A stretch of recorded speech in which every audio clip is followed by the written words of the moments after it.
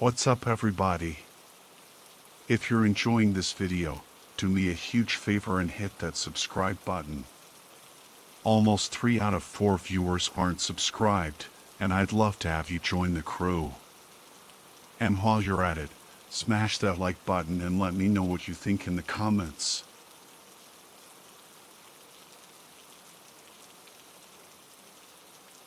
I woke up in a room with no windows, cinder block walls, and a solid metal door. The dim light was just enough to see blood stains on the walls. Parallel lines of dried brown blood around the door looked like fingers that had dug for escape until the flesh had given way. I could feel my breathing become more harried as I studied this cell. My cell. What was I doing here? Everything was foggy. I could remember work yesterday, but then things got foggy. Glimpses of things. A chandelier. Music. Dark red wine in a glass. What was I forgetting? I closed my eyes tight, hoping that would help, but nothing more came to me. I opened them again when I heard footsteps outside the cell door. There was the sound of someone typing on a keypad outside of the room. I felt frozen. There was a hissing sound from above me. I looked up and saw that there were small valves in the corners of the ceiling. A lightly colored gas was shooting out of them. What the fuck are you doing? Hey! I know you're out there. What is this gas? I hollered. The gas began filtering down and I could feel myself getting woozy. Please. Listen to me. Stop this. What's going on? I screamed. If the person outside my room answered, I never heard it. The dizziness took over, and I collapsed on the floor. When I woke up again, it felt like my left arm was on fire.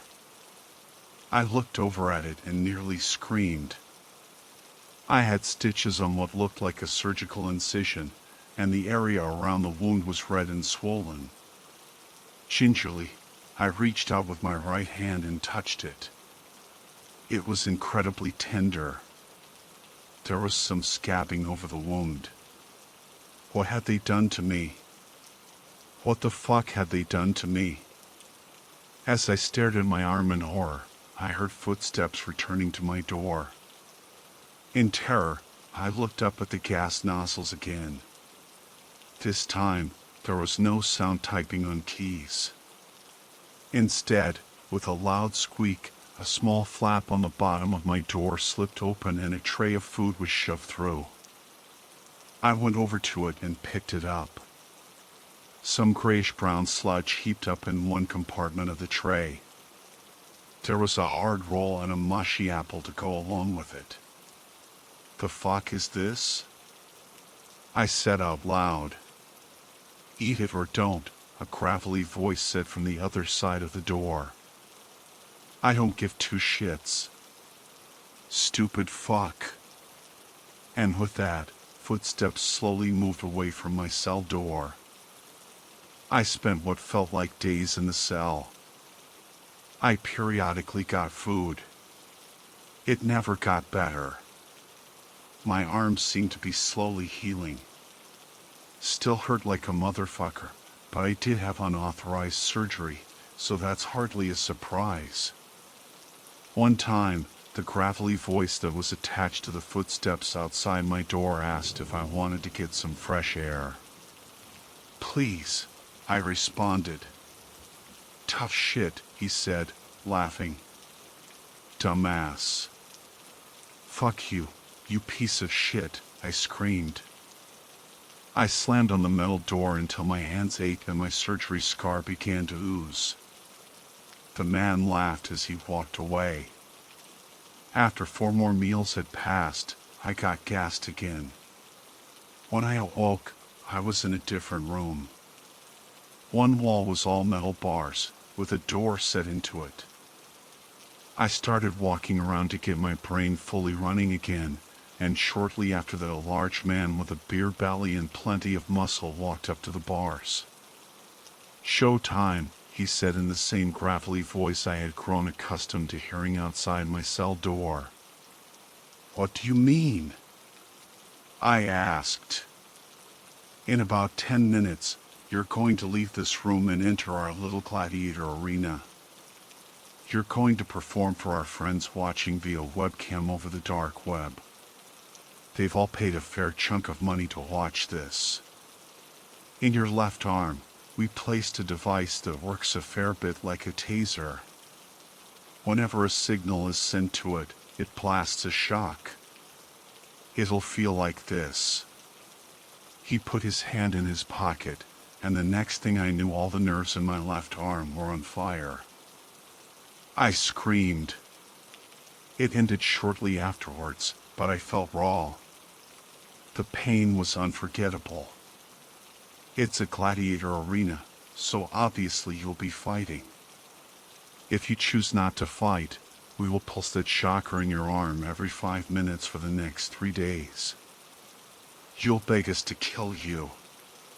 Also, if the viewers pay a sizable donation, they get to shock you at a time of their choosing. Money has power. What kind of fucked up bullshit is this? The kind that makes us a lot of money. Other than being required to fight, there are no rules. You keep going until someone dies. Got it. I'm not fucking fighting anyone, I said. My arms sizzled with radiating agony. Fuck, I moaned as soon as the pain was over. You will be fighting. Now, take off your clothes. What the fuck? No clothes. No handholds, no secrets, no bullshit. You walk in with nothing and you walk out with nothing. Now, take off your clothes or else I'll fry your arm again. I couldn't handle another dose of that pain again just yet. I started undressing. Faster, the man growled. You are down to 6 minutes. If you're late, I fry your arm. I hustled, taking off shoes, socks, shirt, and pants. I stood there in my underwear. Seriously, dipshit?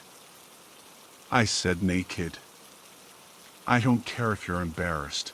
Let your dick swing in the breeze or I'll set your arm on fire. I pulled off my underwear and stood naked in my cell. Better, the man said. Walk to the front of the cell, turn your back to me, and bend over.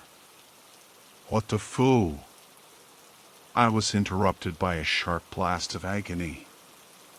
I walked to the edge of the cell, put my back against the bars, and hesitated. Do it now or get the pain, he said while putting on a latex glove. I bent forward. This is the cavity search to make sure there are no potential weapons hidden on you.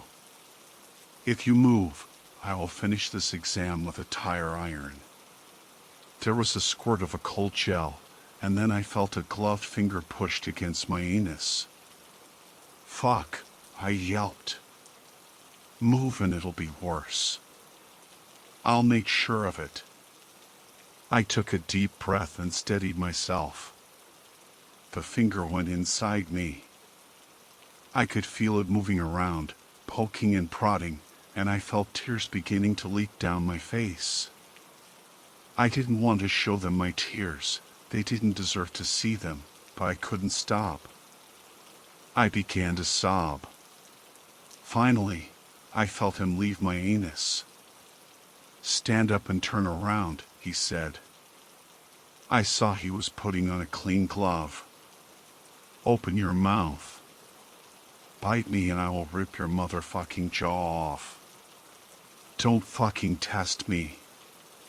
Flashlight in one hand, the man shone the light into my open mouth and poked around with his gloved hand, occasionally wiggling teeth to see if they were securely attached. No secrets. All right, you're cleared. I'm going to unlock your door so you can head to the arena. You will walk in front of me and I will guide you. You try anything and I will leave the arm zapper on while I piss on your shaking body. Clear? Yeah, I gasped, trying to shake off the humiliating exam.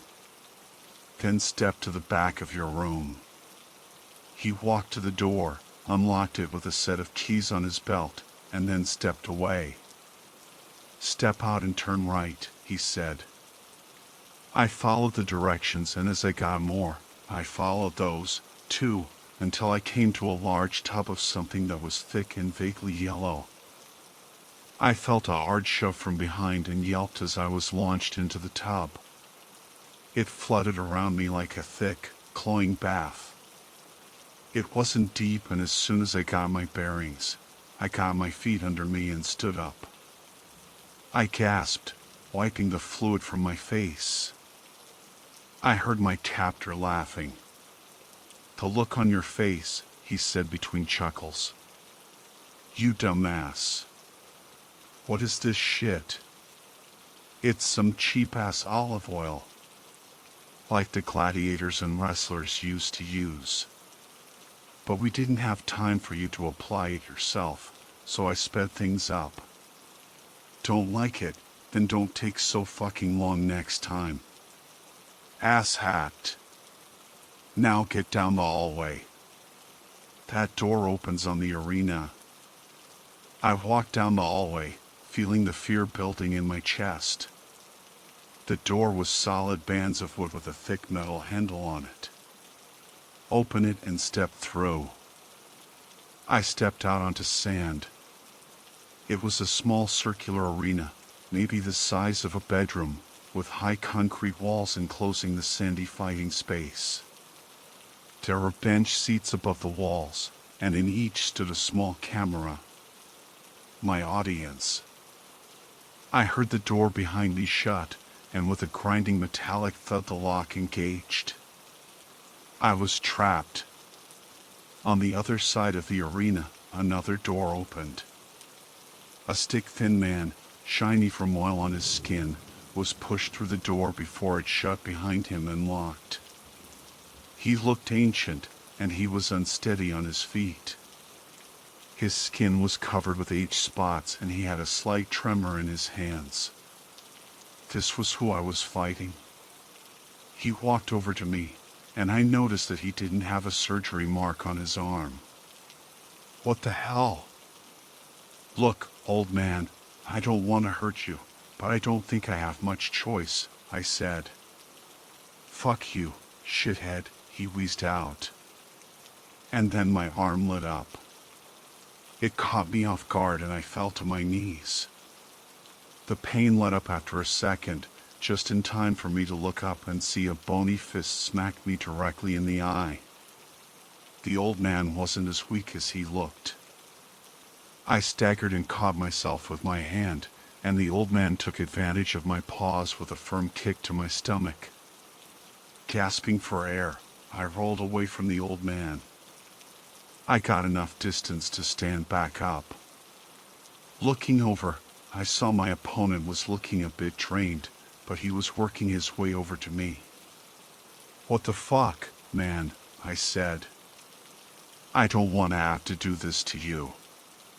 "Hesitation is for little pieces of shit," he said through panting breaths. "Dude." Another shock, and I hit the ground this time. And that motherfucker stomped on my testicles. Fucking stomped. I screamed and lashed out right as the pain in my arm turned off. I swiped his leg and he hit the ground. Something cracked, and it was his turn to scream. I jumped over to him and straddled him, raining down punches until his face looked like pulp and he stopped making noise. With a final blast of pain in my arm, I fell on the ground. This time, the pain didn't stop, and I felt myself about to pass out. I heard thunks and footsteps, and my jailer stood above me. Not bad for a fuck nugget, he said. Free me, I gasped through the pain. And then I passed out. I woke up back in my cell. There was a steak sitting on a plate next to me, with a note, "Eat up, round two is soon." All I could do was scream.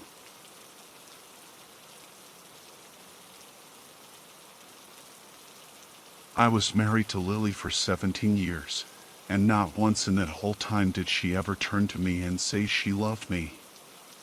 For 10 of those 17 years, we didn't even have sex. It wasn't Lily's fault, though. She always had this crazy high libido, while mine was always, well, pretty low.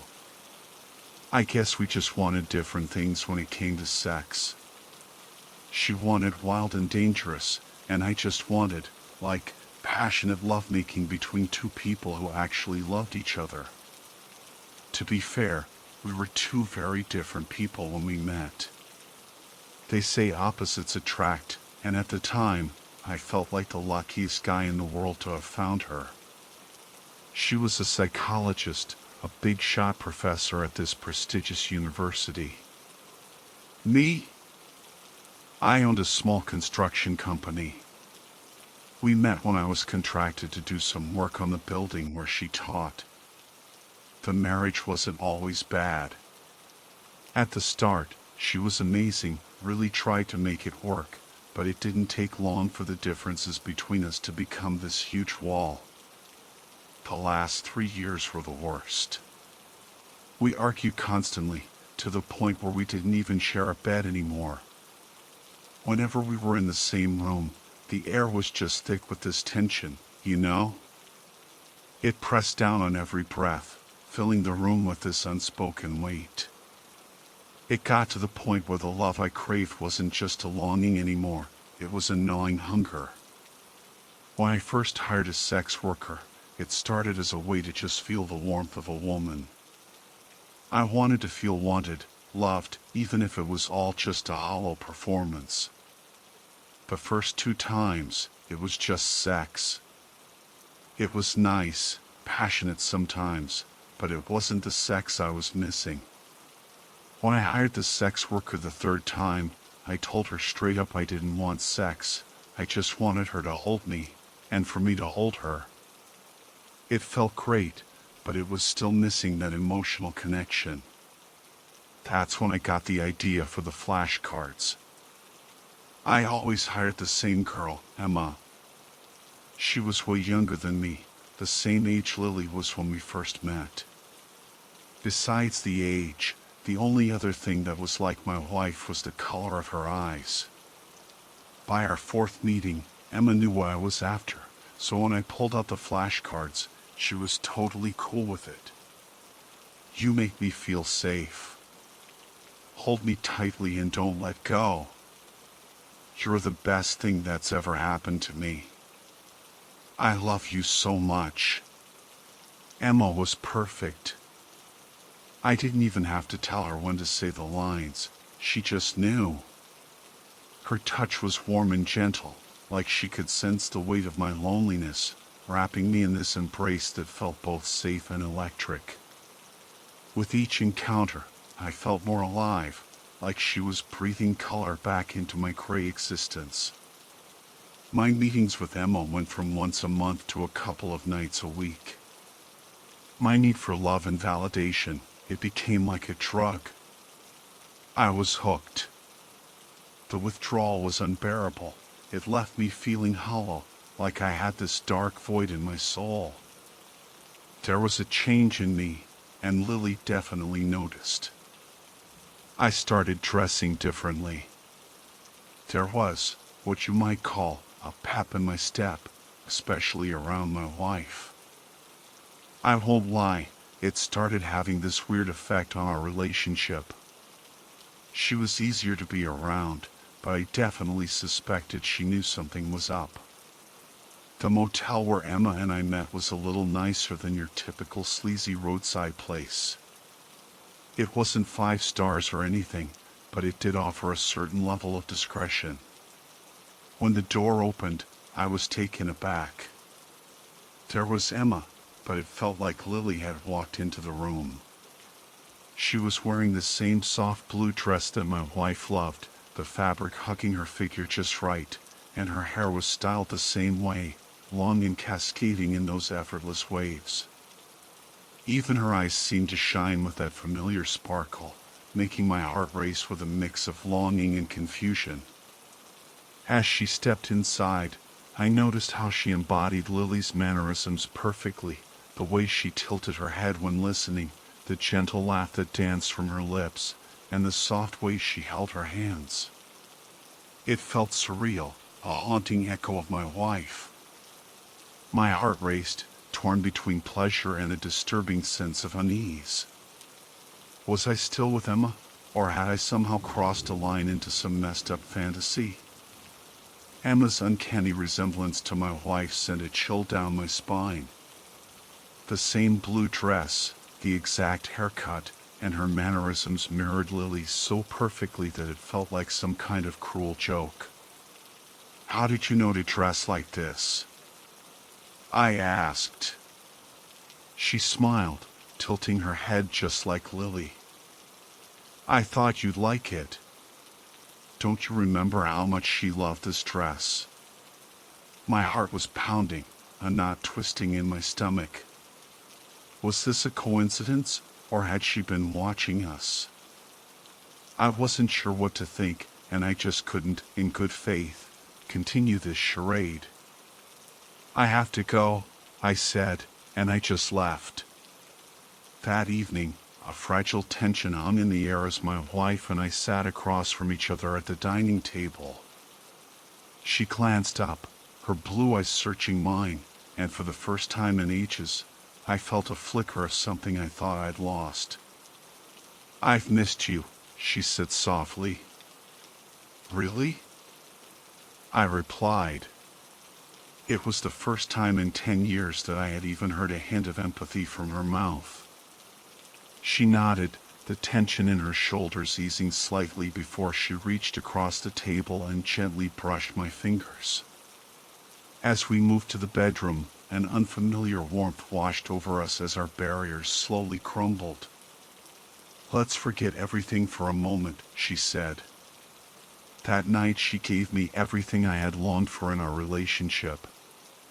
For the first time, I felt the affection I craved as we made passionate love.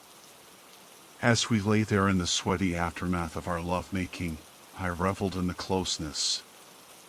But that was quickly shattered when my wife started echoing the same phrases from the flashcards I had Emma recite. I lay there, stunned, my heart pounding as her words echoed in the darkness.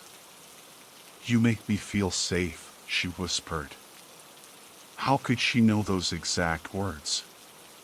My mind raced as I pulled away slightly, the intimacy suddenly replaced by a chilling unease. I shrugged off the previous night as some weird coincidence, convincing myself I was overthinking things. My wife had just said the right things at the right time, nothing more. The next evening, I decided to sleep in the spare bedroom, needing some space, some solitude. Sometime during the night, I was jolted awake by a familiar warmth. Opening my eyes, I froze. Emma was lying beside me, her arms wrapped around me in a tight embrace. A chilling feeling of dread crept up my spine as I looked around the room. All the flashcards I had made for our encounters were now nailed to the walls of the room. "You make me feel safe," she whispered, repeating each phrase like a ritual, her voice eerily soft. I couldn't handle it anymore.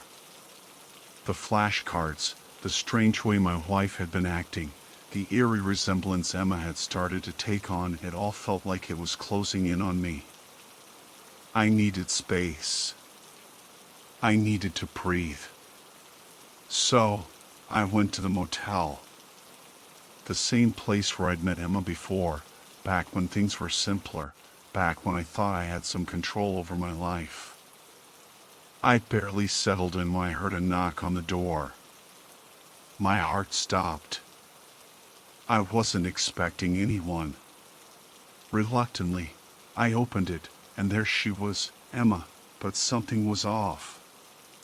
She looked exactly like my wife again, but this time, there was no warmth.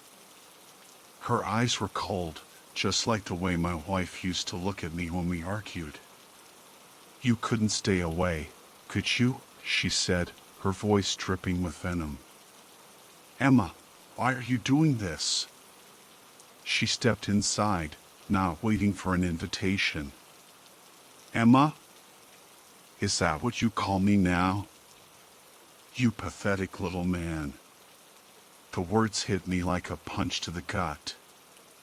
That's exactly how my wife used to talk to me in our worst moments. You think paying for affection makes you a man? You think a few nice words on flashcards are enough to fix your sad, broken life? She said in a cold, unrelenting tone. "Stop it," I said, shaking. She ignored me, walking further into the room. "You've always been weak. That's why she can't love you. You disgust her." "Shut up," I shouted.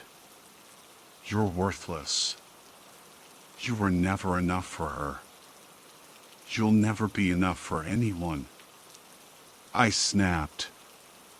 The words, the look in her eyes, the way she embodied everything my wife had said and done to break me over the years, it was too much. I lunged at her, shoving her hard. I didn't mean to hurt her, I just wanted her to stop. But she stumbled back, tripping over the edge of the coffee table. Her body crashed through the glass, and I stood there, frozen in horror, as she lay motionless on the floor, blood pooling around her. What have I done? I thought to myself. I rushed over to her, but she wasn't moving. The blood was everywhere, glistening under the motel lights. I didn't know what to do. My mind was spinning out of control. In a haze, I dragged her into the bathroom, laying her body in the tub. My hands were shaking as I wiped the sweat from my forehead. For a moment, I thought about walking away and leaving her for the cleaning staff to find. I couldn't think straight, couldn't focus. I needed help, so I grabbed my phone and dialed 911. "There's been an accident," I stammered. "Someone's hurt." The police arrived quickly, faster than I expected. I led them to the bathroom, trying to calm my racing heart. I was shaking as I opened the door to show them the body, my mind already running through every possible scenario. But when I pulled back the shower curtain, there was no blood. Instead, lying in the tub, was a mannequin, its glassy eyes staring up at me, its limbs twisted and stiff. My stomach dropped. Pinned to its chest and limbs were all the flashcards I had given Emma. "You make me feel safe. I love you. You're the best thing that's ever happened to me."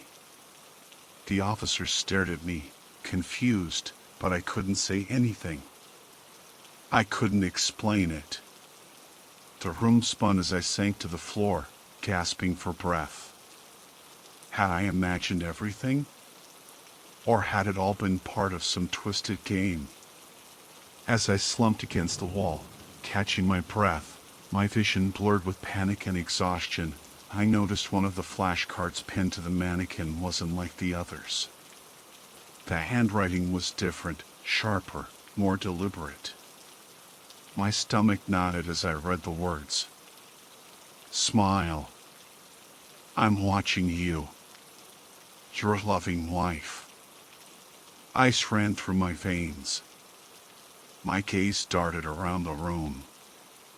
I hadn't noticed before, but tucked discreetly in the upper corners of the bathroom were tiny, blinking red lights. Cameras. I rushed back into the main room, scanning it frantically. Sure enough, there were more, one behind the mirror, another disguised as part of the smoke alarm. I felt sick. She had been watching me here, in this very motel room.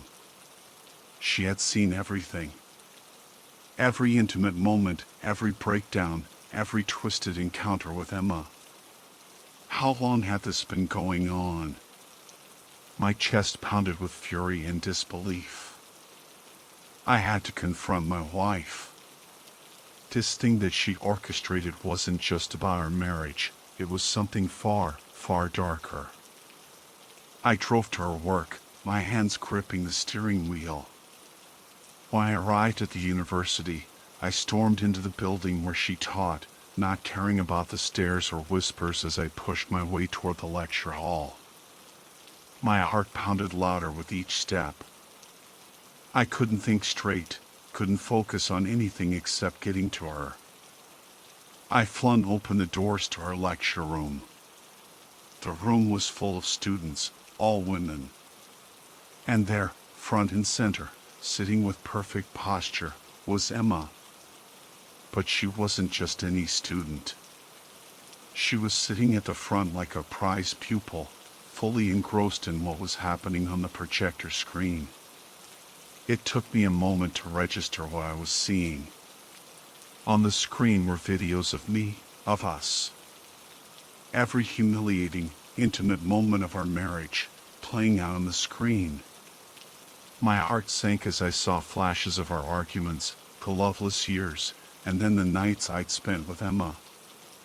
My wife stood at the front of the room, dressed impeccably as always, her cold eyes gleaming with satisfaction.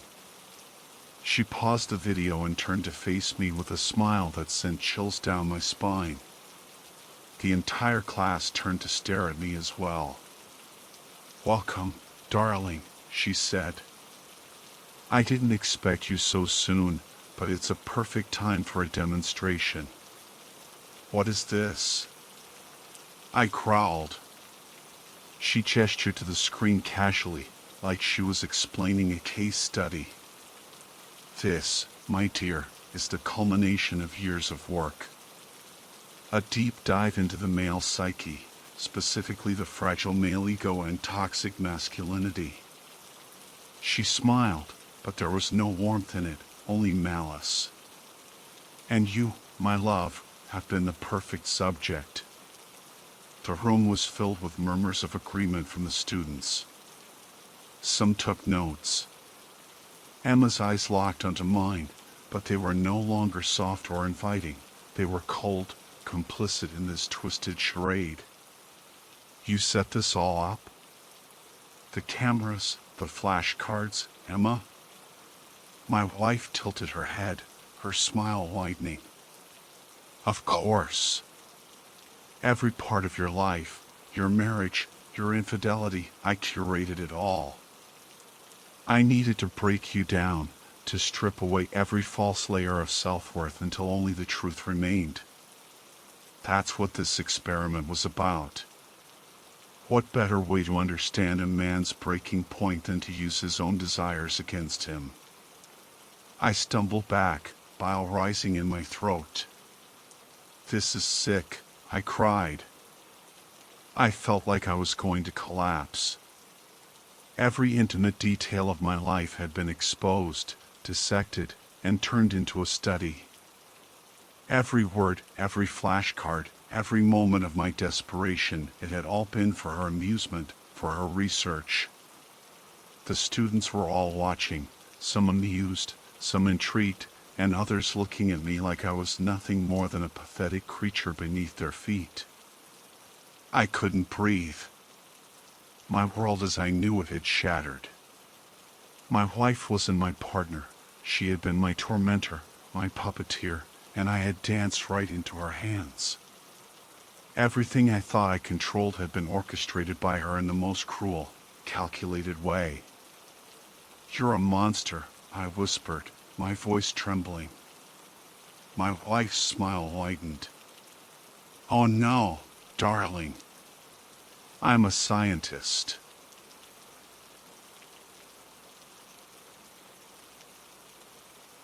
Whether you mourn the death of the shopping mall or celebrate it, there is no denying that the institution has had its 15 minutes. No longer the practical hub of community and commerce it once was, it has been relegated to its current status as an urban wasteland. I suppose you've got the internet to blame, or thank, for this turn of events. Why make the journey to an increasingly dirty cluster of buildings when one click will bring you anything you could ever need? When, rather than shoulder past crowds of pot-smoking teens and blustery, arguing couples, you can do all your window shopping from the comfort of the computer screen? Alas, the shopping mall is dead, but believe me, we're better off for it. I didn't always think that way, of course. There was a time not too long ago when I was saddened to see the old buildings going out of business. During my first few years out of high school, I watched a series of shopping malls get shuttered for good. Last ago was Vista Loma Shopping Complex, where I had spent many a weekend with my friends as a teenager. I remember those days well. The mall was in a state of decline even then, but still maintained an ecosystem of those regulars who saw a mall visit as an occasion, not just an errand. Me? I used to drag my groups of friends around to Hot Topic, or to catch a movie after wolfing down a greasy slice. Sometimes we walked around aimless, no destination in mind, just to escape the overbearing eyes of our parents. While other kids our age spent their free time at parties, experimenting with drugs, and with each other, we preferred to. Well, we were the weird kids. We went to Star Wars reruns and Magic, the Gathering card drops at Vista Loma's game store. We may not have been going crazy, but we had fun with it. Looking back, I don't regret the way we spent our youth. It was what it was. Some of those friends have stuck with me to this day. Others. Thing is, life has a way of moving on. We grew up and never knew we were growing up. With time, the very concept of the shopping mall fell deeper and deeper into obscurity, and though we didn't know it, we were the last generation who truly got to enjoy its magic. Filthy and dingy as that magic may have been. Vista Loma Shopping Complex, that hallowed hall of our teenage exploits, was still open, but just barely. I was 23 years old and fresh out of college, looking to find a job, perhaps to move away from home at long last, when I heard that it was struggling to stay open. That it would likely be shutting its doors for good, and soon. I called Jen, the only one of my friends who still lived in town, and with whom I had whiled away many a weekend at Vista Loma. When I told her I was thinking of paying the place one last visit to say goodbye, I wasn't sure she'd want to come with. Looking back, I wish she hadn't. "Pick me up at 2, she asked. "I've got some errands to run later, and I'd rather be at home before nightfall." "But you're right, it would be fun. Let's take a grand tour of the place, one last time." And so it went. I picked her up at 2 and we made the drive out through the suburbs, near where the edge of town met the shrubby edge of the desert. Only a 20-minute drive, but that day it felt longer. Our first indication that the mall had changed was the parking lot, barren but for a line of cars near the entrance. The sign outside was broken. It read, 6TALMASHPING Simplex. Apparently it wasn't worth replacing the missing letters. Jen and I parked along the edge and hastened to the entrance, which spoke a further portent of doom. Brittle palm leaves lined the sidewalk outside the entryway, and the glass doors were smeared with grime. Months, perhaps years, of graffiti streaked the edges of the door and the surrounding walls. One message scrawled across the glass caught my eye.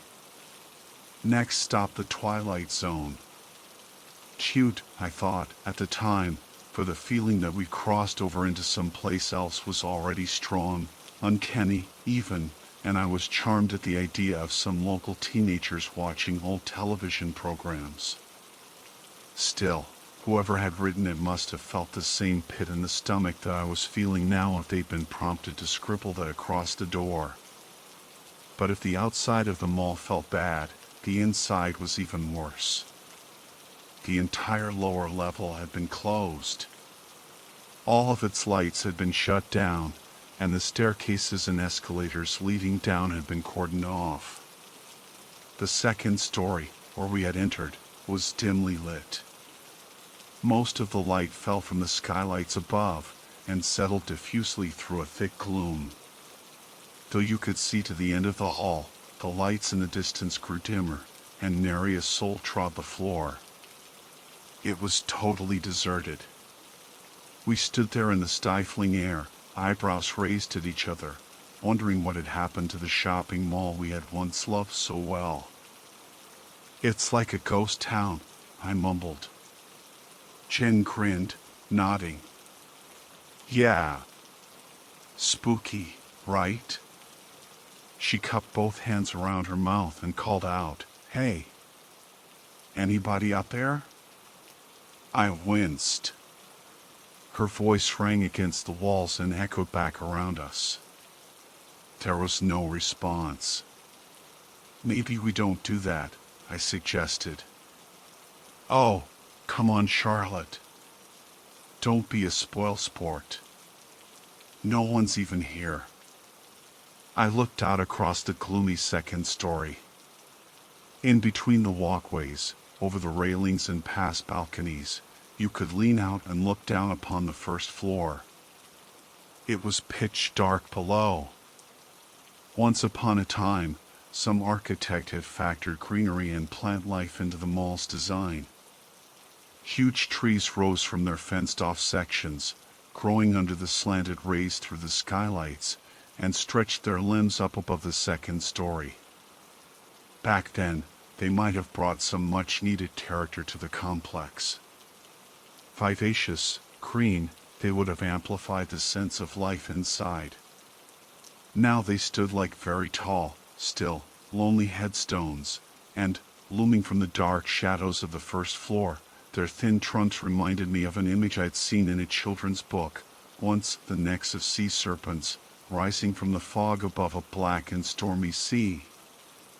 "I don't know what I thought I'd find," I said, slowly, "but it wasn't this. This gives me the creeps. It is pretty weird, isn't it? So empty, so dim. But don't you remember how much fun we used to have here? Back when it was full?" I remembered, but looking up past the weak lights, past shuttered storefronts and empty benches, vending machines half full and directories scratched to hell, I couldn't imagine anybody having fun here. I was feeling more upset than nostalgic, more disturbed than wistful. The two of us were not shoppers here, we were interlopers.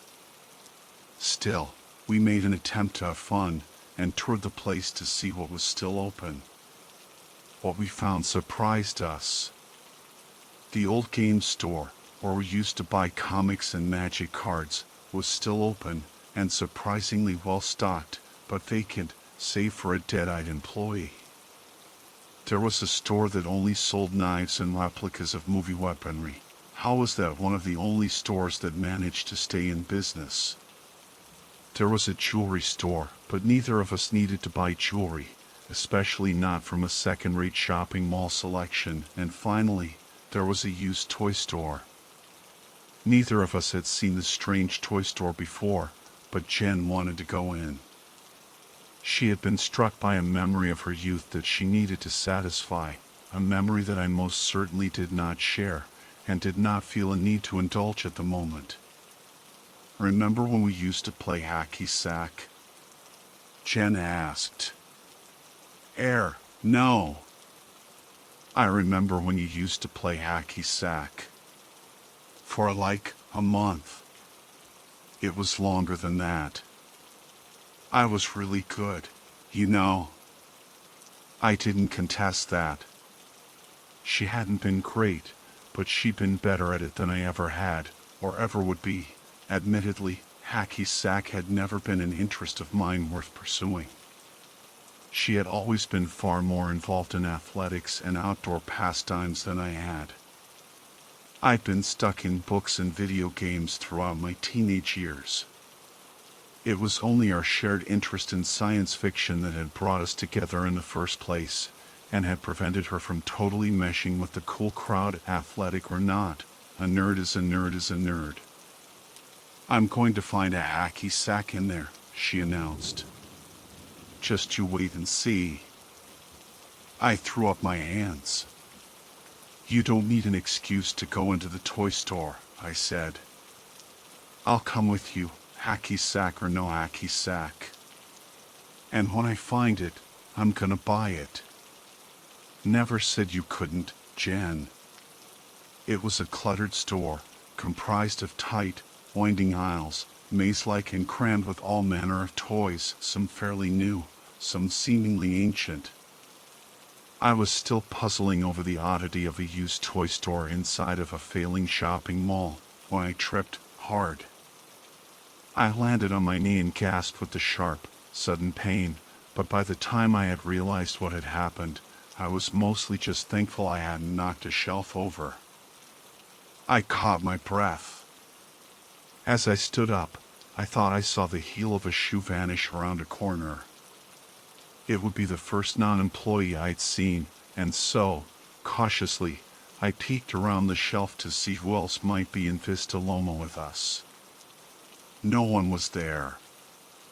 Ignoring it as a trick of the weird light, I pressed deeper into the store. Jen had vanished somewhere into the network of shelves, leaving me alone to thread my way through, but I felt uncomfortable now. I struggled through a web of unease that had left its sticky threads upon me. The shelf stretched up above me to the ceiling. The floor gave way beneath me. The woman Charlotte had disappeared. I was Theseus, mired in the labyrinth. And did the Minotaur lurk these twisted aisles? Suddenly, I dreaded to continue through the store, no matter how childish it seemed.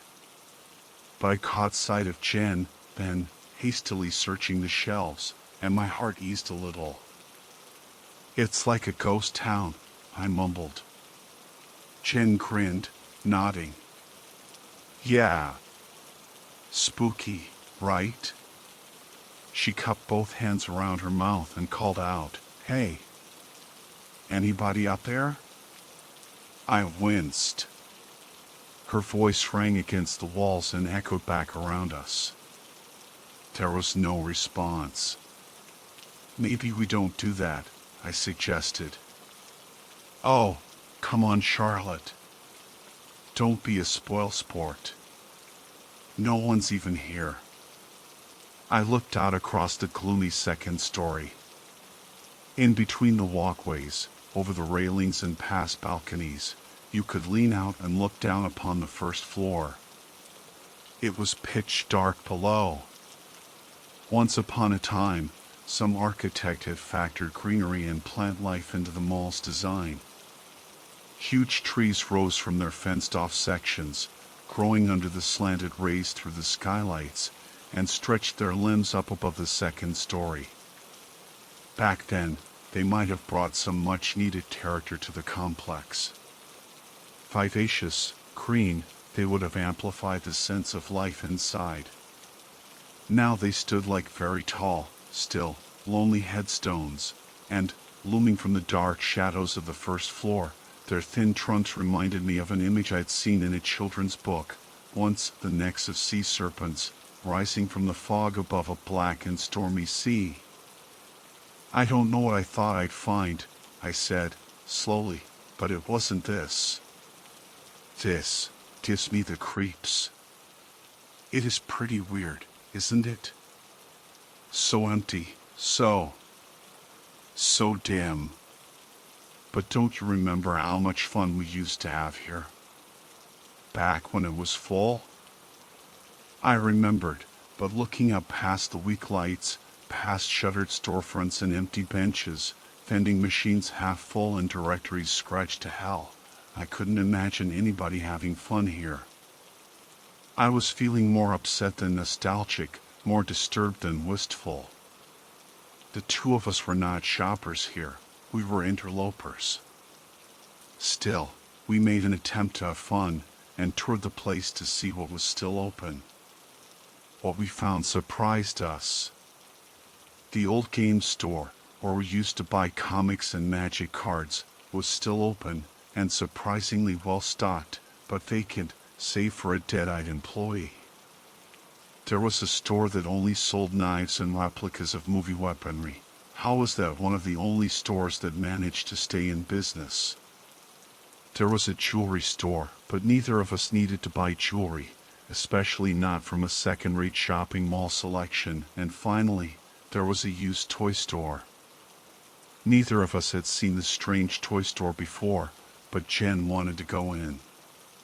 She had been struck by a memory of her youth that she needed to satisfy, a memory that I most certainly did not share, and did not feel a need to indulge at the moment. "Remember when we used to play hacky sack?" Jen asked. No. "I remember when you used to play hacky sack. For like a month. It was longer than that. I was really good, you know." I didn't contest that. She hadn't been great, but she'd been better at it than I ever had, or ever would be. Admittedly, hacky sack had never been an interest of mine worth pursuing. She had always been far more involved in athletics and outdoor pastimes than I had. I'd been stuck in books and video games throughout my teenage years.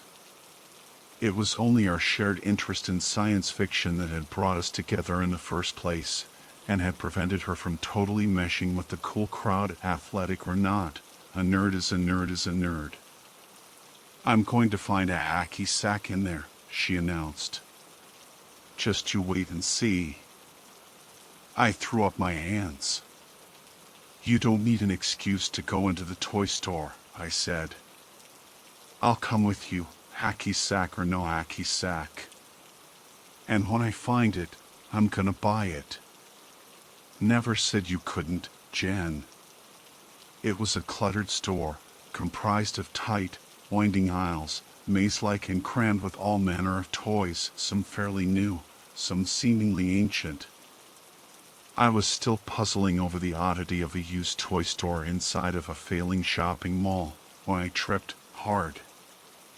I landed on my knee and gasped with the sharp, sudden pain, but by the time I had realized what had happened, I was mostly just thankful I hadn't knocked a shelf over. I caught my breath. As I stood up, I thought I saw the heel of a shoe vanish around a corner. It would be the first non-employee I'd seen, and so, cautiously, I peeked around the shelf to see who else might be in Vista Loma with us. No one was there. Ignoring it as a trick of the weird light, I pressed deeper into the store. Jen had vanished somewhere into the network of shelves, leaving me alone to thread my way through, but I felt uncomfortable now.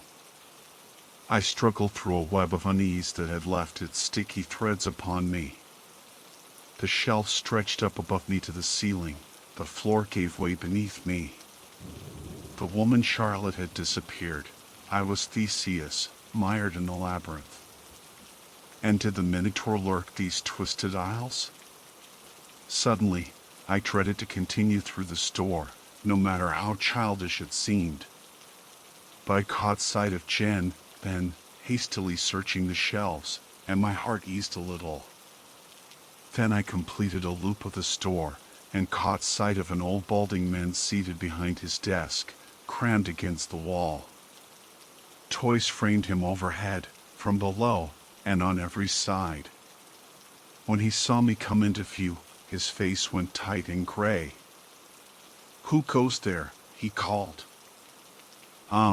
This was unexpected. "Who goes there?" Was that something people actually said?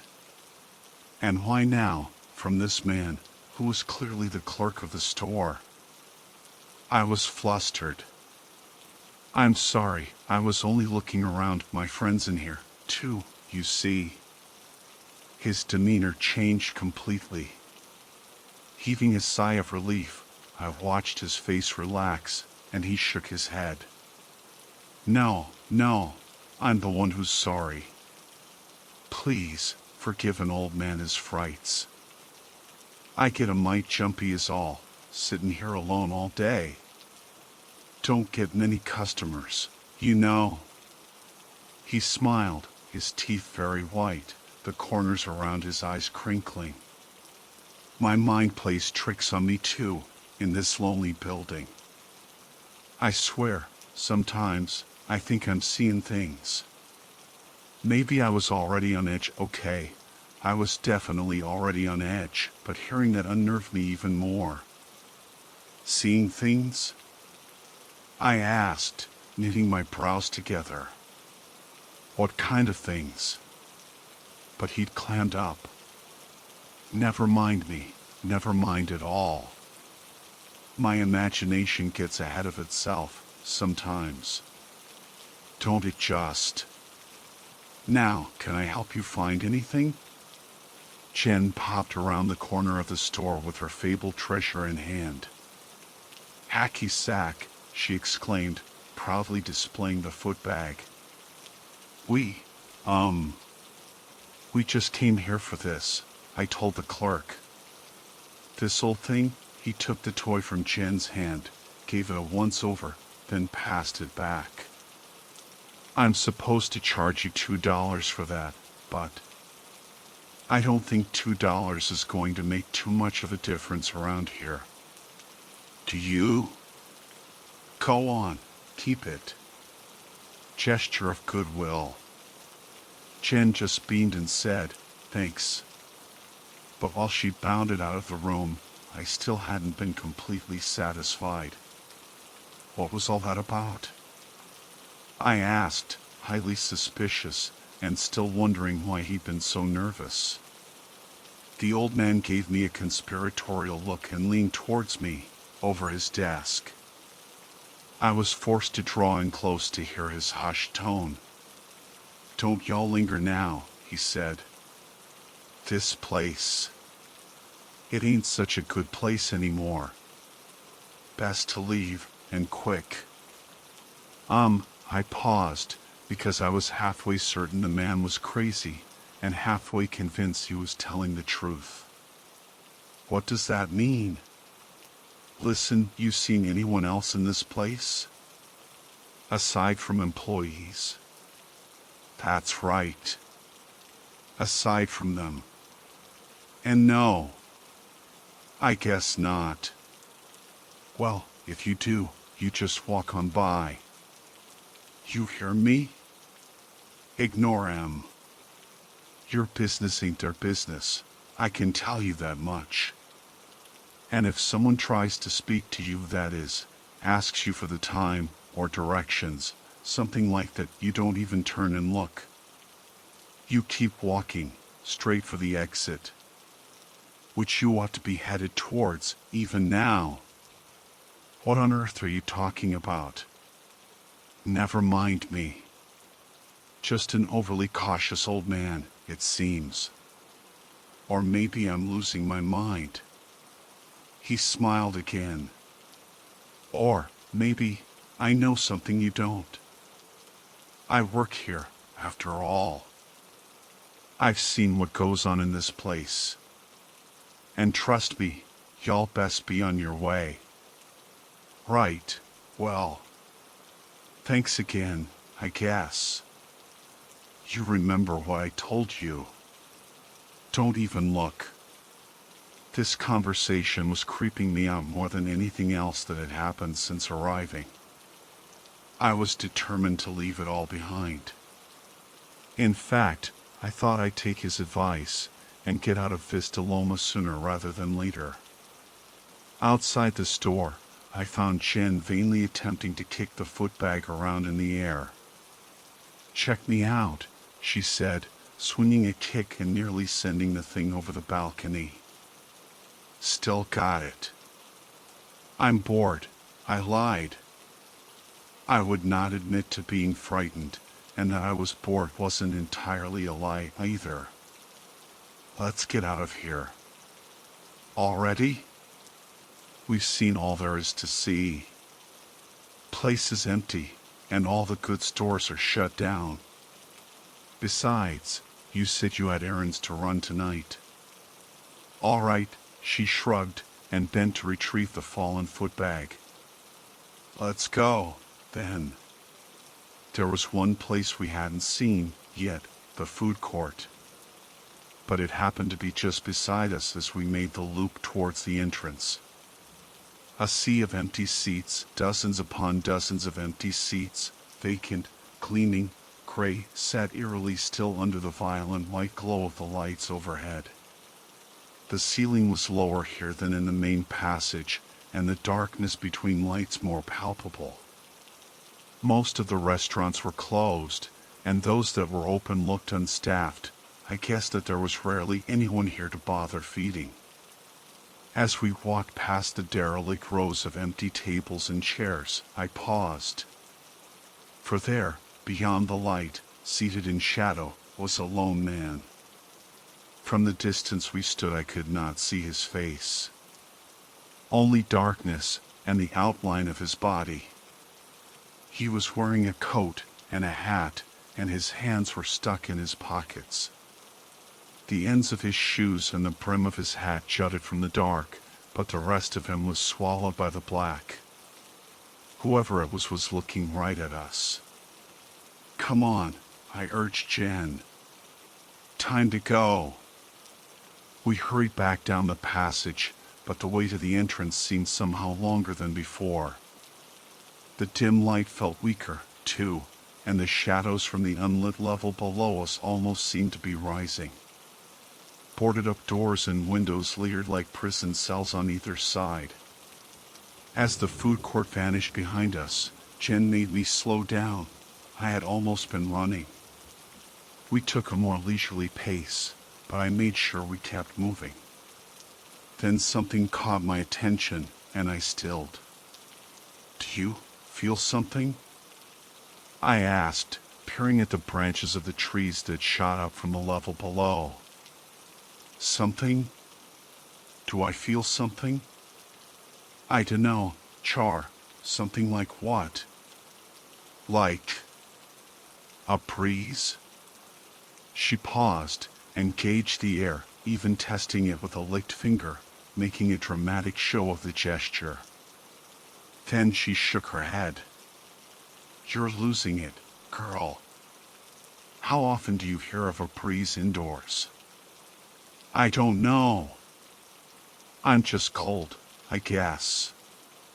But from where I stood, I could see that the foliage was wavering, slowly, leaves and branches bending like creaking fingers, and the shadows around the trunks were drifting like waves. I tried not to think about it.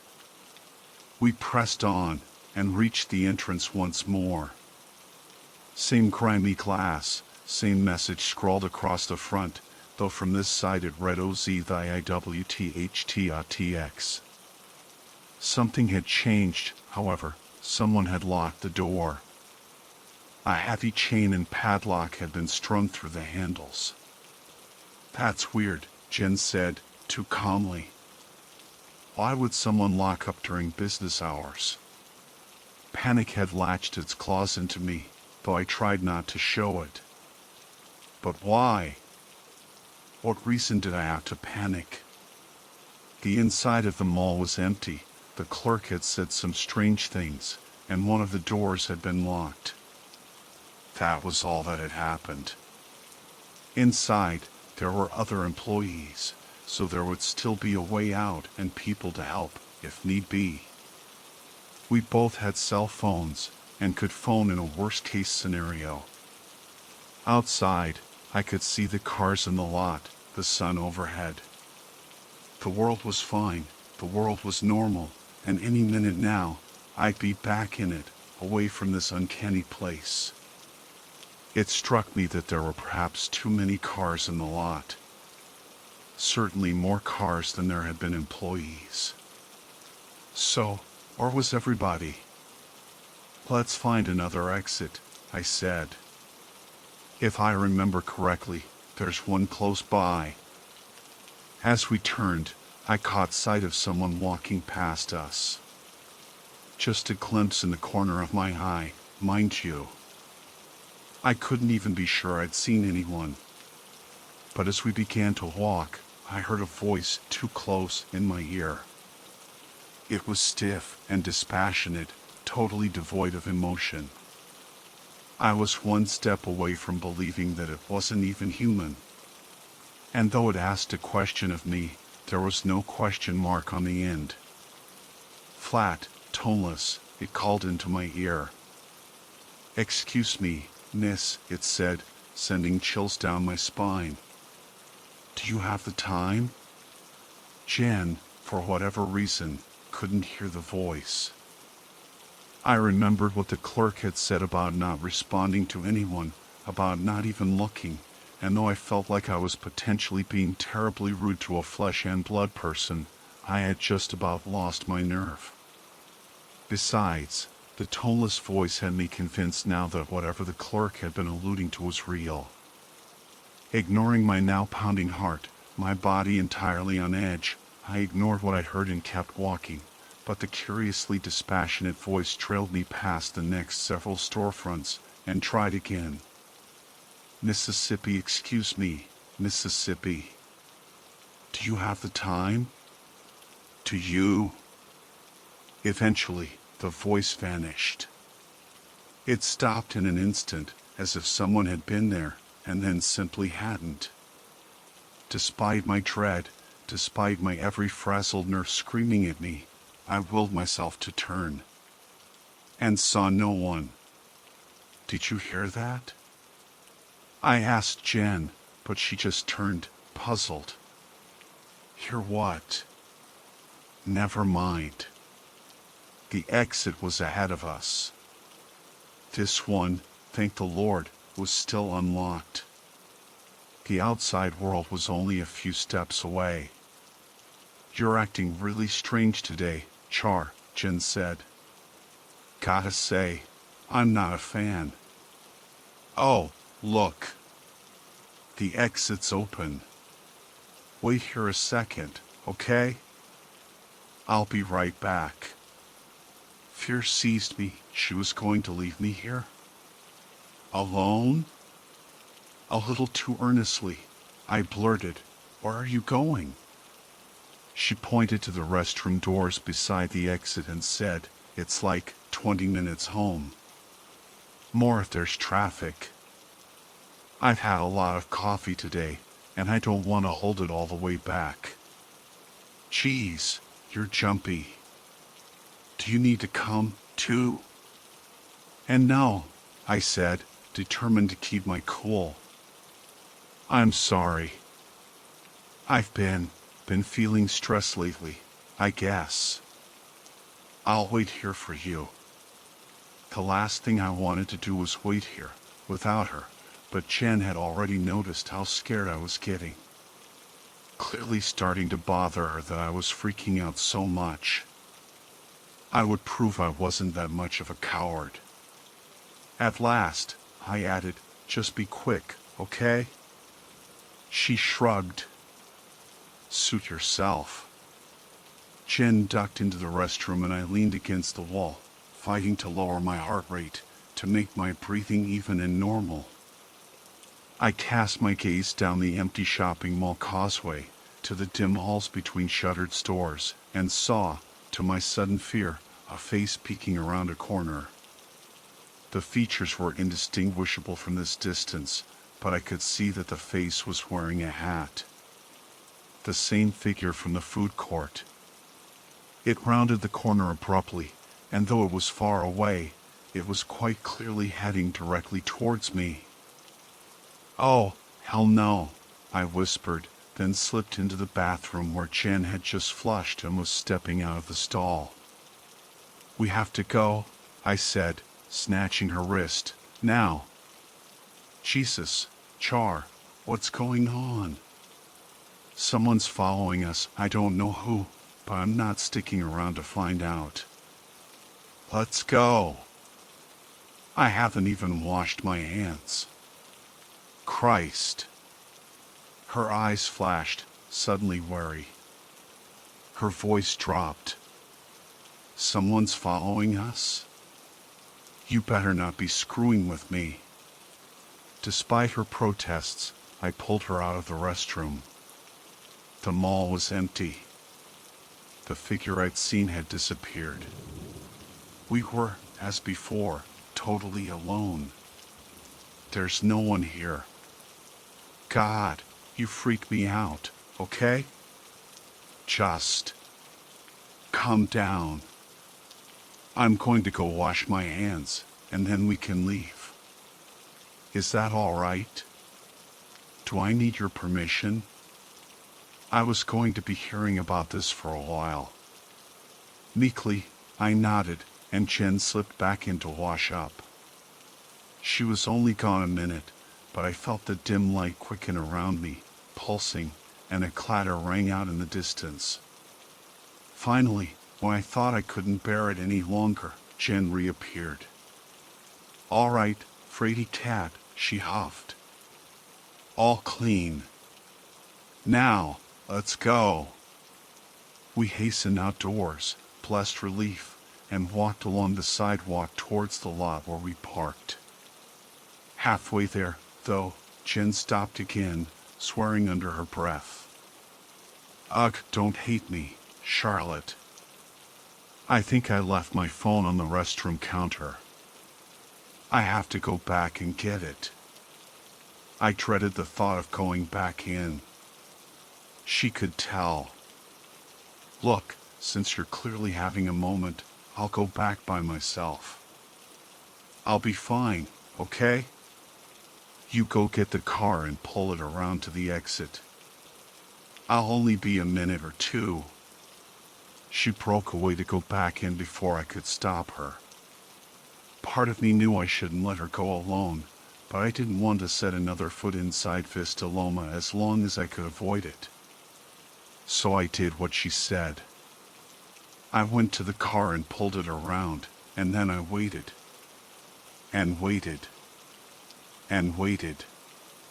God, Jen, now isn't the time, I mumbled, pulling on my phone to dial her. No answer. I sighed. Surely, I was overreacting. About everything. What I'd seen had just been another person inside, one of the people who had their cars parked out front. And that person who'd asked for the time? Just some passerby with an odd voice. I'd been rude as hell to them, too. Yeah, the mall was creepy inside, but that was just because it was nearly shut down. Because it was so empty, so vacant. There was nothing strange going on here. Except, that didn't explain why Jen hadn't come back. I told myself she was talking to someone, or using the restroom again, or anything. Anything but the horror stories to which my mind was prone to drifting. 5 more minutes, and no Jen. It was time to face my fears and drag her back out myself. Steeling my nerve, I locked my car and headed back towards the door. When I stepped inside, I groaned, for it was immediately apparent that something had happened. Something bad. Jen was nowhere to be seen. Neither in the restroom, nor visible down the main causeway. But the stairs leading down to the lower level, the stairs that had been barricaded against entry, now stood totally open. And on the top step, I saw one of Jen's shoes. Don't get me wrong, I love Jen. I really do, and I was horrified at the prospect of something bad having happened to her. But I waited on that top step for far longer than I would care to admit before I worked up the courage to follow her down. If she were really in trouble, was there truly anything I could do to help her? Could I live with myself if I didn't try? Though it had been hot inside Vistaloma, stifling even, I was wrapped in chill as I descended the stairs. Shadows sprang at me from all around, and their touch against my skin felt like soft fingertips. Deeper and deeper I went, less secure with every step. If the second story had been the twilight zone, this was the abyssal. My foot finally rang out on the tiled lower level, and I took stock of the benthic gloom. My analogy was incomplete, though, however empty the ocean depths might seem, the lowest levels are actually teeming with life. Horrifying, twisted, blind life, but life all the same. This level of the mall was, comparatively, stark and lifeless. Or was it? Try as I might, I could not shake the feeling that I was being watched. I turned on my phone's flashlight to help me see, but the light only extended so far. Otherwise, the darkness was too thick. I could feel it parting before me, like a physical barrier, like I was constantly pushing to move forwards. On the ground, I encountered another of Jen's shoes, and knew I was headed the right way. I knew, no matter how scared I was of what might be in this place, I needed to call out for her, but if Jen were able to hear me, who else would hear my call? Screwing my eyes shut and summoning all my courage, I called out. Jen. The noise bounced all around the shopping mall and came back to my ears, distorted, alone. In the darkness to my right, I heard the sudden sharp rapport of footsteps heading my direction.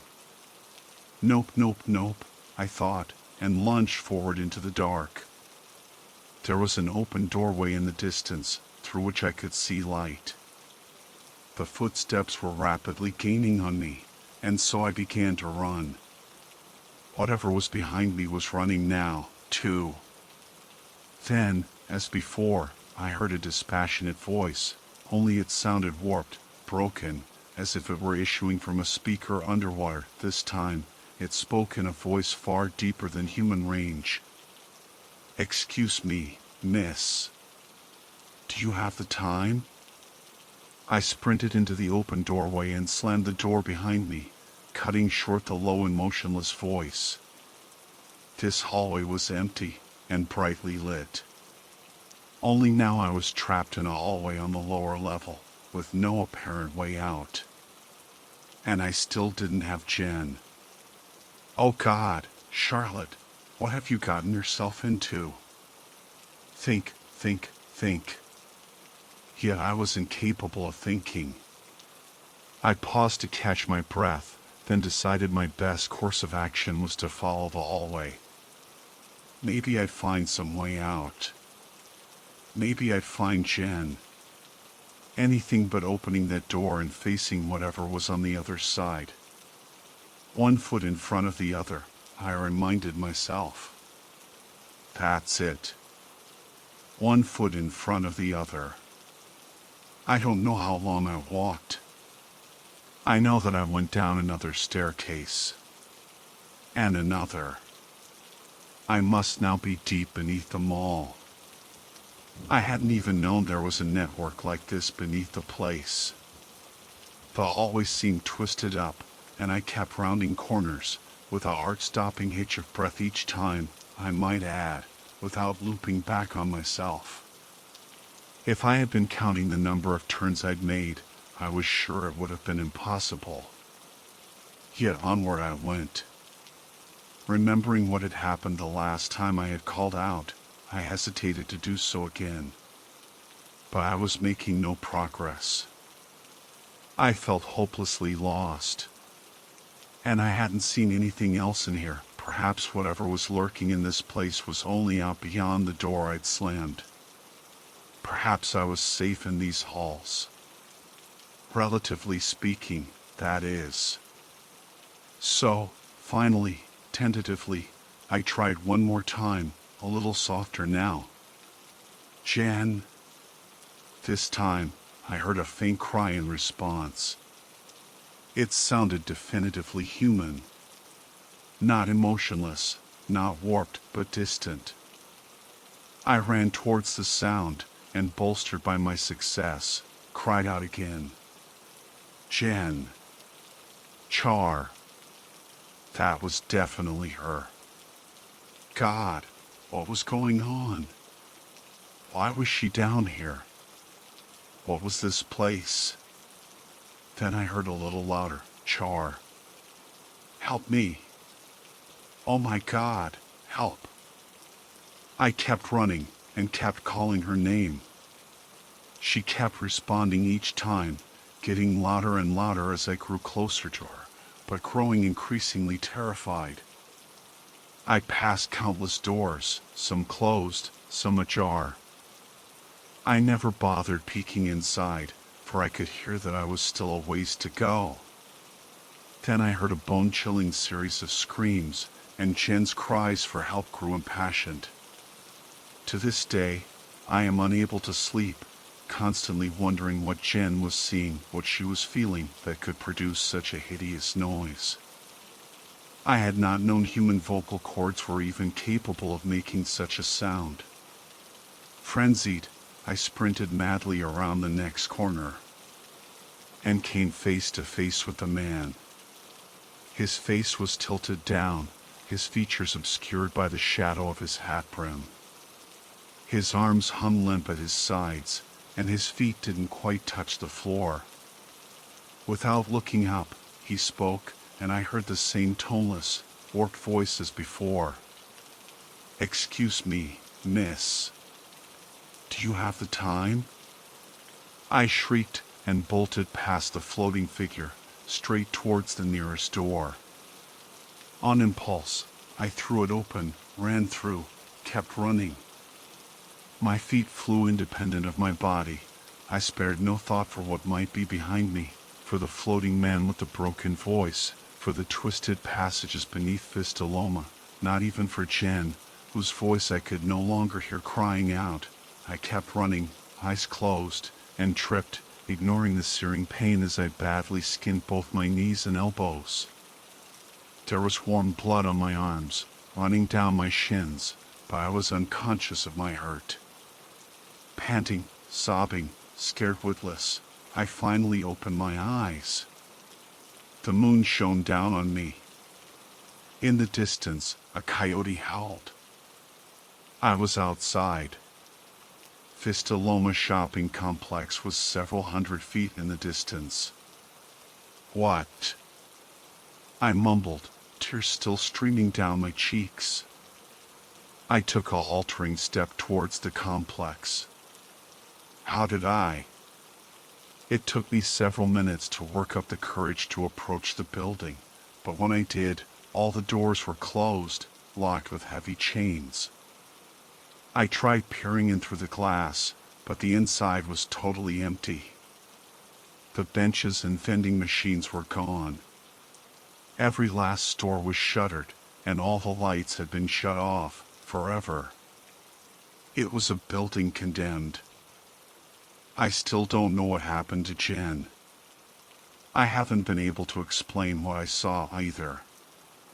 Before now, I've never even talked about that day. I'd prefer to think of it as a nightmare. That such a place might be real is something I'd rather not believe. For weeks I woke up to the sound of a passionless voice, like a broken record, warbling in the other room, asking for the time. I kept all my lights on, always, and whenever I saw someone walking in my peripheral vision, I jumped for fear of my life. I was a wreck for months, and though I am a little better now, only a little, mind you, I still sometimes wake to the sound of that broken voice. I still have visions in my sleep of a man in a hat, floating off the ground, or of inexplicable footsteps chasing me. The mere thought of setting foot in a shopping mall or any public forum really now fills me with dread. I rejoice the decline of in-person shopping. And Jen? It's easier to think that she's just missing. That's the official story, anyways. I'd rather not consider the alternative. It's been nearly 5 years since the incident, and I'm finally starting to move on. If I'm a little nervous still, it's just a shock. It'll wear off in time. I hope. I'm finally moving away from this town, and though I'm sad to say goodbye to parts of it, I can never be grateful enough to leave that God-forsaken building behind. What did we ever see in it? How could it ever have been fun? No matter where I go, I'm haunted by the fact that Vista Loma still stands. Condemned, closed down, but undemolished. Inside, shadows still thrive, strange noises still echo down the empty halls, and beneath it all, twisted passages still run their murky course, stalked by God knows what. If you ever find yourself near that place, take my advice and steer clear. There's nothing for you in there. No more discounts, no more shopping, no more community. The only deal you're likely to make is that of your life, and even then, only if you're quick. Only if you don't tarry. And if by some strange twist of fate you should find yourself in the lower level, then things are less clear. The world may never know the outcome of those who wander down below. After all, there's no telling what happens in the dark.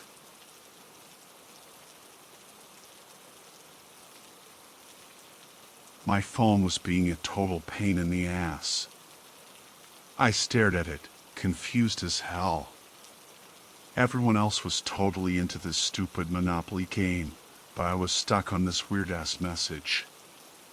Dude, I swear to God, if you land on free parking and take all that cash, I will literally end you, Sarah threatened, her eyes narrowed at Mark. Mark just chuckled, shaking the dice in his hand like he was praying to the freaking dice gods. Come on, baby, Daddy needs a new pair of shoes. Just give me a 4, that's all I ask. He tossed them onto the board. Fuck, he groaned. Of course, he messed it up. Mark was always messing things up. I couldn't even focus on their game. There was just this one word on my screen, in some old-timey font, stark black letters against a blinding white background. Hide. I tapped the screen, annoyed. Nothing. What the hell? I muttered under my breath. Chris, Sarah called, like a teacher who just caught me cheating. Seriously, put the phone down. Can you just be a normal human for once and play a board game? Yeah, sorry, I mumbled, giving the screen a few more frustrated pokes. Then I held down the power button, hoping a reboot might fix whatever glitch this was. With my other hand, I picked up the dice, rolled a 3, and landed on B&O Railroad.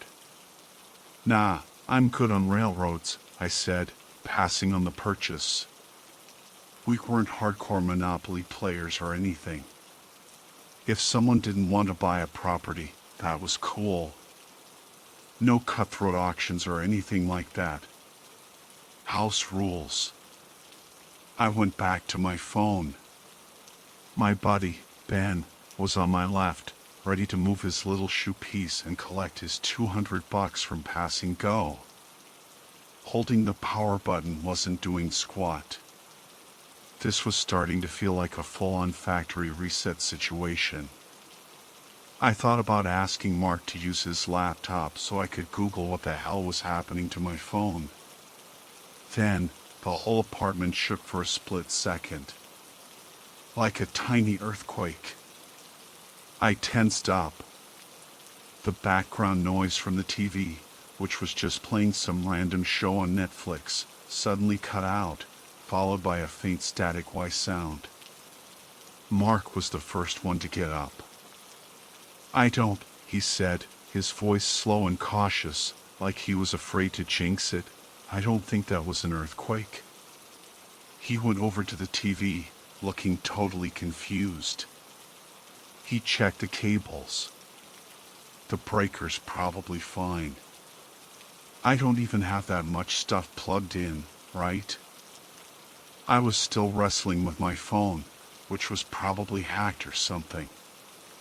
And that damn word, hide, was still there, staring back at me. That's super weird, I heard Ben say, half laughing. I looked up. What? I asked. Ben turned his phone to me. His home screen was gone, replaced by the same message as mine, hide. Sarah, who was always going on about how technology was the devil, had finally looked up from her phone. What the fuck? She said.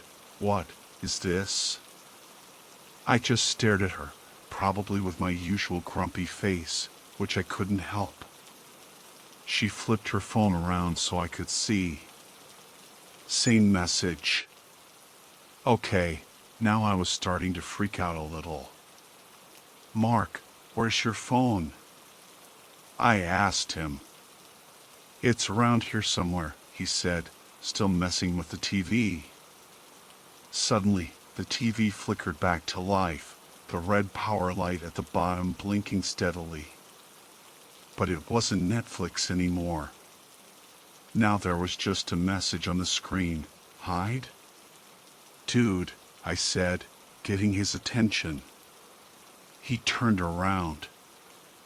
I showed him my phone, and Ben and Sarah showed him theirs. He looked back at the TV, then at us again. Wait, how is that even possible? Is it like an Amber Alert or something? Ben wondered. I mean, maybe, but those are just push notifications. This is like taking over the whole screen, Mark said, his eyebrows furrowed.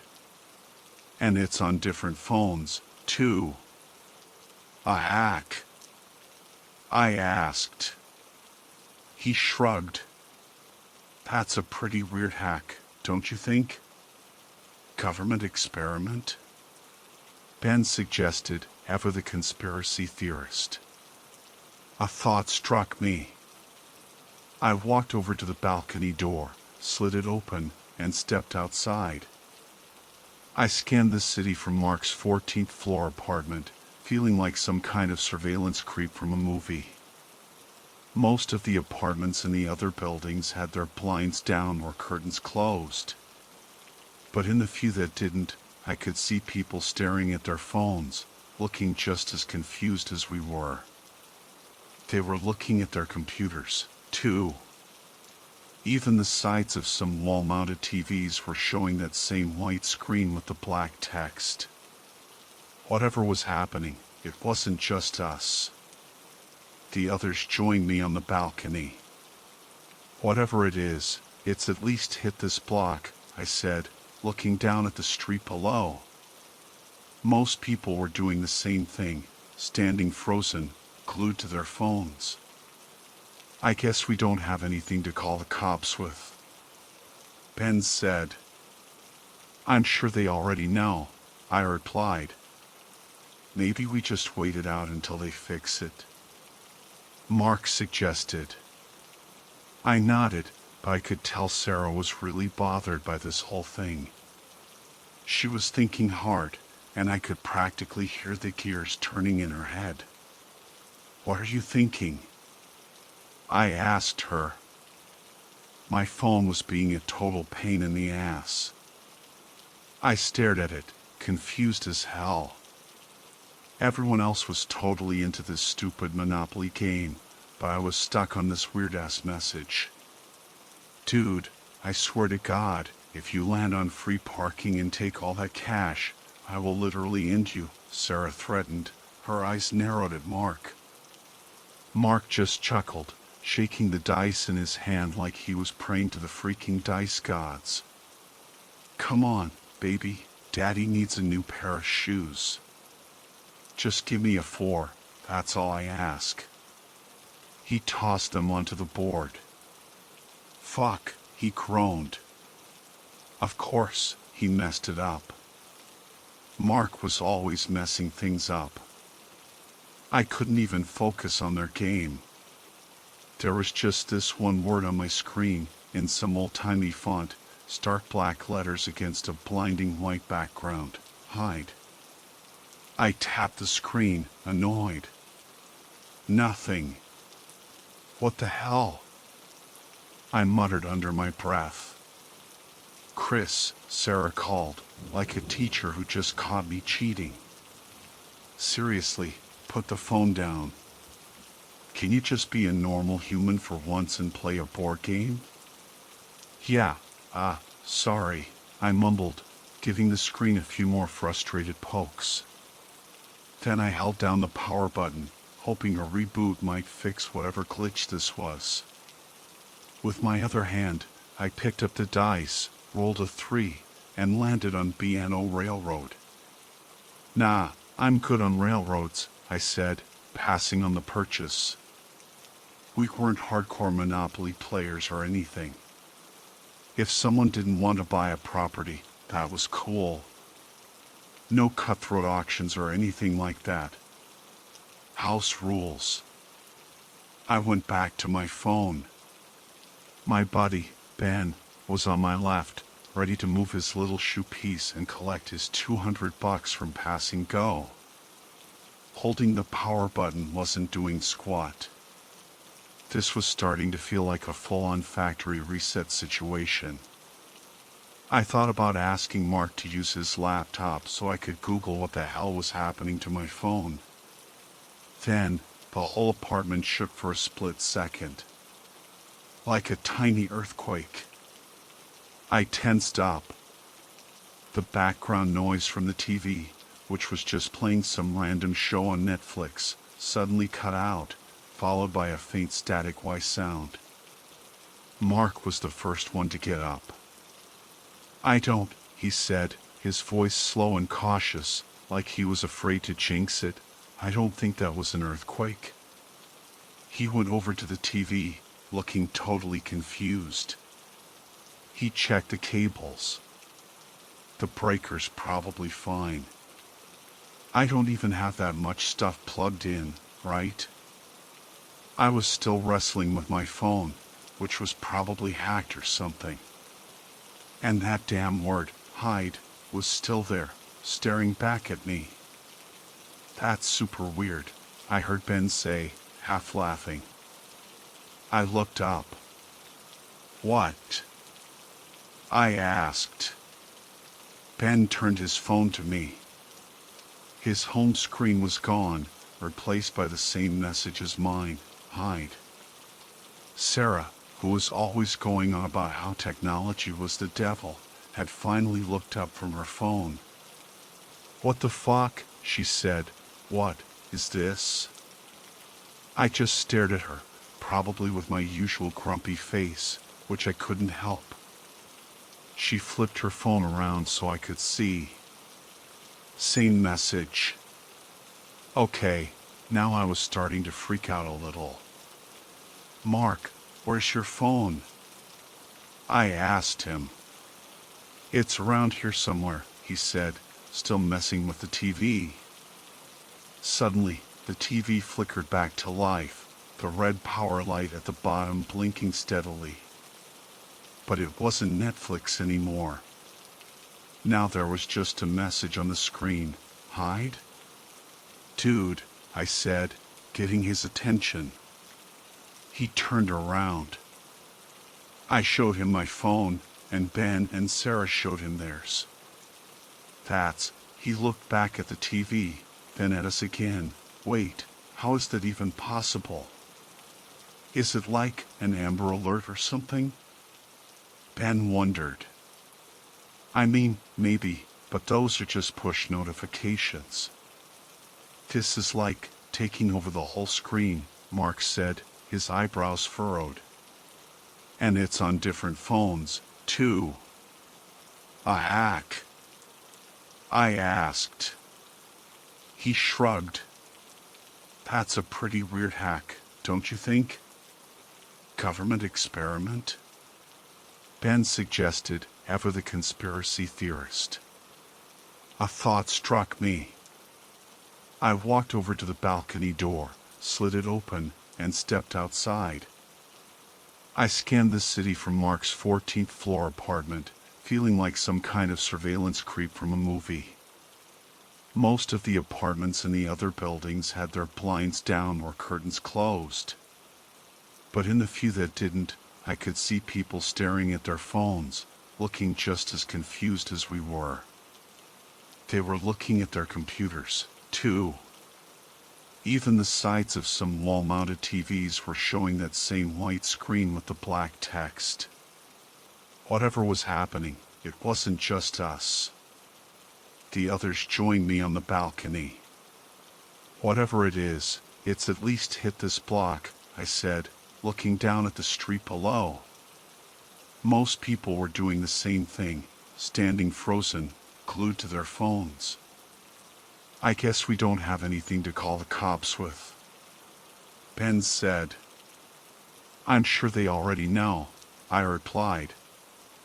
Maybe we just wait it out until they fix it, Mark suggested. I nodded, but I could tell Sarah was really bothered by this whole thing. She was thinking hard, and I could practically hear the gears turning in her head. What are you thinking? I asked her. What are you looking for? Ben asked her. Just like a live channel, I guess, she replied. Maybe the news? My scrolling wasn't turning up anything helpful. But it was clear from the confused posts from all over the world that whatever had happened was global. Then I noticed Mark.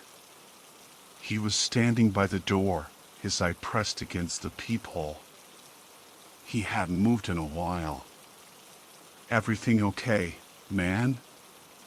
I asked. He didn't answer. He just stood there, frozen. I walked over to him slowly. She's, I heard him choke out. I reached him and put a hand on his shoulder, gently urging him to move away from the door. He finally did, leaning against the wall at first, then slowly sliding down to sit on the floor. I looked through the peephole. Outside, in the hallway, his neighbor, the one who had been knocking. She looked like she had been ripped apart. It was horrific. There was blood everywhere. What? I felt my phone buzz. I pulled it out. Again. Before I could even process it, I heard Mark and Sarah react. There's another one. It says again now. I turned to see the word on the TV. Fuck. So, we should hide again? Ben asked, his voice trembling. Like Mark, I was in shock. Chris, what do you think we should do? He asked again. Sarah, I said, trying to force the words out. You had good instincts last time. What do you think? How much time do you think we have? She asked. How long had it been between when I first saw the word hide and when we felt that presence in the closet? It might have been 10 minutes, I heard Mark mutter, sounding almost lifeless. I don't, Sarah started, then stopped herself. Wait, what did you just see outside? She started to move towards the door, but I stopped her. I don't think it would be good for you to see. Are you serious? She asked. Yes, I said, immediately realizing that lying might have been a better idea. We can't assume we have the same amount of time, Mark added. I tried to come up with a plan. Do we try the same spot? Ben started pacing, thinking, tapping his foot.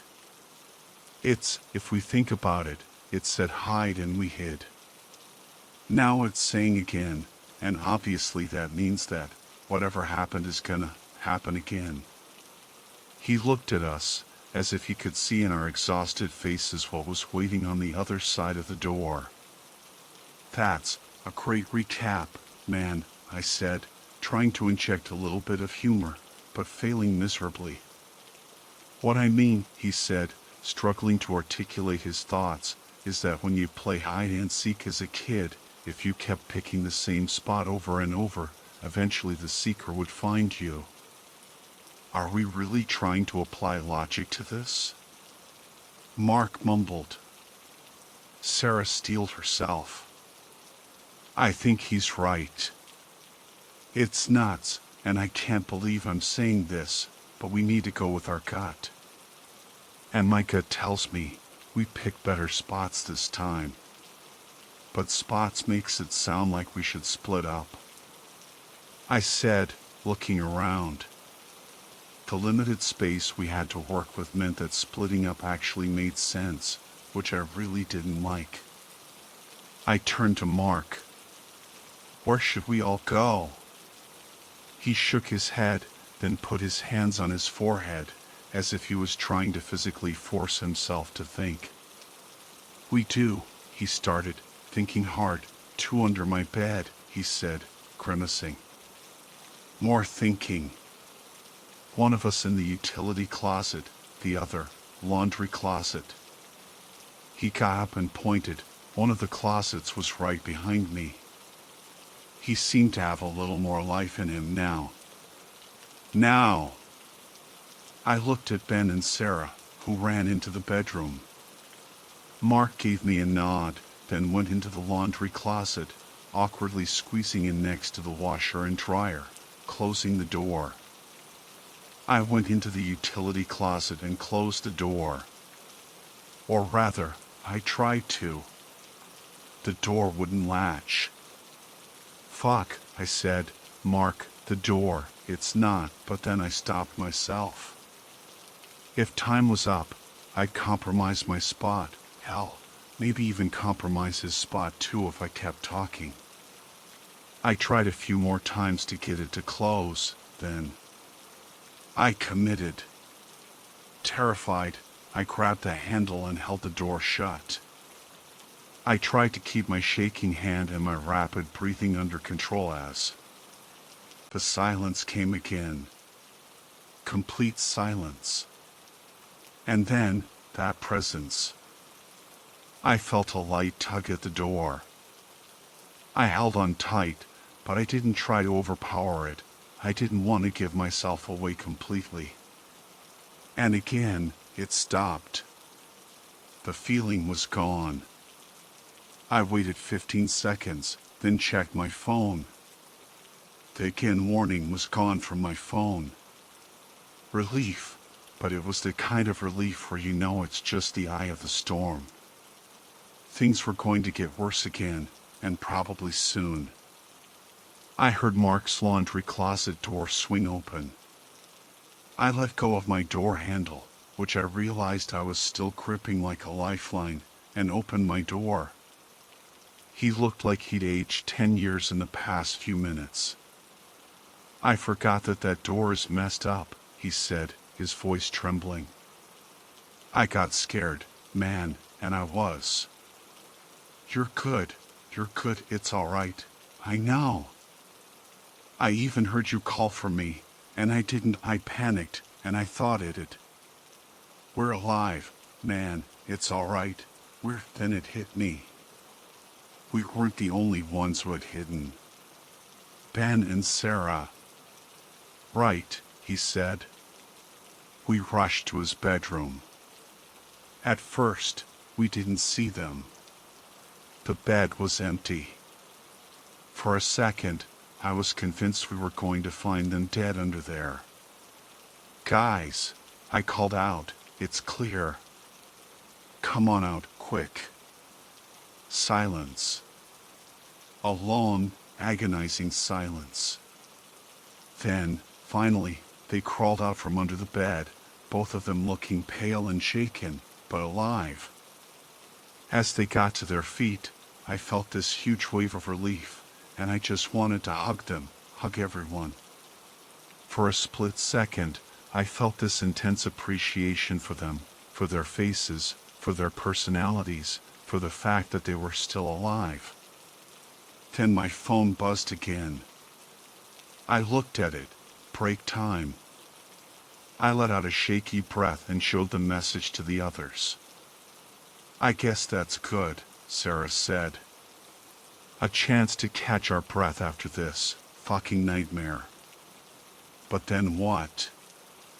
Mark asked. Is this just gonna keep happening? We walked into the living room, still on edge, still terrified. We haven't even had a second to process any of this, Sarah said. Something felt off. I didn't feel right. Hey, Sarah, Ben said, his voice a little sharp. How'd you know we should have stayed in the closet for 5 minutes? I noticed a flicker of annoyance on Sarah's face. I didn't know anything, it was a guess. But I mean, yeah, you guys were fucking lucky I was here and pushed for it because fuck were you all being stubborn. Ben just stared at her, this weird expression on his face. All right, he said. Sounds like you want to say something more, she challenged. Why would I? What makes you think I'd? Mark stepped between them, cutting Ben off.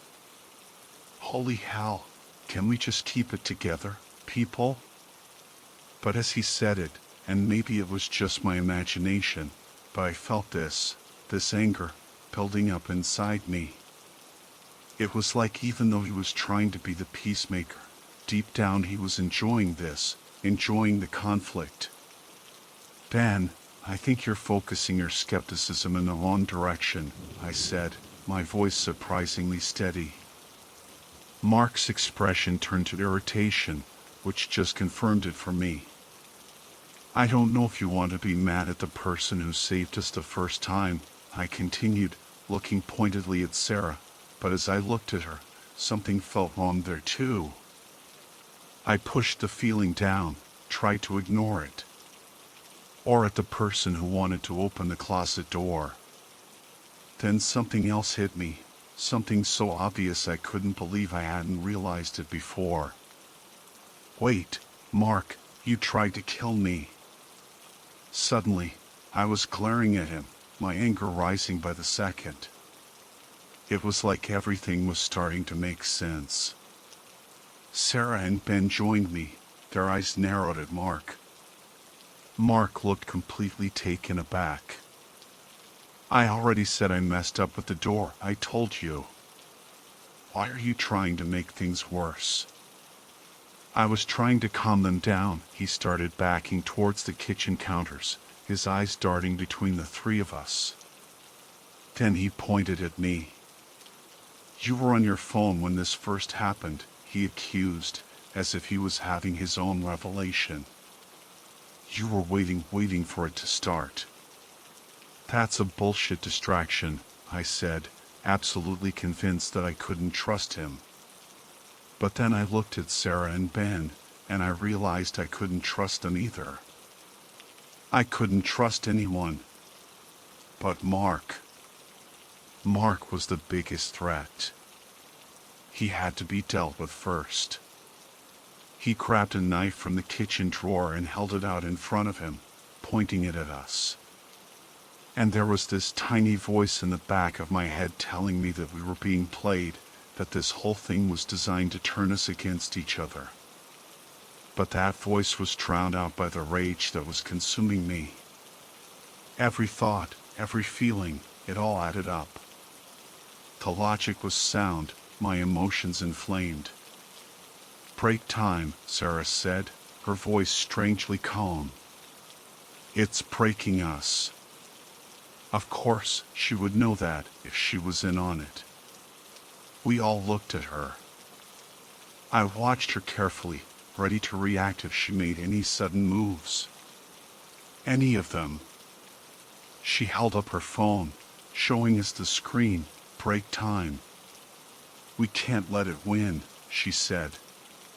And that tiny voice in my head, the one that was telling me this was all wrong, it finally broke through. Even though every fiber of my being was screaming at me that Sarah, Mark, and Ben were the enemy, that they were responsible for all of this, I forced myself to listen to that voice. Mark's grip on the knife tightened as the four of us stood there, locked in this insane standoff. It's all of you, I thought to myself, before a lightness overtook me. Like a raging fire suddenly being extinguished, or the crushing weight of fear lifting when you realize that the monster under your bed is just a pile of clothes, my feelings of paranoia and rage vanished. My phone screen returned to normal. It was hard to describe how I felt. Clear. Ashamed. I looked at Mark, my heart aching. He lowered the knife, his head hanging in shame. Ben turned to Sarah first. "I'm sorry," he said. Then to Mark. "Sorry." "Sorry, guys," Mark said, his voice thick with emotion. "I'm sorry," I said, feeling like the biggest asshole in the world. "You're welcome, assholes," Sarah said. "We deserve that." "That was insane," Mark said, stating the obvious. "Like a fucked up roller coaster," Sarah added. "I didn't, that wasn't totally me," Ben said, trying to explain. "Like, something was in me, and it was." "It's okay, man," I said. I was getting tired of apologizing, and I definitely didn't deserve to be forgiving anyone after what I'd just been thinking. We need to, write something down, like we're susceptible. "Don't forget," Mark started, scrambling for a piece of paper. "We just need to remember to keep our heads on," I interrupted, "remember." But I think the fear that again would pop up on our phones drove him to start rummaging for some paper, start scribbling some words on it, while the rest of us tried to soak in the reprieve of nothing happening. Every half second a luxury. I wanted to say sorry another 20 times, at least. I was sure I wasn't the only one feeling that way. "I feel like I'm losing myself," I admitted. It felt like I was in a dream at this point. "Yeah," Mark said. "Yeah. We're," Ben said, looking at us carefully. "Probably all gonna die. Should we, say our goodbyes or something?" Don't talk like that," Sarah said, but her voice lacked conviction. "How many people do you think are dead?" Ben asked, voicing the question we were all afraid to ask. I went to the TV, temporarily free from the tyranny of one or two word mandates, turned it on, and started flipping through the channels on my home screen until I found a soccer game that was supposedly live. The camera angle was fixed, showing the whole stadium. It was a scene of utter carnage. Everyone in the stands was gone. The players on the field, too. I quickly switched to another channel, hoping for something, anything, that wasn't so horrifying. I landed on some news channel I'd never heard of. The news desk was empty.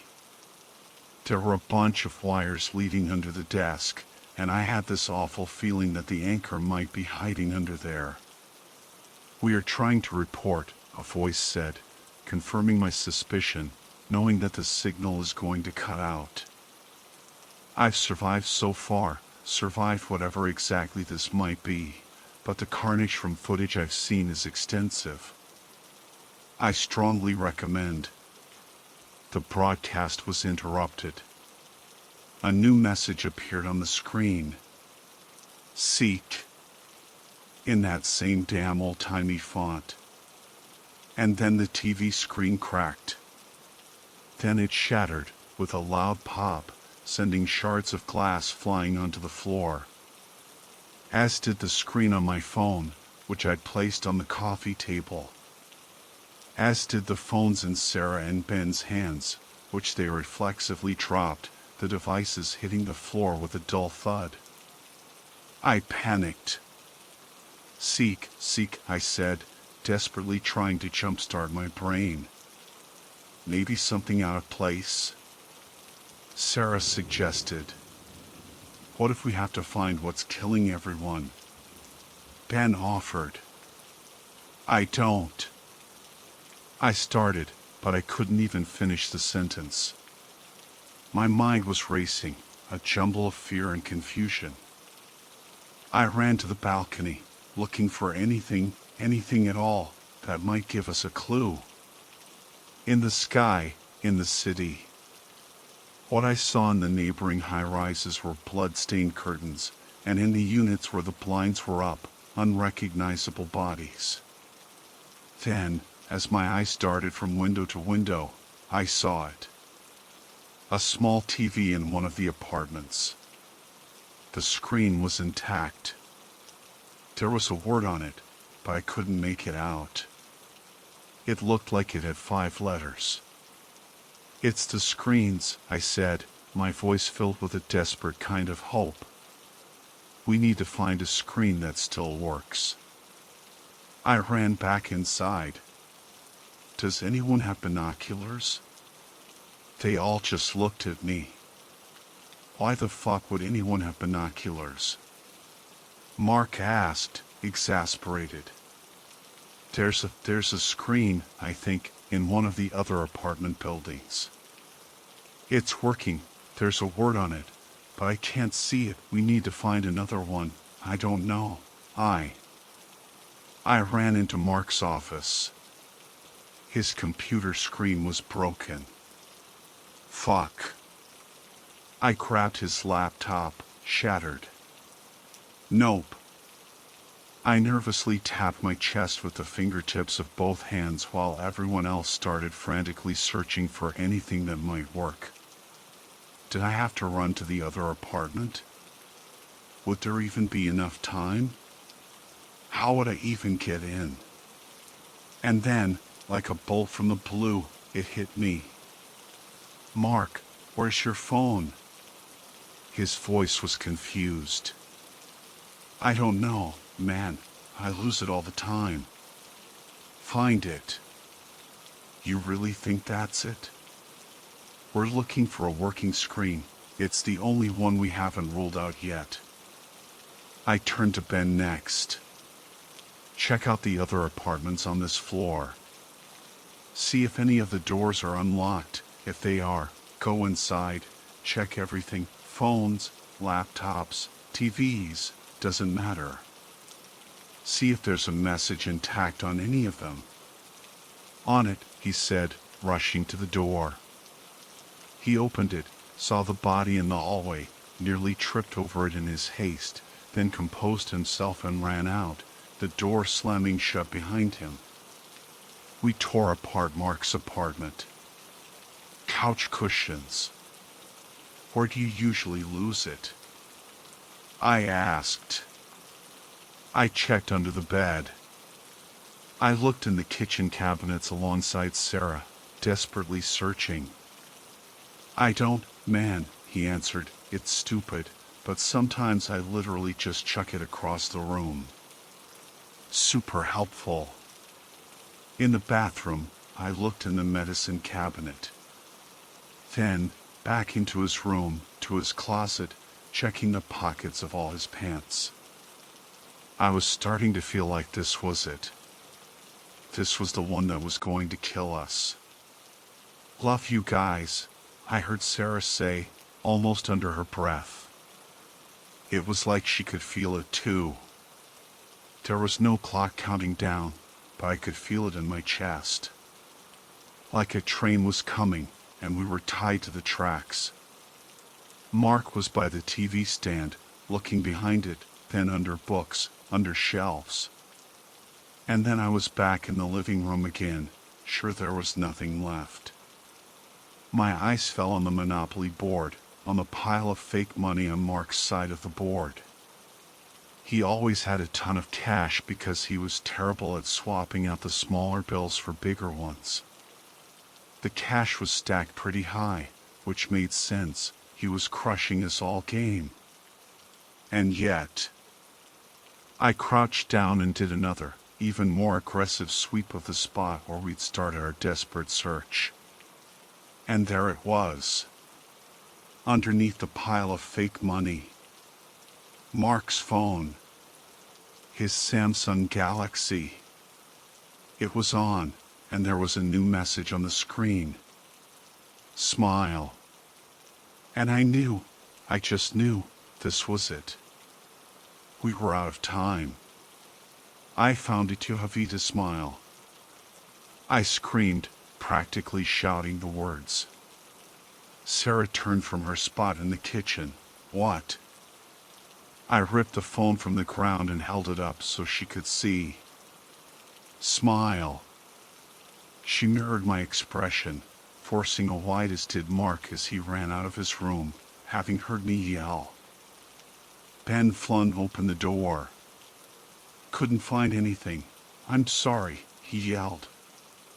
He saw our strained smiles in our eyes, wide with terror, trying to silently communicate the word to him, but all that came out was a muffled SMUHHH.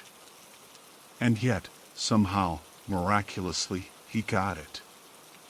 He copied us, flashing a wide, terrified smile. I kept smiling, a tear of fear rolling down my cheek, my eyes glued to the phone in my hand, praying that we wouldn't all be ripped apart. And the word disappeared.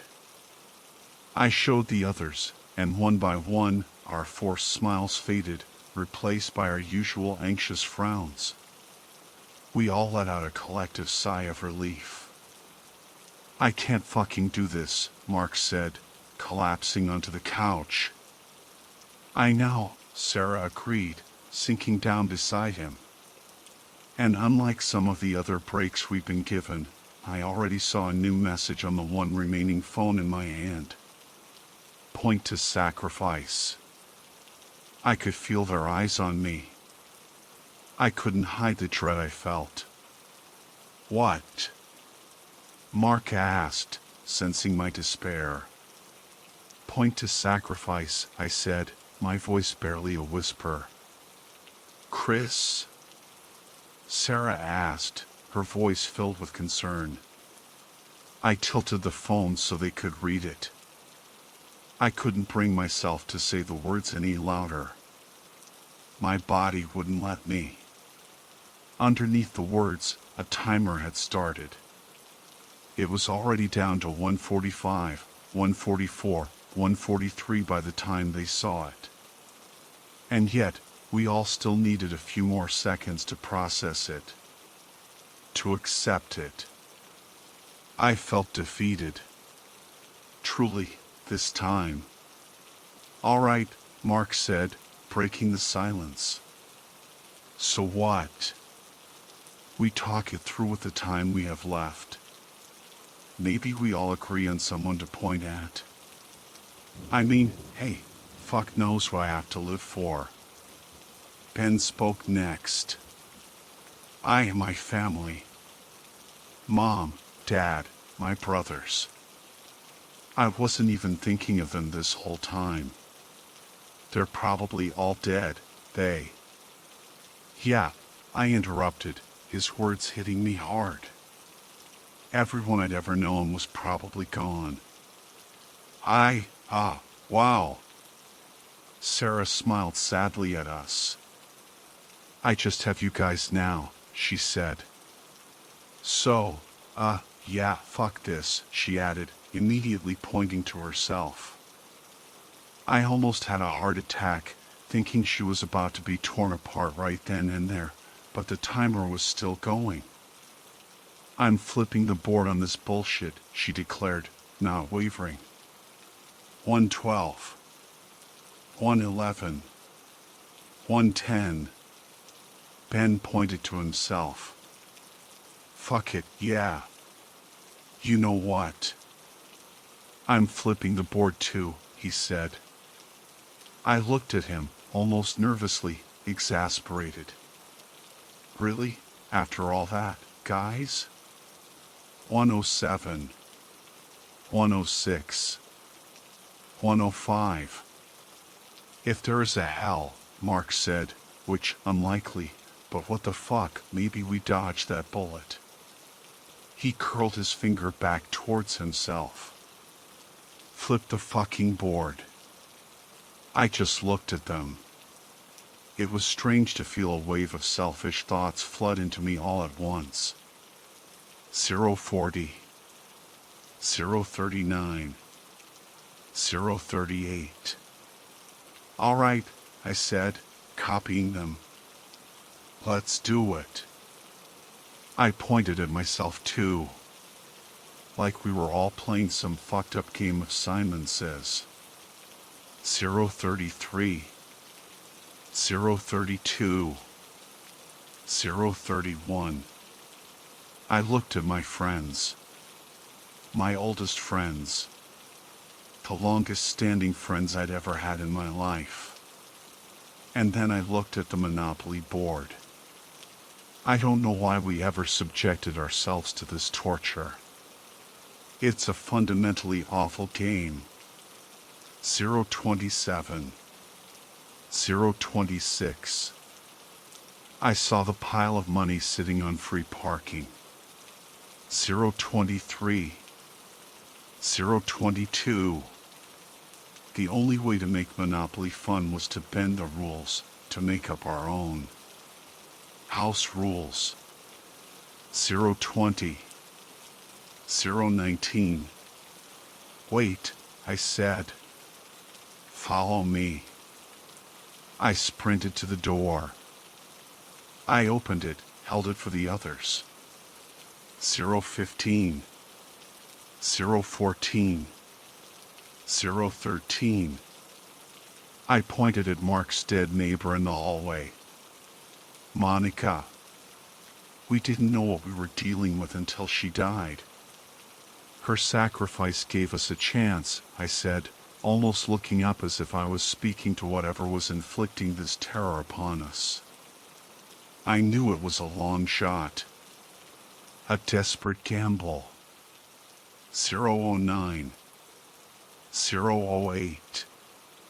And we've probably lost a lot of humanity since then, so sorry, I said, still pointing at her. And thank you. 006, 005.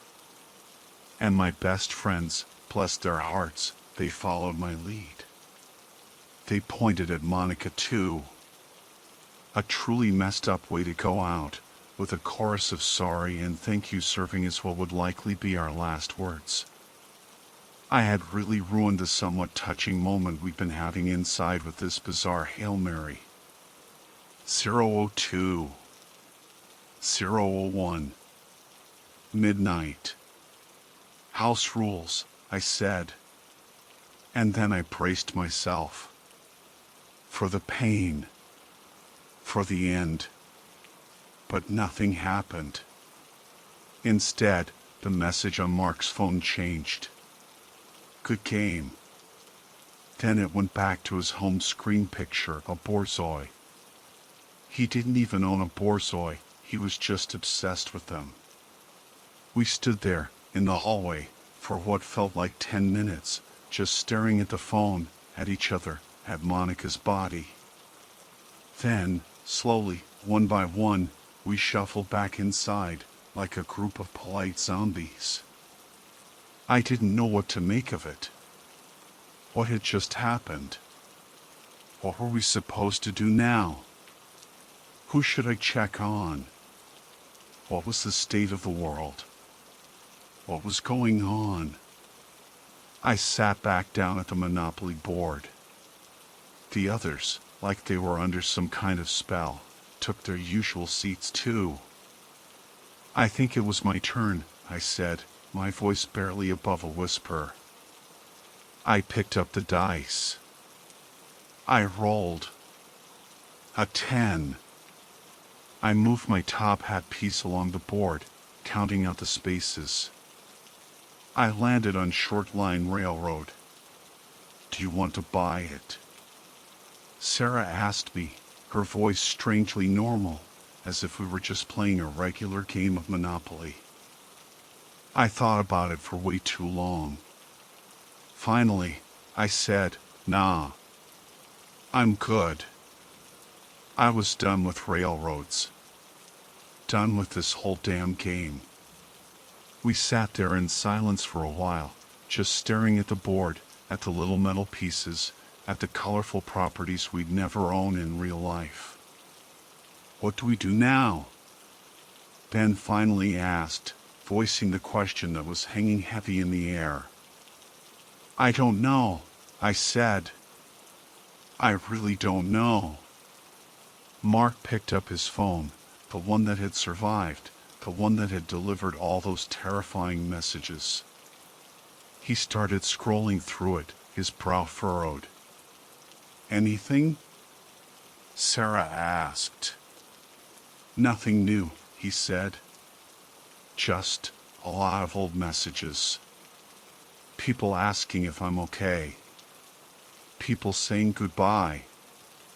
He looked up at us, his eyes filled with a mixture of sadness and disbelief. It's like the whole world was going through this. At the same time, I thought about my family. My mom, my dad, my sister. I hadn't even thought to call them. Had they been hiding? Had they made it? We should check our families, I said, the words feeling heavy and inadequate. Yeah, Ben agreed. But how? The phones are still messed up, right? Maybe it's just the screens, Sarah suggested. Maybe we can still make calls. Mark tried calling his mom. It went straight to voicemail. He tried his dad. Same thing. Try the landline, I suggested. It felt like a relic from another time, but it was worth a shot. He dialed the number. We all held our breath, listening. It rang. And rang. And rang. Then, finally, someone picked up. Hello, a voice said. It was his mom. She sounded weak, tired, but alive. Mark let out a sob of relief. Mom. Mom, it's me. It's Mark. Are you okay? Mark, she said, her voice trembling. Oh, thank God. We've been so worried. We didn't know what was happening. We hid in the basement, like they said. They? Mark asked. Who said? The message, she replied. On the TV, on the radio, everywhere. It just said to hide. We didn't know what else to do. So it wasn't just our phones. It was everything. The entire world had been given the same warning. Mark talked to his mom for a few more minutes, reassuring her that he was okay, that we were all okay. He promised to come visit as soon as he could. When he hung up, he looked at us, his eyes shining with tears. They're alive, he said. They're okay. We all felt a surge of hope. Maybe, just maybe, things weren't as bad as we thought. My turn, Sarah said, picking up the dice. She rolled. A 7. She moved her little Scotty dog piece along the board. I'll buy that, she said, landing on St. James Place. And just like that, we were playing Monopoly again. It felt surreal, playing a board game after everything we'd been through. But it was also comforting. A small slice of normalcy in a world that had been turned upside down. We played for hours, not really caring who won or lost. We just played. We talked. We remembered old times. We avoided talking about what had just happened, about the messages, about the horror we had witnessed. As the sun began to set, casting long shadows across the room, we finally decided to call it a night. "What happens now?" Ben asked as we were putting the game away. "I don't know," I said. "But we're alive. And we're together. That's something, right?" "Yeah," Sarah agreed. "It's something." We said our goodnights, a little awkwardly, still unsure of what the future held. I went to bed, but I couldn't sleep. I kept seeing Monica's face, the terror in her eyes. I kept hearing the silence, feeling the presence. I got up and went to the window. I looked out at the city. It was dark, quiet. But it wasn't the same kind of quiet as before. It was a peaceful quiet. A quiet that held the promise of a new day. I didn't know what tomorrow would bring. But I knew one thing. We had survived. We had played the game. And we had won. And maybe, just maybe, that was enough. The next morning, we woke up to a world that felt both familiar and utterly foreign. Sunlight streamed through the windows, just like any other day. But the silence outside was different. No traffic, no sirens, no distant shouts, just a profound stillness. We gathered in the living room, the Monopoly board still sitting on the coffee table like a silent testament to the night before. Nobody wanted to play, but nobody wanted to put it away either. It felt like a good luck charm, maybe? Or a bad omen. Hard to tell. "So, what now?" Ben asked, breaking the silence. He was nervously fiddling with the little top hat piece. "I guess we try to figure out what happened," Sarah said. She was already on Mark's phone, scrolling through news sites. But everything was from yesterday, from before. "Try that news channel," I suggested, "the one from last night, with the guy hiding under the desk." Sarah found it and clicked on the live stream option. The screen was still cracked from when it had shattered, displaying the word "seek," but there was an image. It was the same news anchor, looking even more haggard than before, his eyes wide and bloodshot. He was no longer under the desk. He was sitting in the anchor chair, staring directly into the camera. "If anyone is still out there," he began, his voice hoarse. "If anyone can hear me, we're trying to understand what happened. We're trying to piece it together." He paused, taking a deep, shaky breath. It seems that it's over. The event, or whatever you want to call it, appears to have ended. But the effects are devastating." He started to read from a piece of paper, his hands trembling. "Reports are coming in from all over the world. Millions, maybe billions, dead. Cities in ruins. Infrastructure destroyed. We don't know why. We don't know what caused it. All we know is that those who followed the instructions, they survived." He looked up from the paper, his eyes filled with a mixture of grief and bewilderment. "We're calling it the hiding," he said. "Because that's all we have. That's all we know. We hid, and we survived. But at what cost?" He trailed off, staring blankly ahead. The feed went silent again, but the image remained.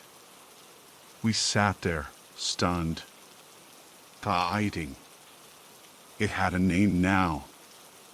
But that didn't make it any less terrifying, any less incomprehensible. Billions, Mark whispered, his voice barely audible. That's most of the planet. What do we do? Ben asked again, his voice laced with panic. Do we just stay here? Is it safe to go outside? I looked out the window. The city looked deserted, but not destroyed.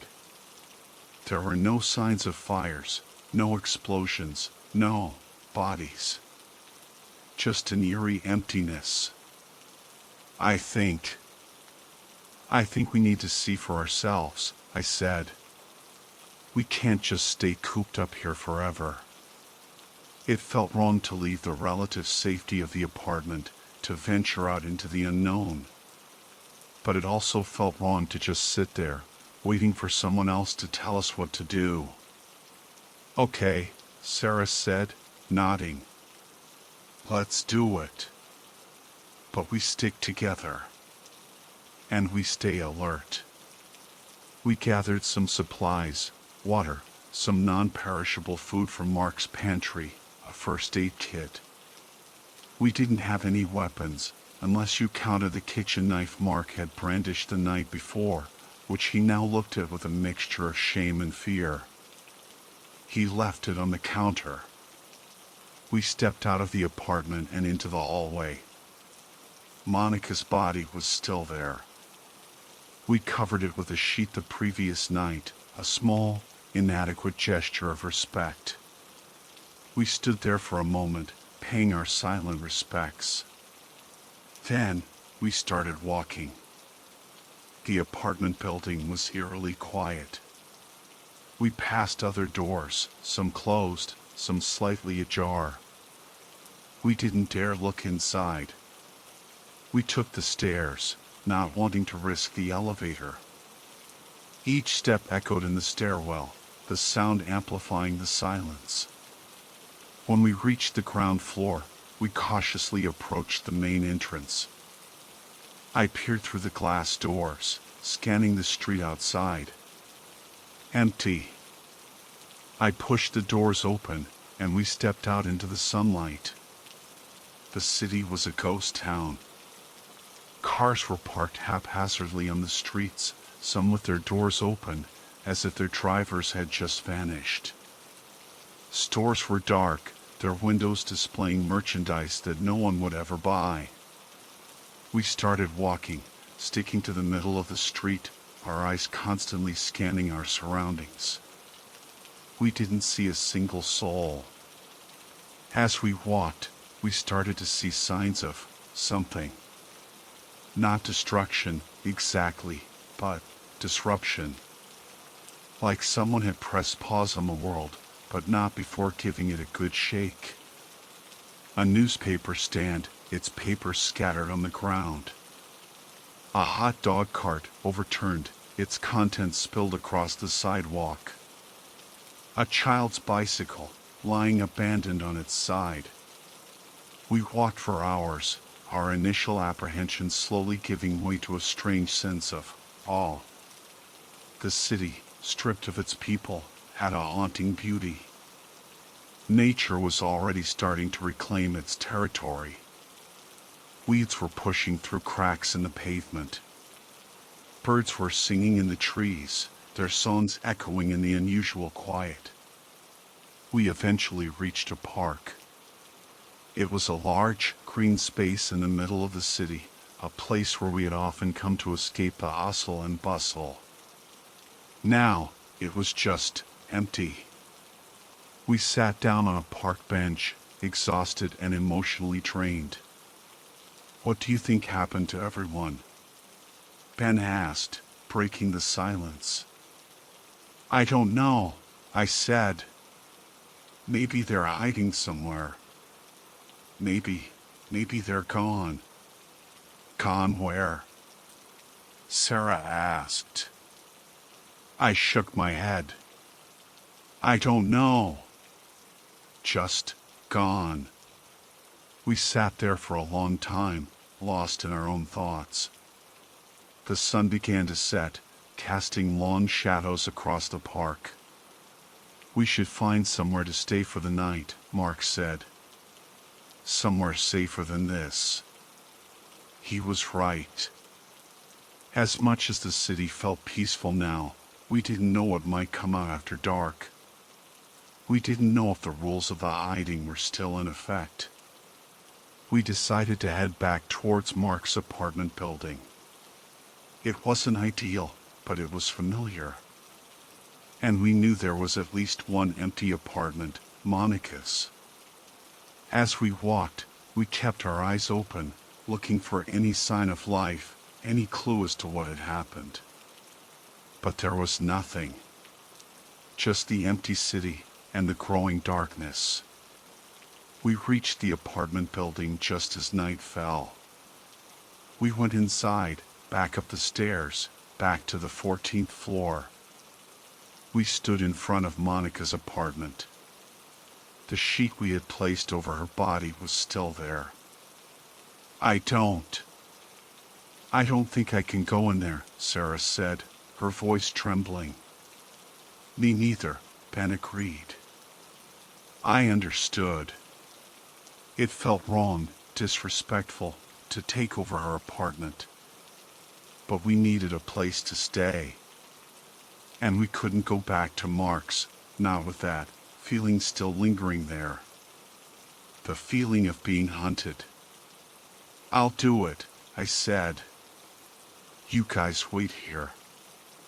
I took a deep breath, lifted the sheet, and stepped inside.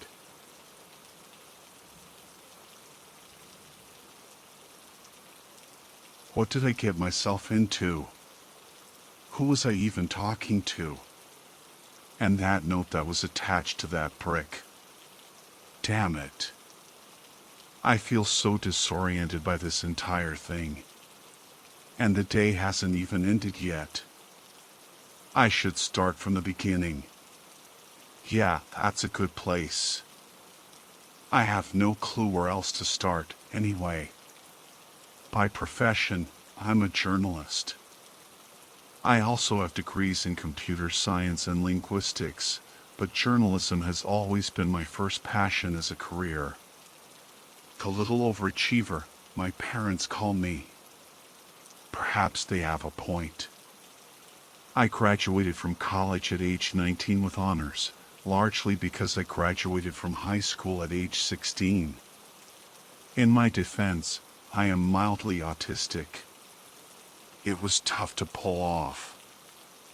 I'll admit as much. By now, I couldn't care less if it takes years for people to figure it out. Being young gives me an edge, though. More experienced people tend to be eager to tell younger people what they've witnessed or what they know. I still use my computer science degree, though.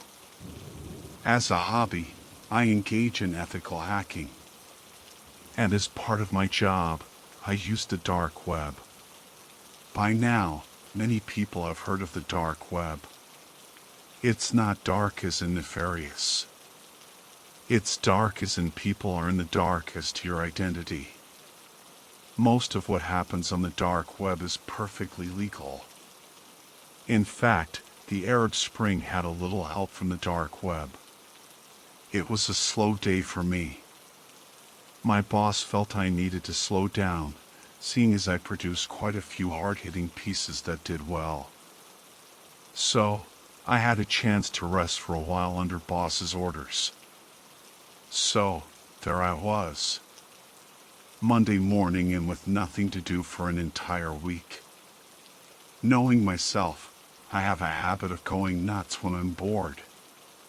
So, I decided to open up the browser I used to access the dark web. It didn't take me too long to get to my go-to places when I started on the dark web. There's seemingly always somewhere to go and someone to talk to. Many of the communities are pretty alternative. Not that it's a bad thing. An idea isn't by definition bad just because it falls outside of the mainstream. So, I got further into the forums. A few required a bit of the typical hacker stuff to get into, but it didn't matter. The posts still made me giggle a little bit. A few of my coworkers even looked over my shoulder to see what I was looking at when they stopped by. The thing about forums like these is that you can get lost in them just reading the posts on the message boards. And that happened to me. Before I knew it, lunchtime had rolled around and then it was 3 o'clock. I effectively wasted much of the day, just as my boss planned for me to do. There were a couple of hours left before it was time to go home, so I still had time to see if there was anything interesting to investigate. I pressed on, and soon found myself in a forum I had never been on before. I don't remember precisely how I got there. Perhaps that was the point. Many dark websites are found by a combination of luck and curiosity. And there are so many layers to the dark web to begin with. It doesn't matter, and it didn't matter when I found it either. All I could focus on was the name of the forum, Black Bubble. Right next to the name was an actual black bubble. Clearly, the logo had been done up with Photoshop, since black bubbles don't actually exist. But the name Black Bubble itself was a little odd. It sounded like some sort of cliched name for a black magic cult or something. Names aside, I had never seen or been on the Black Bubble forum before. And I wasn't about to leave it either. That's what you do when you're a journalist and have news sources of potential leads. I started scrolling through the page. Some of the post titles were some of the strangest I had ever come across. And I also found myself posting responses of scoring myself a lead for a good story. I Wish to Be Dissolved was among the more memorable posts. It was posted by someone apparently wishing to have her skin cut off and dissolved in acid. The disturbing implications about the mental state of the poster were the least of it. I didn't even get the point. Why would someone even want to try? Of course, I just had to post a reply, even if I knew nobody would reply to my questions. The next one I replied to that was particularly memorable was titled, "Help. I think I have Jerusalem syndrome." I already knew what that was. It's a mental phenomenon where people get these religious-themed ideas after visiting Jerusalem. I never met someone suffering from it, and I was under the impression that the people who had it were psychotic. So, I replied asking for more information. There were so many posts, but there were only a few that perked up my interest to the point where I posted a reply. I Know How to Kill Knowledge was one, which had some of the most complex instructions I'd ever seen. I wasn't about to try them out, but I still wanted to have a good story. There were also ones I didn't reply to but still stood out as being memorable. I don't remember what "This Is Where the Bad Kids Go" entailed, but it still made me laugh. There's a creepypasta out there called "Where the Bad Kids Go," which I had stumbled on when I did a feature on internet horror stories. And the list went on and on. Eventually, I realized that time really had passed. A good 90 minutes or so. It was obvious that I needed to take anything I saw on the Black Bubble forum with a grain of salt, but it still made me excited to talk to the people who might respond to me. With the workday soon coming to an end, I decided to return to the top of the forum just so I could see the website a bit more. I think I just wanted to see the logo again. I made sure to bookmark the link so I could return to it. And with that, I closed out my browser, sat back in my chair, and stretched out my chest. The rest of the day at work wasn't unusual. Typical emails, office small talk, and more.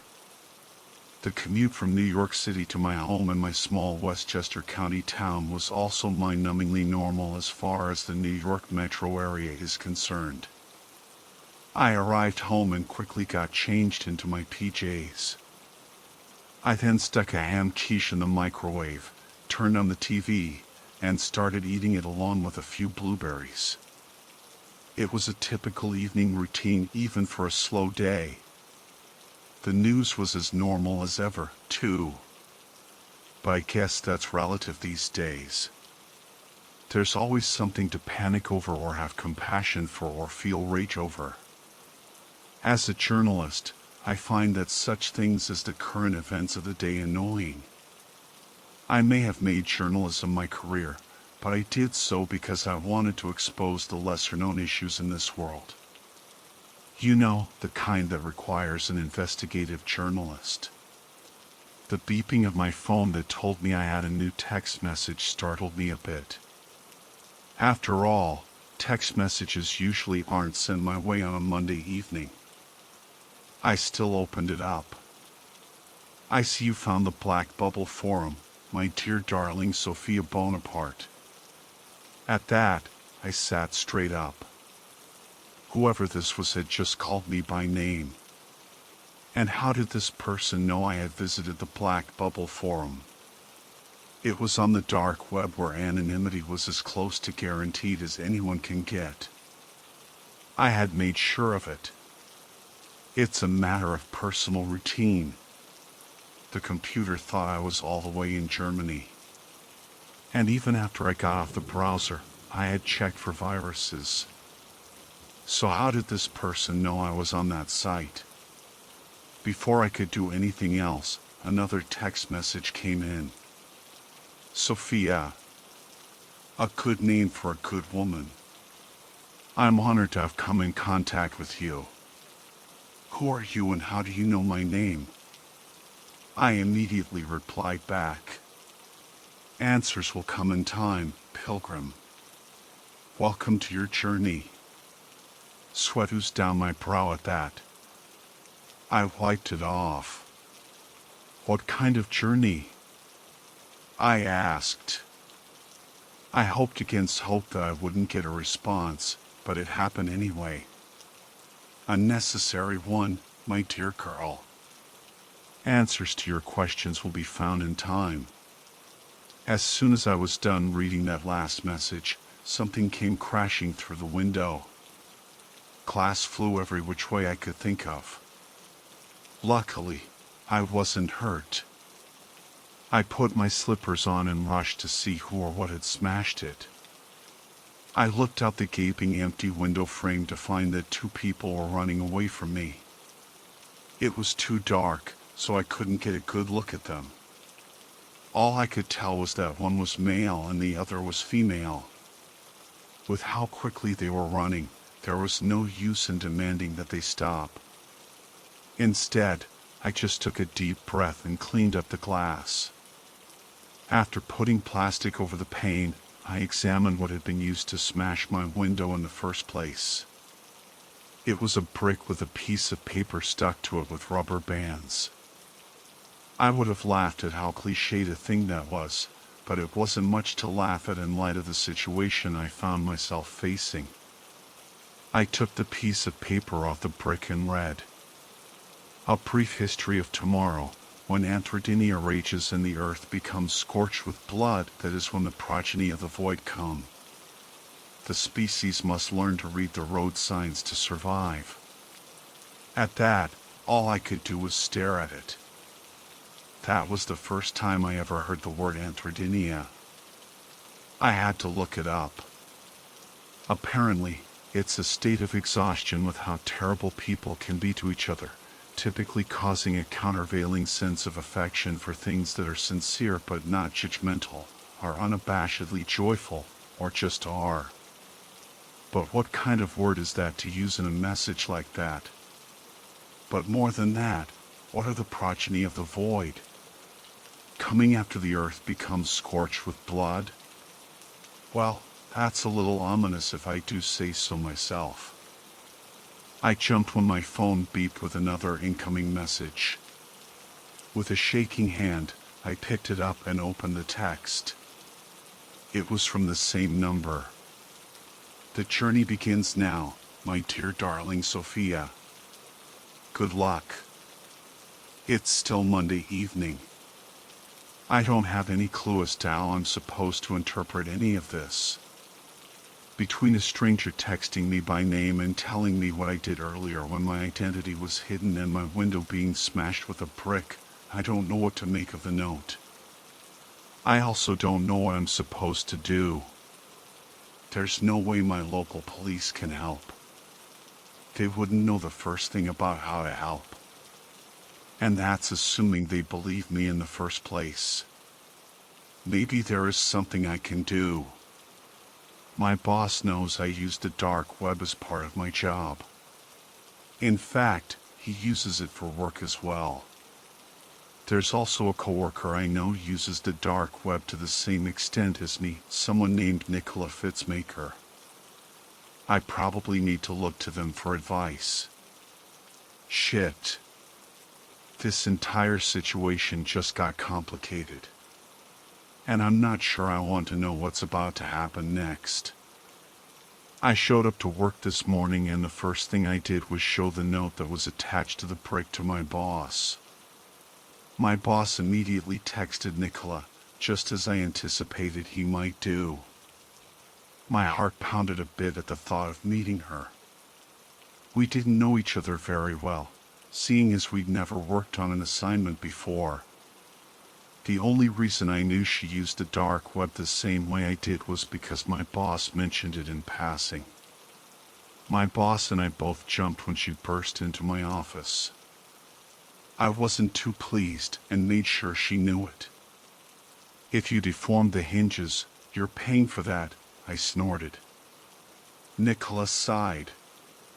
Sorry. I just wanted to get here as fast as I could. What's this I hear about the progeny of the void? My boss immediately shoved the note into her hands, much to Nicola's chagrin. But as soon as she read it, she paled and covered her mouth to keep her gasp quiet. Looks like two schmucks in this office have a new assignment on their hands. I'll leave the two of you to it. And then he left, making sure to close the door behind him. How are you holding up? Nicola asked. I imagined us working together on assignment for the first time going a tad bit differently. Want to see the Black Bubble Forum? That's how you had this happen? I received a few text messages that referenced it last night. And then, that piece of paper was thrown through my window. I took my phone out before she could say anything. Nicola took a deep breath and handed my phone back to me. Ever visited the Black Bubble Forum before? Once and back when I was in college. Can you get it up on your computer? I immediately booted up my laptop and opened up the browser. To my satisfaction, it was still there on my bookmarks, and I clicked on it. Almost immediately, the front page came up. What kind of page is this? Nicola muttered. That's what I thought, too. Then, I clicked on the link to the main forum. Only for both of us to jump and gasp slightly. The post at the top of the page had the title, "The Pilgrims called Sophia and Nicola shall open blind eyes." We sat there in silence for a solid 2 minutes. We both tried to speak, but couldn't find the words. Whoever posted that knew our names. I checked the settings, and nothing was out of place. The settings were as I always kept them. And Nicola said she hadn't visited the page since she was in college. How did this person know our names? Then, my phone beeped, a notification of an incoming text message on the screen. My heart skipped a beat. I had to rub my hand on my pant leg to get rid of the sweat, as did Nicola. And then, I opened the message. Talk to me if you want to live. Nicola and I just looked at each other. What was that even supposed to mean? Who is this? I typed back. I don't have time right now. Both of you need to come out to the front of your building. You're looking for a man wearing a green baseball cap and aviator sunglasses. You have 2 minutes to reach me. A thing like that is a hell of a way to get you motivated to act. I might not have believed the person who texted me that, but neither I nor Nicola were about to pass up on a lead like that. Nicola and I quickly grabbed our dictaphones, notepads, wallets, laptops, and phones, threw them inside our tote bags, and it was in only around 60 seconds that we reached our building's lobby. Sure enough, there was a man pacing outside, one wearing a bright green baseball cap and aviator sunglasses. He spotted us, and he immediately rushed inside. "Will you please tell us what's?"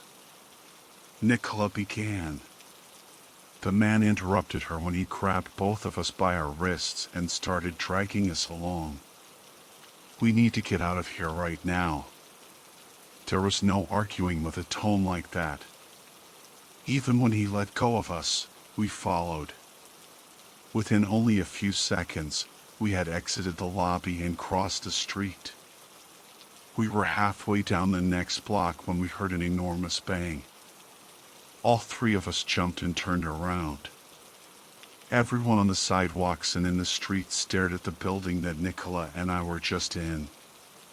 We all gave a collective scream when what might as well have been laser beams rocketed through the sides of the building. I know it sounds strange, but I don't know how else to describe it. The glass windows, starting at the bottom and ending at the top, in straight lines, shattered. And yet the parts in between them were completely and utterly intact. Then, all at once, the floors right in the middle of the buildings exploded to the side. All three of the floors, the glass and the concrete along with them, burst out to the side with practically nothing left in the place where it used to be. My mind went fuzzy as I struggled to comprehend what I was witnessing. Then, the top half of the building crashed onto the bottom one, and then, the entire structure, glass shards and paper and rebar and everything else that an office building would contain, started tumbling to the side. The man yanked me and Nicola by the wrists for a second time. There was no stopping and no time to so much as slow down. We bobbed and weaved our way through multiple streets. Sweat poured down my neck as we ran. I'm still not sure how we weren't struck by a car or bus.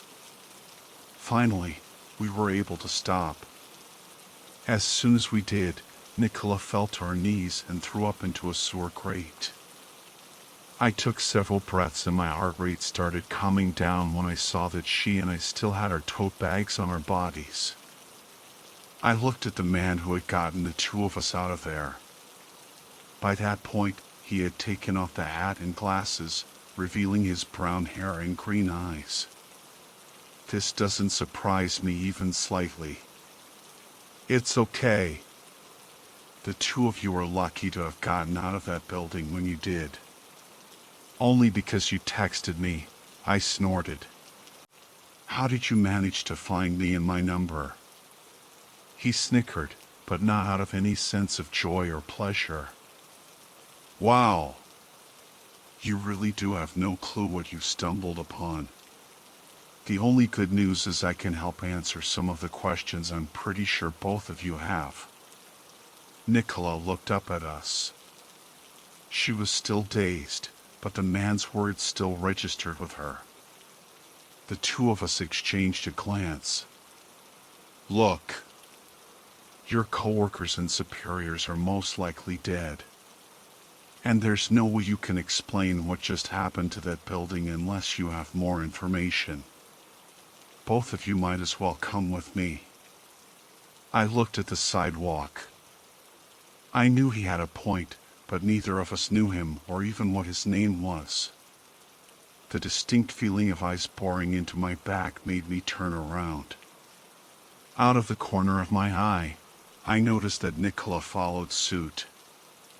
I immediately flinched when I saw someone in a hoodie realize I noticed.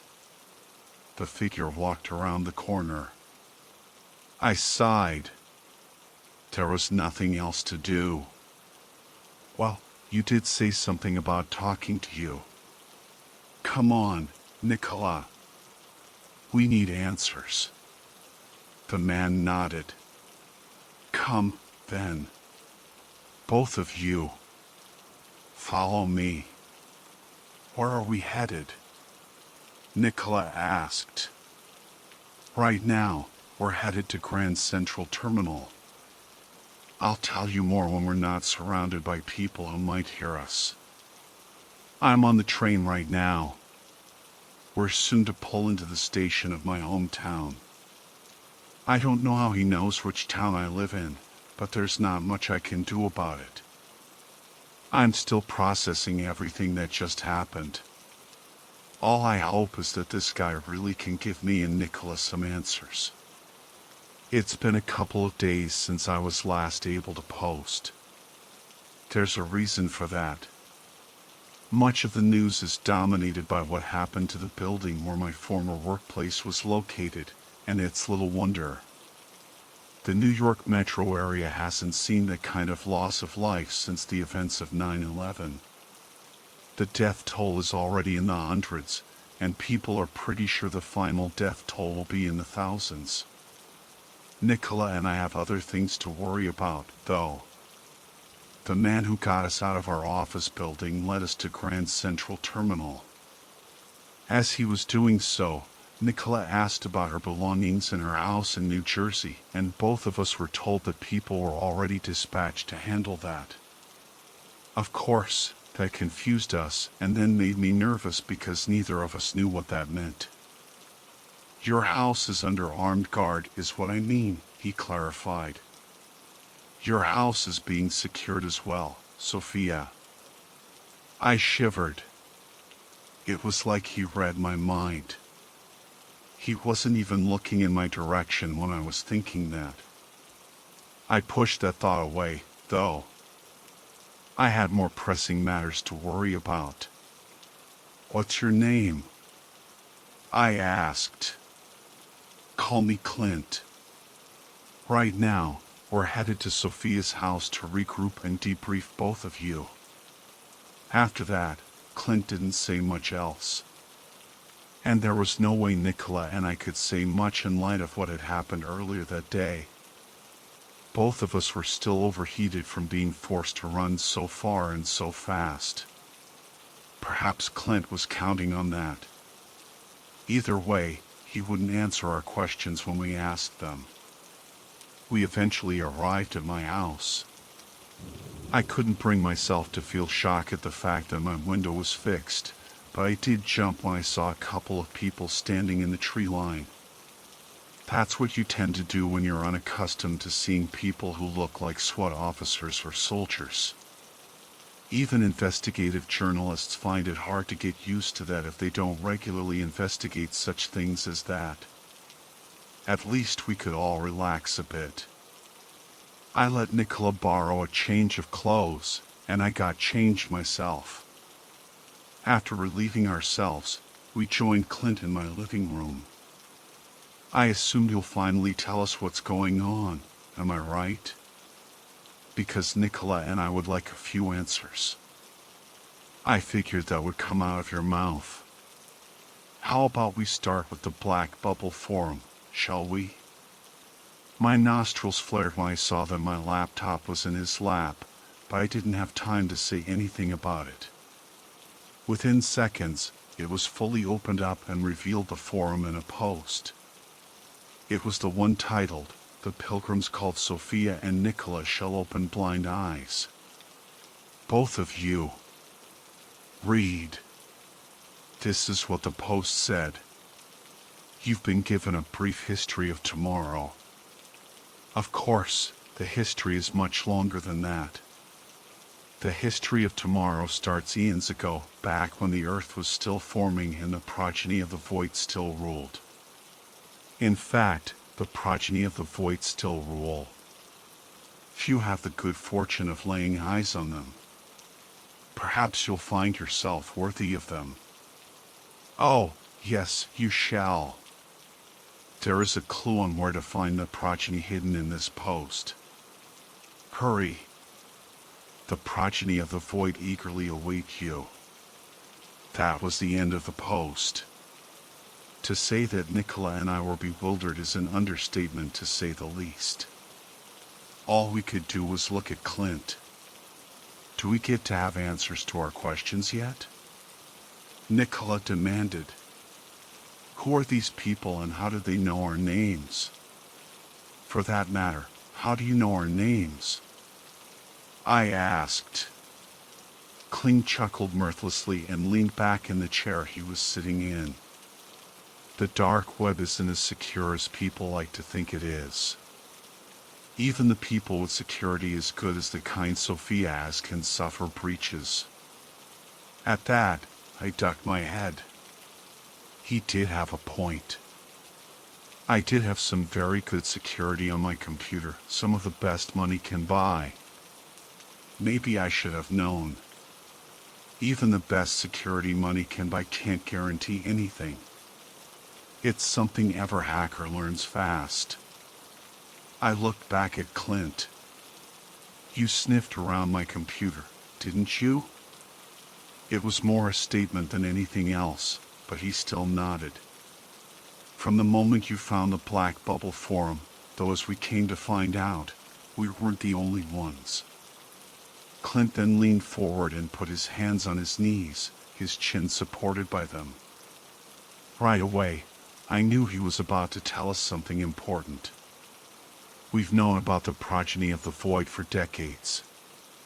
Ever since we learned what happened with the Orang Madan. Heard of it?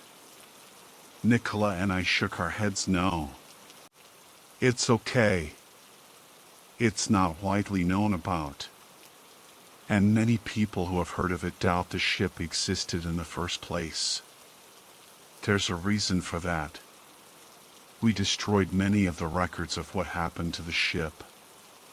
What did happen with it to make that happen? I couldn't help but ask.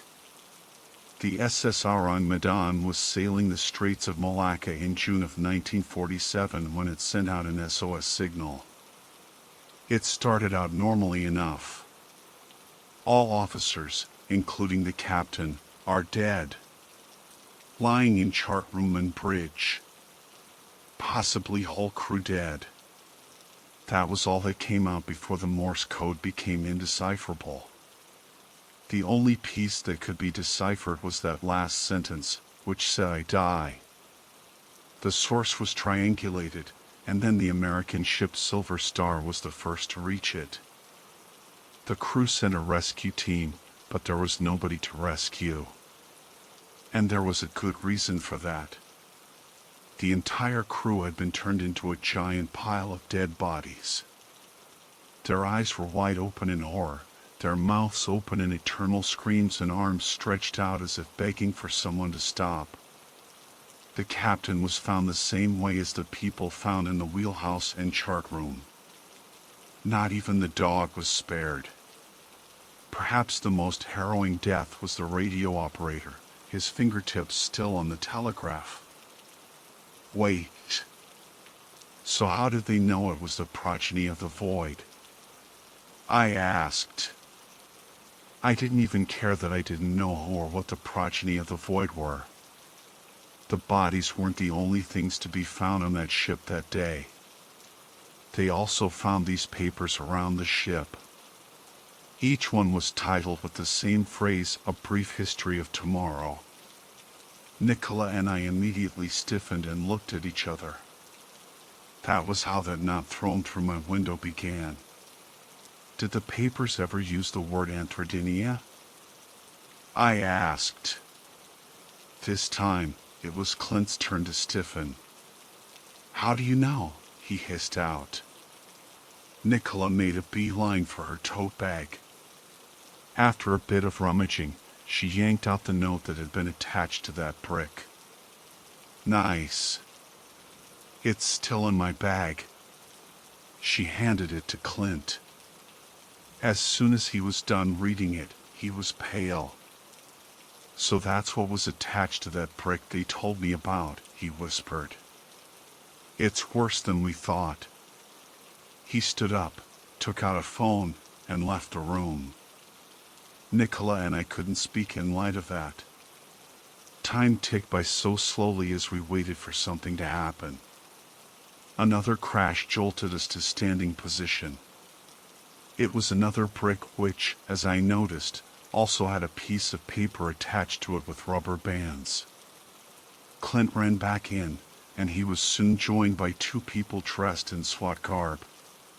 One of them spoke into a walkie-talkie.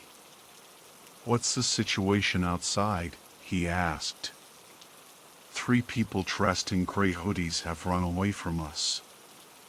We couldn't catch up with them."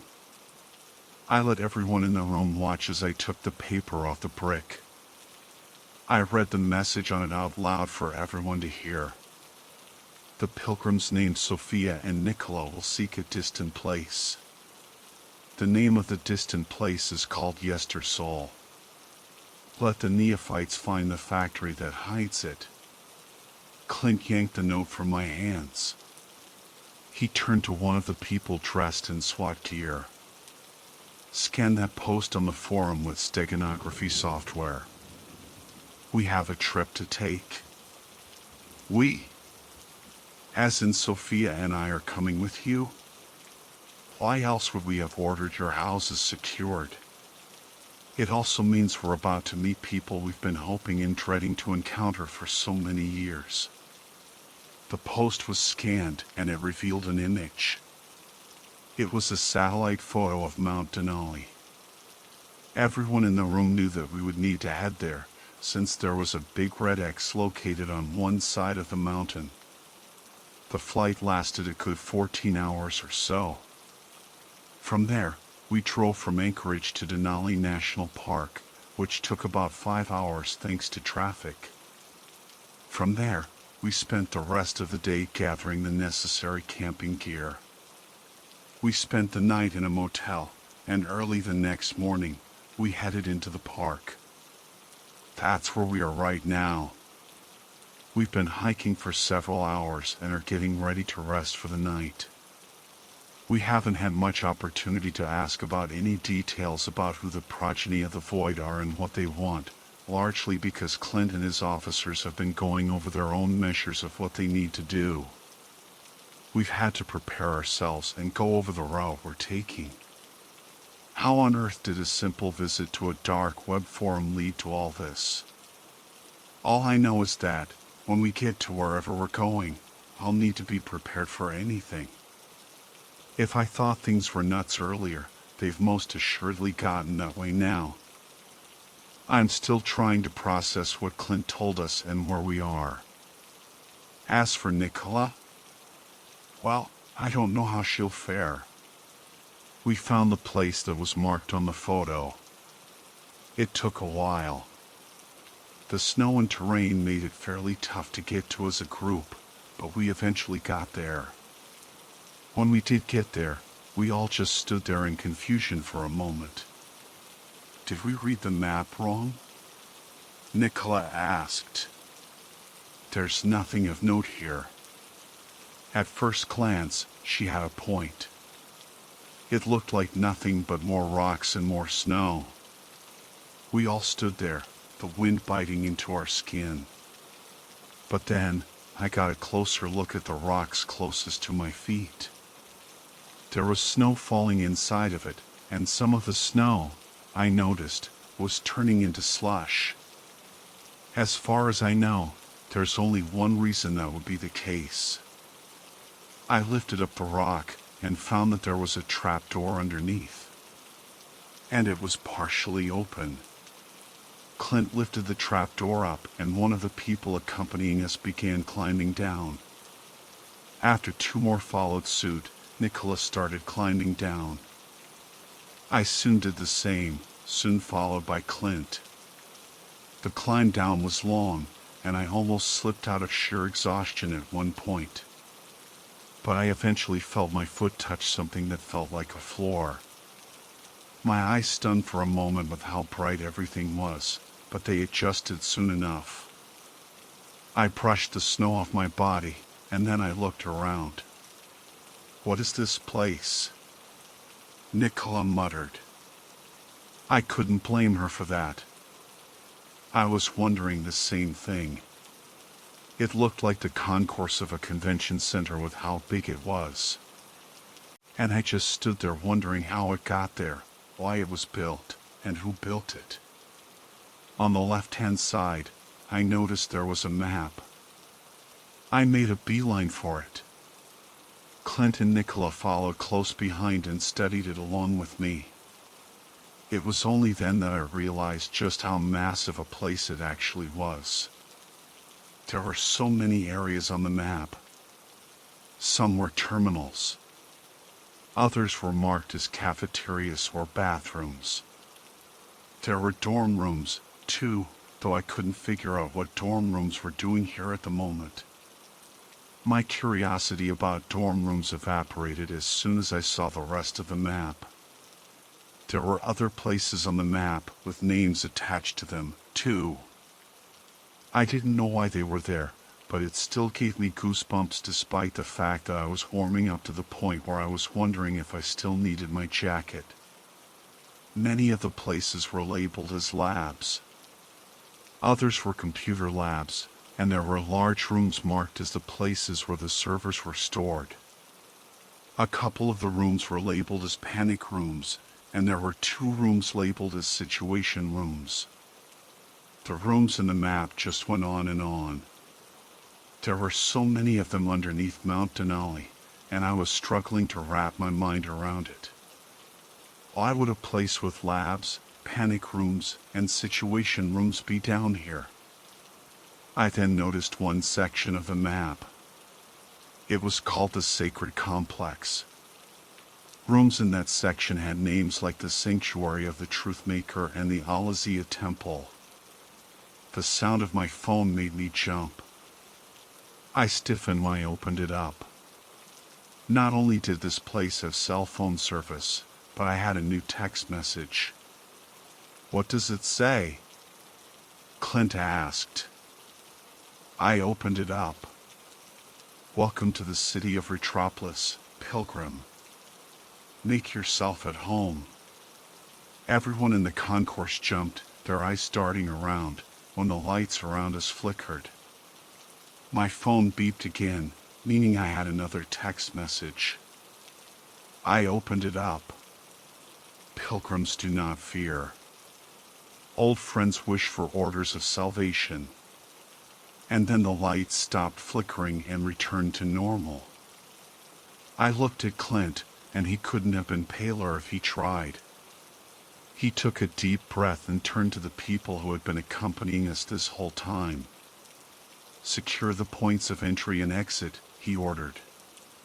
"It's high time for me to go give some explanations." The people accompanying us immediately set about obeying Clint's orders. Clint, Nicola, and I then sat down on the floor.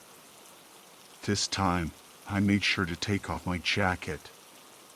Damn straight he had some explaining to do, and I suspected it would be a long one.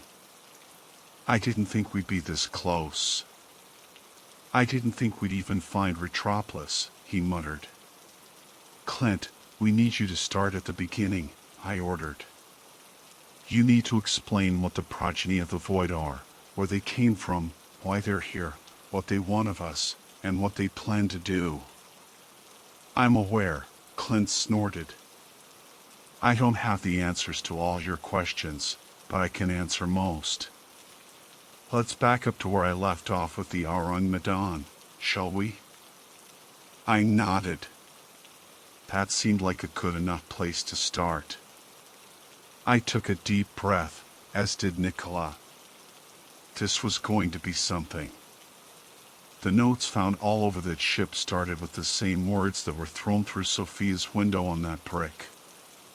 But unlike that note, The ones on the Orang Medan continued on. The age of Anthrodynia begins when the children of the blue planet pay the price for war. The joy of the sun will come 10 years later, the people muttering fervid glory sayings. Nicola and I looked at each other and back at Clint, who then chuckled without a lick of humor on it. I know. It didn't make much sense at the time. The sailors managed to save many of the notes when they left the ship, but the ship itself sank to the bottom of the ocean after an explosion. But then came the Cuban Missile Crisis. That was when we started receiving messages. Clint sighed and looked at the ceiling for a moment. At least once a month in the months and years after the Cuban Missile Crisis, we had a message come in. The details in them were scant, but we've managed to get a few. As far as we can tell, the progeny of the void have existed for billions of years. There are speculations that they're the first sentient species to ever have emerged in the universe. They call their home planet Yestersol. We don't have the slightest clue as to what they look like, but one thing I can say is that the notes slowed down after the Berlin Wall came down and the USSR broke apart. They slowed down from once a month to once every couple of years. Did they ever pick back up? I asked. Clint chuckled mirthlessly again. They began picking back up once a month ever since the events of one certain Tuesday morning in September of 2001. Right away, I knew what he was referring to. Whatever these beings are, one thing is clear. They're watching us, and they respond to us with an increased frequency when we humans become terrible to each other. In fact, I doubt the Orang Medan was the first time they made themselves known to us in some strange way. At that, my heart clenched. That couldn't have been a good thing. Any suspicions as to when the first one might have been? Nicola asked. That's kind of impossible to say considering how long human history is. The first we've managed to connect to them in recent history was the Tunguska event. Heard of it? I nodded, but Nicola shook her head no. In 1908, a mysterious explosion happened near the stony Tunguska River in Siberia. There aren't any known human fatalities thanks to how sparsely populated the area was, but here's the strange thing about the official records. No official expedition to the area took place until a decade had passed. Why not? Nicola asked. It was only 6 years before the outbreak of World War I and later then Russian Revolution. At least that's what people surmise now. And the best guess that scientists give for what it was is that a meteoroid exploded over the area or an airburst happened. There's a reason for both of those, as the records have largely been purged. That gave me pause. Didn't Clint just say this was the first event essentially confirmed to be tied to the progeny of the void? There were records that escaped the records purge, Clint continued before I could say otherwise. One of them was a simple paragraph, the same one that Sophia received through her window. Apparently, it had been in the hands of a local villager not too far off from where the Tunguska event happened.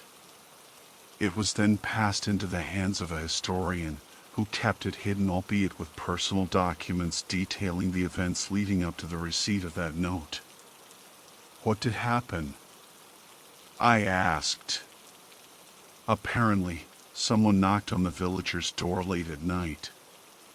When the villager opened it, there wasn't anyone there, but there was a piece of paper underneath a rock. You can imagine what it said. I ducked my head for a moment and then looked back up at Clint. Have there been any other incidents tied to the progeny? I asked. I already knew that there would be, but I couldn't help myself from asking anyway. The Dyatlov Pass incident is another notable one, Clint said as he nodded. 9 experienced hikers and skiers were found dead in the Ural Mountains. 2 of the bodies were emitting radiation, and 1 of the bodies was found with the tongue missing. Just like with Tunguska and the Orang Medan, a note describing a brief history of tomorrow was found. And just like with Tunguska and the Orang Medan, any mention of the note or a brief history of tomorrow were either erased or classified. Even the highest levels of the governments of such countries as Russia, China, and the United States have no clue about the notes. I took a breath, as did Nicola. This was a lot to take in. Indeed, this entire experience has been a tough one to deal with. Maybe my boss was right and Nicola and I are schmucks. But as soon as Clint said that last sentence, I paused. Wait, then how did you see it? I asked. For that matter, then how did I see it? Clint was the one to take the deep breath this time. This is where the Black Bubble Forum comes into play. You see, the people I work for aren't a government agency. Rather, we work with the government. We work with many governments, for that matter. Our job is to protect the world and the people living in it from the things that governments either can't or won't deal with. But sometimes, things go wrong and threats slip through the cracks. Nicola and I tensed up. I didn't like where this was going, and from the looks of it, neither did she. The Black Bubble Forum is one of the websites operated by the progeny of the Void. It's what they use to find people tired of how terrible people are to each other. It's often hit or miss, as most people who visit it don't have the nerve to reply to any of the posts, but they've still managed to find enough of them. That's how Retropolis came to exist as far as we can tell. Well, that explains something. Nicola did tell me she visited the Black Bubble Forum once when she was in college. But as far as I can tell, she never replied to any of the posts. No wonder she was confused as I was. I looked around the concourse and back at the map. My heart sank. The people accompanying us had guns in their hands, and they also had several magazines of bullets on their bodies. So what happens now that we're here? I asked as I stood up, making sure to stretch out my legs to wake them up. Clint and Nicola followed suit. Clint opened up his backpack. He reached inside and then handed me and Nicola a handgun along with a couple of magazines of bullets. We need to contain the threat. And trust me, we have a showdown coming. At that, Nicola started shaking. She quickly glanced around the concourse, her face pale. It was obvious that she had never fired a gun before. Neither have I, for that matter. I don't know if I can do this, but it looks like I don't have much choice in the matter. Update, my heart is pounding out of my chest. I received another text. It said, the sacred complex offers respite. I don't think it's meant as a good thing. Here's to hoping nothing insane happens. It took us an hour and a half to get close to the sacred complex, and I couldn't help but jump a few times. Clint and others jumped along with me. We heard what we thought was a baby crying a couple of times, only to find that there was nothing there. We pressed on. After all, we had a task ahead of us. The walls of the place seemed to have been staring me down the entire time. I wasn't the only one who felt that way, as Nicola, I noticed, was quickly darting her eyes around as well. She was still pale, and she kept needing to wipe her hands against her pant legs. "You okay?" I asked. She nodded. "I will be." Only for her to wipe her hand against her leg yet again. I continued looking around, my gun securely in my hands. There was no way that I or anyone else would believe her, but that wasn't a priority. We arrived at yet another junction and examined the map that was on the wall near it. After doing so, we started walking down the hall. Out of nowhere, and we gasped as we did it, the walls changed colors. It changed from a white and gray that we had seen throughout the complex up to that point to an iridescent black. It reminded me of the logo on that forum. And yet we could still see just fine. "Stay near me," Clint ordered. Not that he needed to say that. I didn't have any clue as to what else to do. Suddenly, the lights went out. Nicholas screamed along with a couple of soldiers. I let out a yelp when something crashed next to me. The lights came back on to reveal that the walls were switching between white and gray and iridescent black. After a moment or two, I looked at the place where I heard the crash. It was yet another brick with yet another piece of paper attached to it with rubber bands. This time, I wasn't exactly eager to pick it up. I and everyone else just stood there staring at it. Every last one of us was hesitant to so much as touch the damn thing. "Well, go on. Pick it up." The voice sounded like how it does when you hear it while you're underwater. Except it also sounded like a mother baby talking her toddler. But most of all, it didn't sound like it belonged in a place like this. I and everyone else slowly turned around towards the junction we had just passed through, and we gave a second collective gasp. There were several figures standing in the junction, each of them dressed in what appeared to gray hoodies and gray sweatpants. Their hoods were hiding their faces, their hands either in their pockets or behind their backs.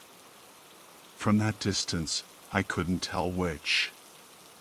"Welcome, Pilgrim Sophia and Nicola. Make yourselves at home."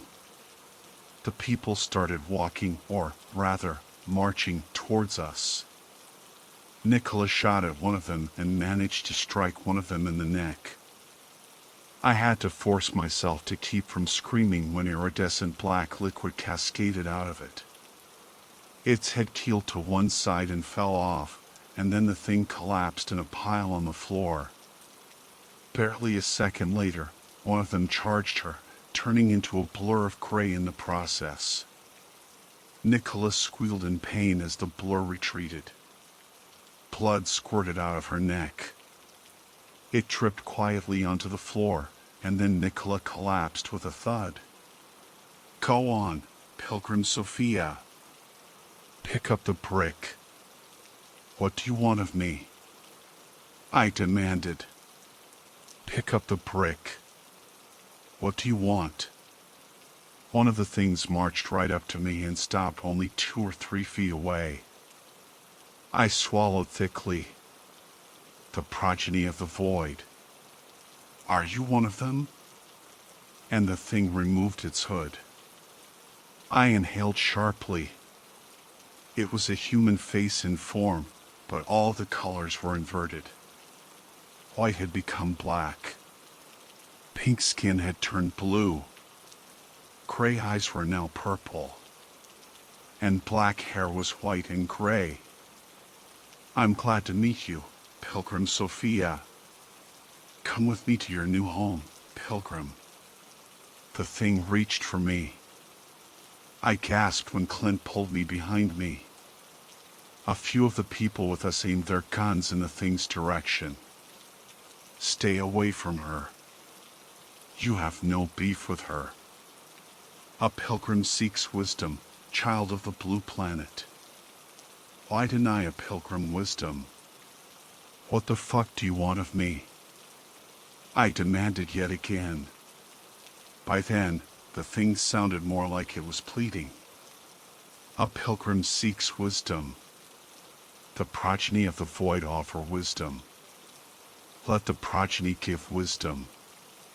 The thing attempted to march towards me again. This time, One of the people around us pushed me and Clint out of the way and fired a shot. "Stay away from me," I yelled. The thing squealed in a mix of what sounded like a malfunctioning power line transformer and an entire ward of newborn babies screaming at the top of their lungs.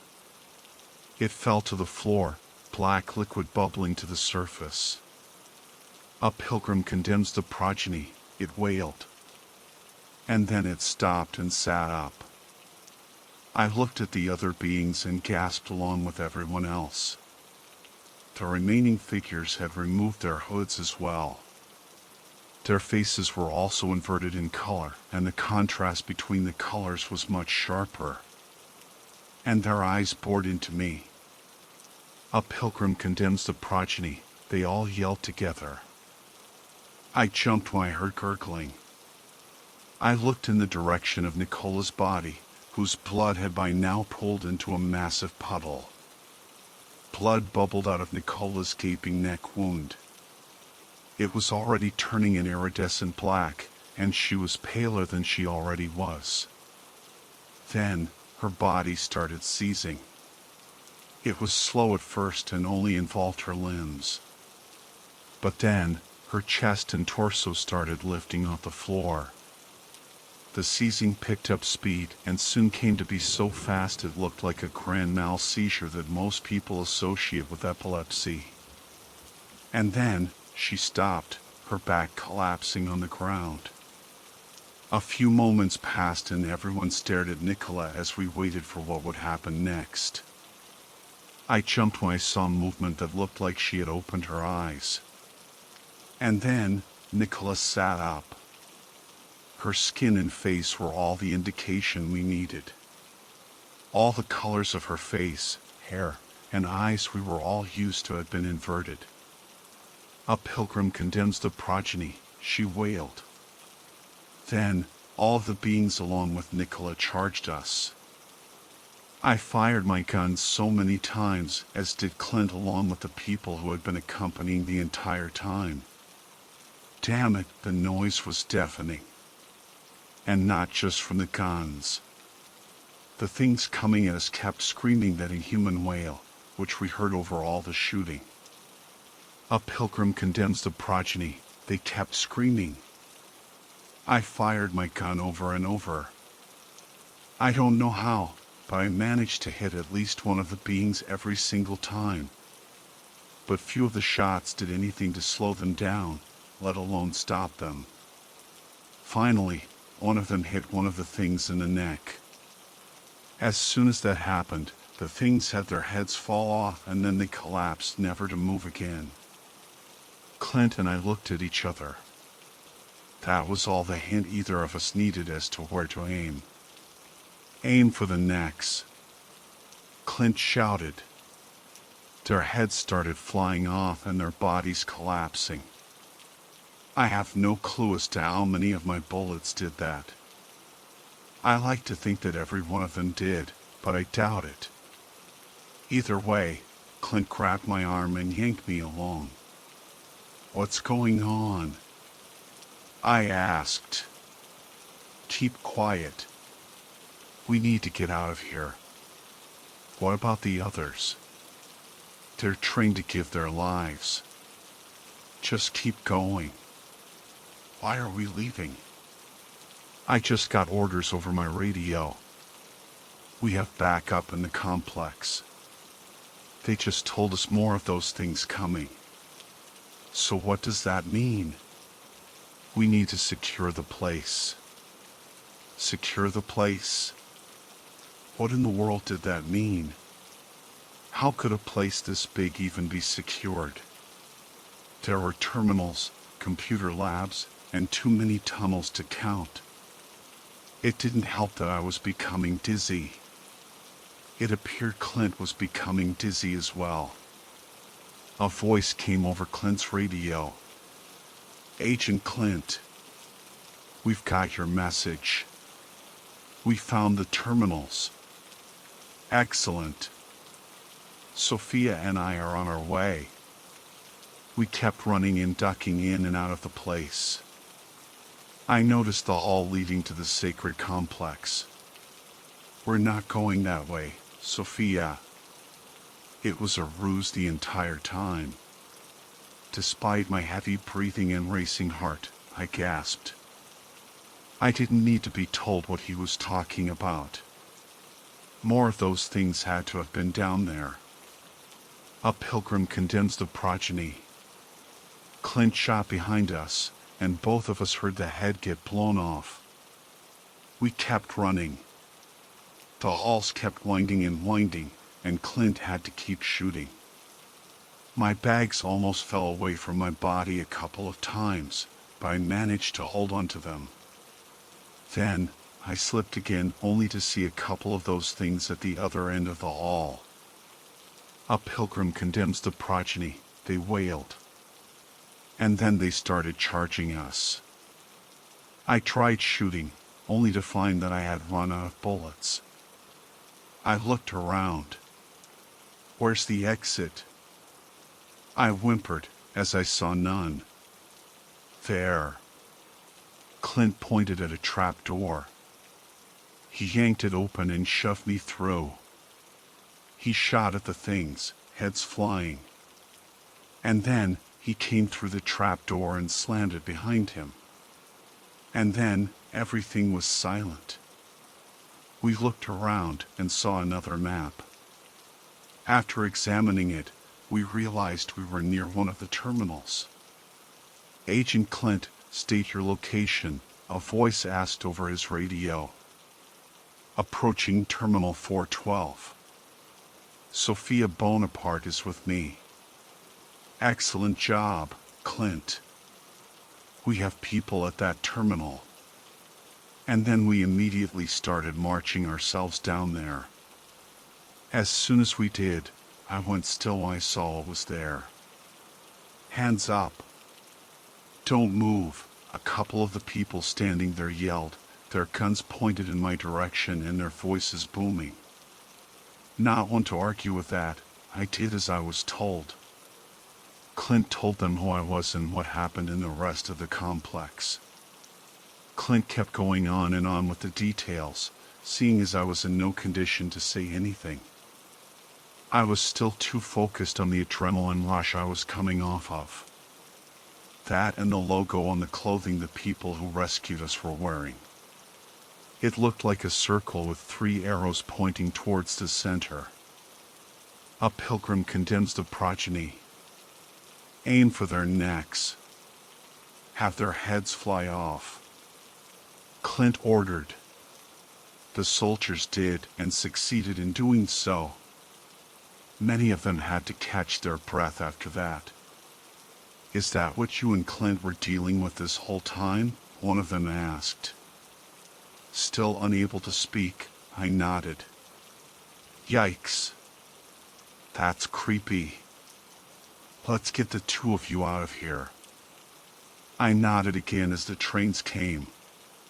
A couple of teams stayed behind to secure the place, but I and a couple other teams were on our way out. I couldn't help but smile at the thought of that. What do you propose we do with her now? Clint asked. We still need to debrief her about all this. Let Sophia rest first. It's a rather sudden introduction to the anomalous. Any idea where we're going? I asked. Our headquarters in Washington, D.C., Clint said. You did well. Most people in your position struggle with making sense of the progeny of the void. Most people also don't get involved in containment, one of the others around us pointed out. You excelled when you were introduced to it as well. At that, Clint chuckled. What happens to the complex I was in? I asked. That's for HQ to decide once we've neutralized the progeny that infest it. And with that, I was basically ordered to get some rest and relaxation. We made it back to Anchorage, where we bought our tickets to Washington, D.C. We've been waiting for the flight for a while, but it gave me a chance to type all this up. I'll have to wait until we've gotten to their HQ before I'm debriefed. I have no idea what these people are going to tell me. But if there's one thing I can say, it's this. Something tells me I was wrong to regret stumbling on that dark web forum. Okay, so, this is gonna sound totally insane, but I swear on my life it's all true. This isn't some friend of a friend's story. This actually happened to me, and I'm still trying to figure it all out. I'm posting this here because I need to tell someone, but I don't want it getting back to me, hence the throwaway account. So, it all started about 2 months ago. My girlfriend, Sarah, and I were completely burned out on the city. We live in Chicago, and don't get me wrong, I love the buzz, but sometimes you just need some air that doesn't smell like car exhaust and desperation, you know? We figured we'd rent a cabin somewhere, get back to nature, just totally unplug. No work emails, no doom scrolling, no YouTube rabbit holes. Just us, some books, maybe a jigsaw puzzle, and a few bottles of wine. Sounds perfect, right? Yeah, well, that's where I messed up, big time. I've been hearing about this dark web thing for years. You know, the Tor browser, those weird .onion links, the forums where you can supposedly buy, like, anything illegal. Honestly, it never interested me. Seemed like a one-way ticket to jail, if you ask me. But then I stumbled on this Reddit thread, an AMA with a guy who claimed he used to be a dark web admin. People were asking him all the usual questions about drugs and guns and whatever, but then someone asked if there was anything normal on the dark web. And the guy said yeah. He said people sell weird antiques, rare books, even rental properties, cabins and cottages so remote, they're not even on Google Maps. Now, I know what you're thinking. Why not just use Airbnb like a normal person? And you're right, I should have. But something about renting a place that was off the grid, like really off the grid, just sounded cool. Plus, everything on Airbnb was either booked or crazy expensive. I figured, if I could find some quirky little place for cheap, why not? So, I downloaded the Tor browser. It's way easier than you'd think, by the way. You just download it, open it, and boom, you're in this whole other internet. I used DuckDuckGo to search for vacation rentals, and after clicking through a bunch of dead links and sketchy forums, I finally found this site. It didn't have a real name, just a random string of letters and numbers followed by .onion. But, surprisingly, it looked legit. Clean design, categories like beach houses, mountain cabins, desert retreats. I clicked on cabins and started scrolling. Most of the listings were super vague, just a picture of a cabin, sometimes obviously ripped from Google Images, and a description like secluded location, great for nature lovers. But then, one caught my eye. The photo was grainy and kind of crooked, but it looked real. A small, wooden cabin surrounded by trees, with a porch swing and a fire pit out front. The description read, rustic cabin deep in the woods. No neighbors for miles. Perfect for couples or solo retreats. $200 for 3 nights. It even had a contact email, something like cabinretreat7@reacted.onion. I showed it to Sarah. She was skeptical, obviously. Isn't the dark web, like, super illegal? She asked. Only if you're buying, like, weapons or something, I said. This is just a rental. She rolled her eyes but eventually agreed. Fine, she said, but if we get murdered, It's on you. I emailed the address, and within an hour, I got a reply.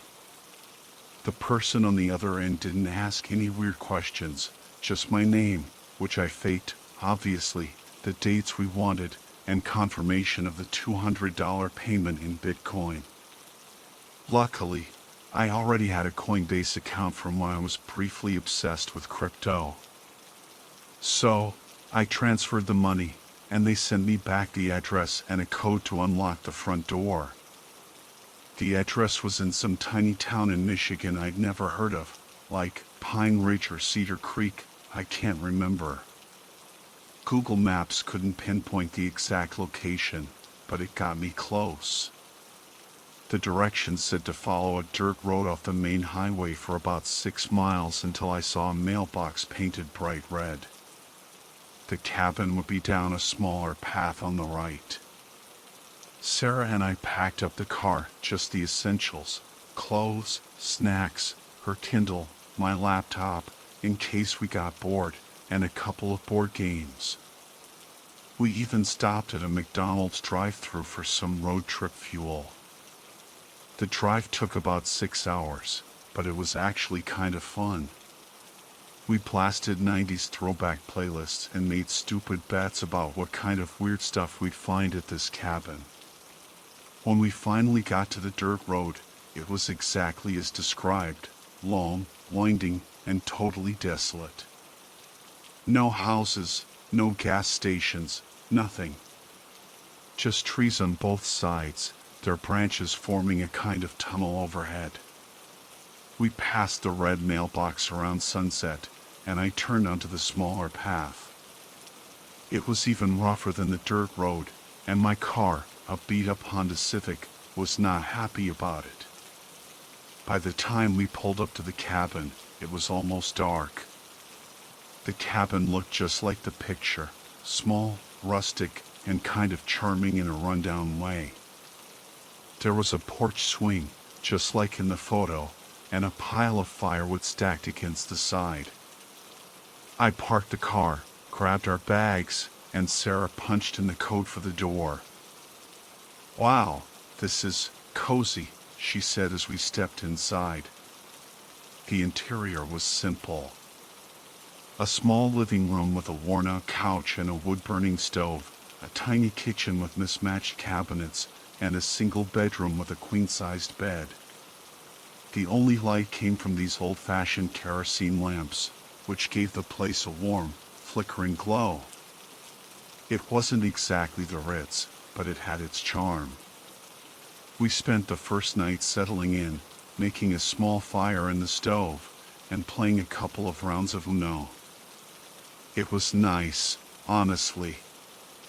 Quiet, peaceful, exactly what we needed. But then, around midnight, things started to get weird. I was in the kitchen, washing out my coffee mug, when I noticed something strange about the floorboards. One of them, near the far corner, looked different, like it had been pried up and put back down. "Hey, Sarah, come look at this," I said, pointing it out to her. "Maybe it's just warped from the moisture," she said, but she didn't sound convinced. I bent down and tried to lift the board, but it wouldn't budge. It was nailed down tight. Still, something about it stuck in my brain. It felt off. Sarah shrugged it off and went to bed, but I couldn't stop staring at that spot. Eventually, I grabbed a knife from the kitchen and started prying at the edges. It took a while, but the board finally came loose. And underneath was a dark hole. A ladder led down into what looked like a basement. "Ah, Sarah?" I called out. She came back into the room, looking half asleep. "What is it?" she asked. I pointed to the hole. "There's a basement." She groaned. "Cool. Don't go down there, or you're sleeping on the porch." I laughed it off, but after she went back to bed, I couldn't stop myself. I had to know what was down there.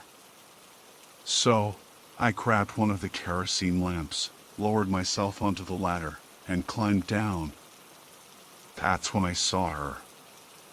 Sitting in a wheelchair, in the middle of the basement, was an old woman. Her skin was pale, almost gray, and her hair was a tangled mess of white.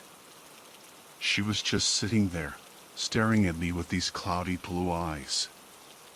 And when she finally spoke, her voice was low and raspy, like it hadn't been used in years. "You are here. After so long," she said. "Now I can finally finish the ritual. And that's where I'll leave this part for now. I know, I'm the idiot who climbed into the creepy basement. But trust me, what happened next was way worse than you think. I'll write up the rest soon. Let me know if anyone's interested." So, there I was, standing in this damp, musty basement, holding a flickering kerosene lamp, staring at this old woman in a wheelchair who just dropped that bomb on me. Finish the ritual? What ritual?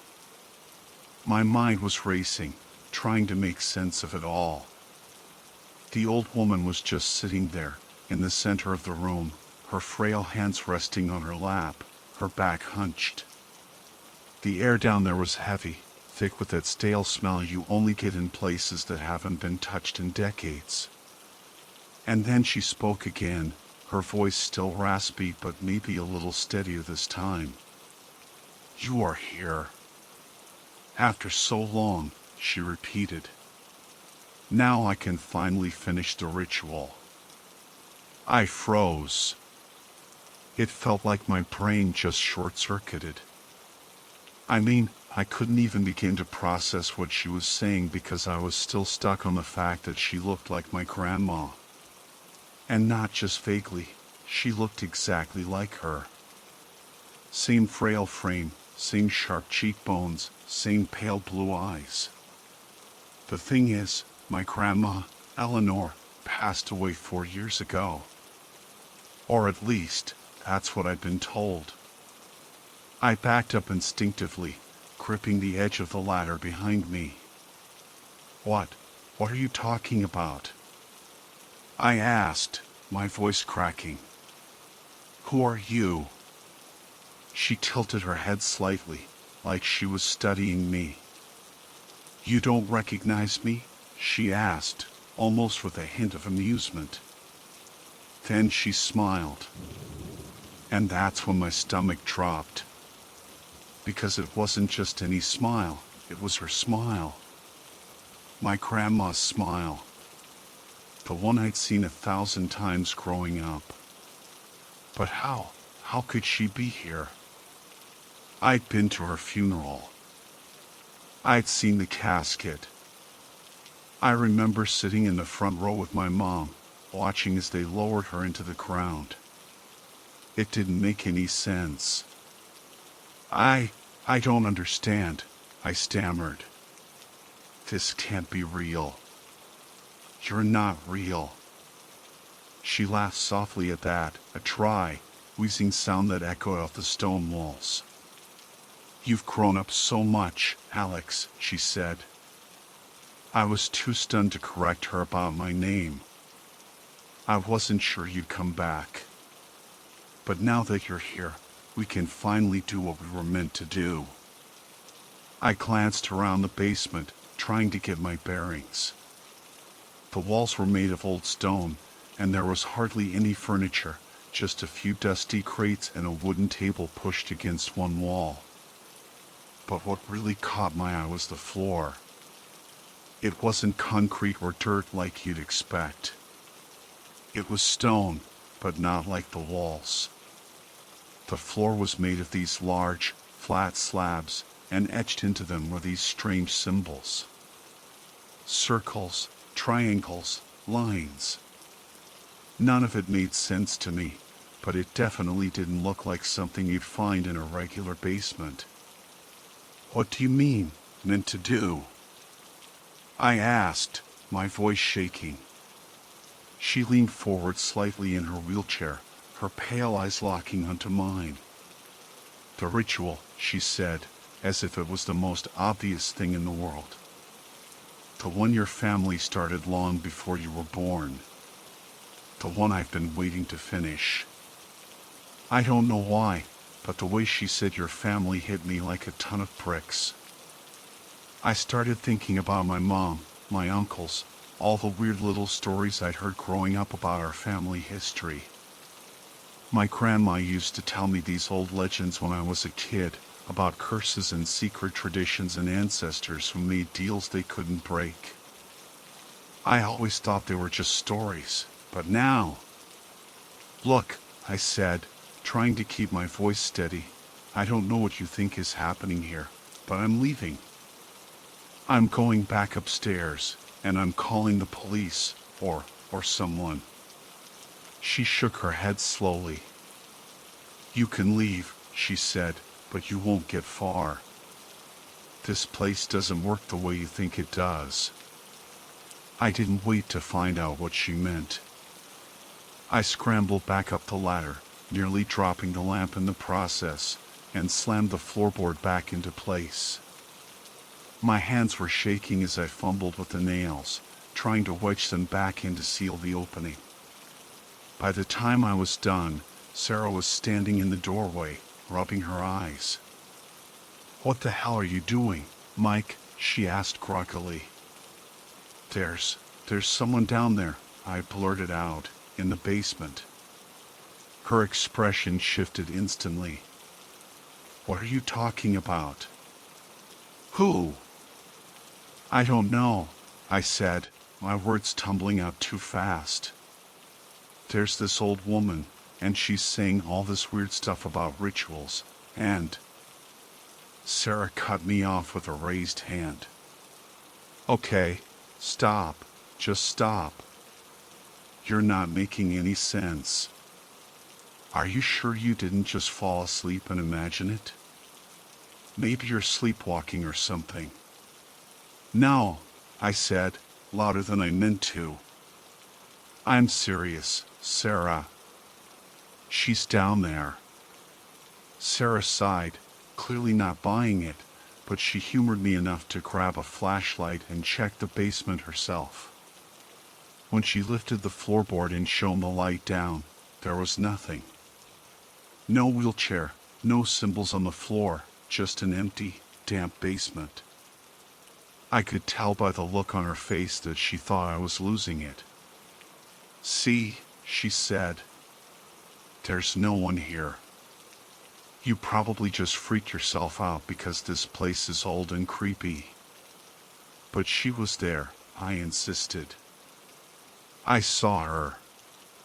Sarah sighed again and put the floorboard back in place.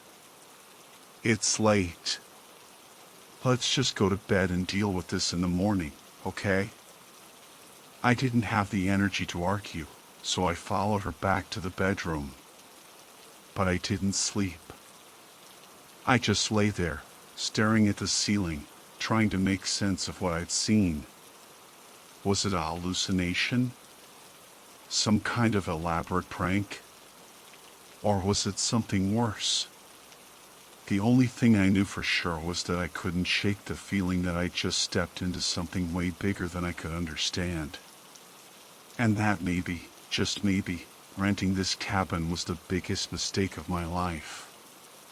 The next morning, Sarah wasn't shy about letting me know how ridiculous she thought I sounded. You seriously think there's a ghost grandma living in the basement? She asked over a cup of instant coffee. Do you even hear yourself, Mike? It's not just that, I said, trying to explain without sounding totally insane. She looked exactly like my grandma, Eleanor. I'm not saying it's a ghost, but there's something going on here, Sarah. Something I can't explain. Sarah rolled her eyes. All right, so let's say it is her, your grandma who's supposed to be dead. Why is she hanging out in some random cabin in Michigan? I don't know. I shot back, frustration bubbling up. But she knew things about our family. She said there was some kind of ritual. That got her attention. Sarah put down her coffee and frowned. What kind of ritual? I don't know, I admitted. She didn't explain. But there were these symbols on the floor in the basement, like carvings or something. They looked old. Sarah leaned back in her chair, considering this. Okay, so maybe someone set this up to mess with you, she said. Like, what if this cabin owner somehow knows your family history? They could have hired an actress or something to freak you out. On the dark web? I asked, raising an eyebrow. You think someone went through all this effort just to pull a prank on two random people who rented their cabin? That doesn't make any sense. Sarah sighed and rubbed her temples. Fine. So what do you want to do? Pack up and leave? Or do you actually want to figure out what's going on? That was the thing. I didn't know. Every rational part of me was screaming to leave, to get back in the car, drive 6 hours home, and never think about this cabin again. But there was another part of me, a stubborn, stupid part, that felt like I couldn't leave without getting some answers. If this really was connected to my family, I needed to know. We'll stay, I said finally. One more day. But I'm going to do some digging. Sarah shook her head but didn't argue. Fine. But if this turns into some Blair Witch situation, I'm blaming you. The first thing I did was call my mom. I didn't want to tell her everything, especially not over the phone, but I figured she might know something about the cabin or the symbols I saw. Hey, Mom, I said when she picked up. Quick question for you. Did Grandma Eleanor ever mention anything about a cabin in Michigan? She hesitated. Michigan? No, not that I remember. Why?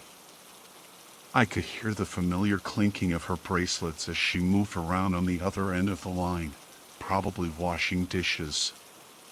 Just. Sarah and I rented this cabin, and it's kind of weird.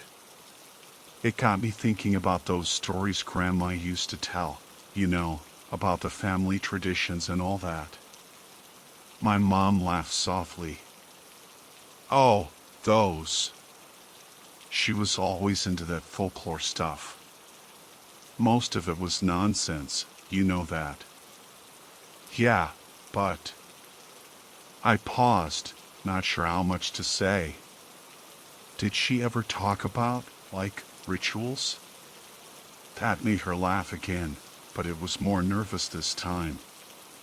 Well, sure, she had all kinds of superstitions. She used to say our family had some kind of, I don't know, connection to the old ways, whatever that means. She said her grandmother, your great-great-grandmother, was part of some group that practiced the old traditions. But I always assumed she was just telling stories. Did she ever say what the traditions were? I pressed. No, my mom said, just fake stuff about nature and balance and, I don't know, rituals to keep things in order. Honestly, I never paid much attention. Why are you asking about this anyway, Mike? I hesitated again. No reason. Just curious. We hung up a few minutes later, but I couldn't stop thinking about what she'd said. The old ways. Traditions to keep things in order. It sounded crazy, but what if there was some truth to it? What if my family really had been part of something bigger, a tradition or a belief system that had been passed down for generations? And what if this cabin was somehow connected to it? Sarah and I spent the rest of the morning exploring the property. The cabin itself was small, but the surrounding woods seemed endless. We found an overgrown path that led to a clearing with a crumbling stone circle in the middle. It looked like it could have been some kind of fire pit, but it was weirdly elaborate, like something you'd see in a historical site. "This place gets weirder by the minute," Sarah muttered, kicking at one of the stones. "I swear, if a cult shows up, I'm out of here." I laughed nervously, but her words hit a little too close to home. The symbols in the basement, the stone circle, the stories my grandma used to tell, it all felt like pieces of a puzzle, but I didn't have enough to see the full picture. That night, after we ate dinner, cold sandwiches and chips, hardly gourmet, I decided to take another look at the basement. Sarah refused to come with me, so I grabbed the flashlight and went down alone. The space looked just as empty as before. No wheelchair, no old woman, no carvings on the floor. But I noticed something I hadn't seen the night before, a small wooden box tucked into the corner under a pile of dusty rags.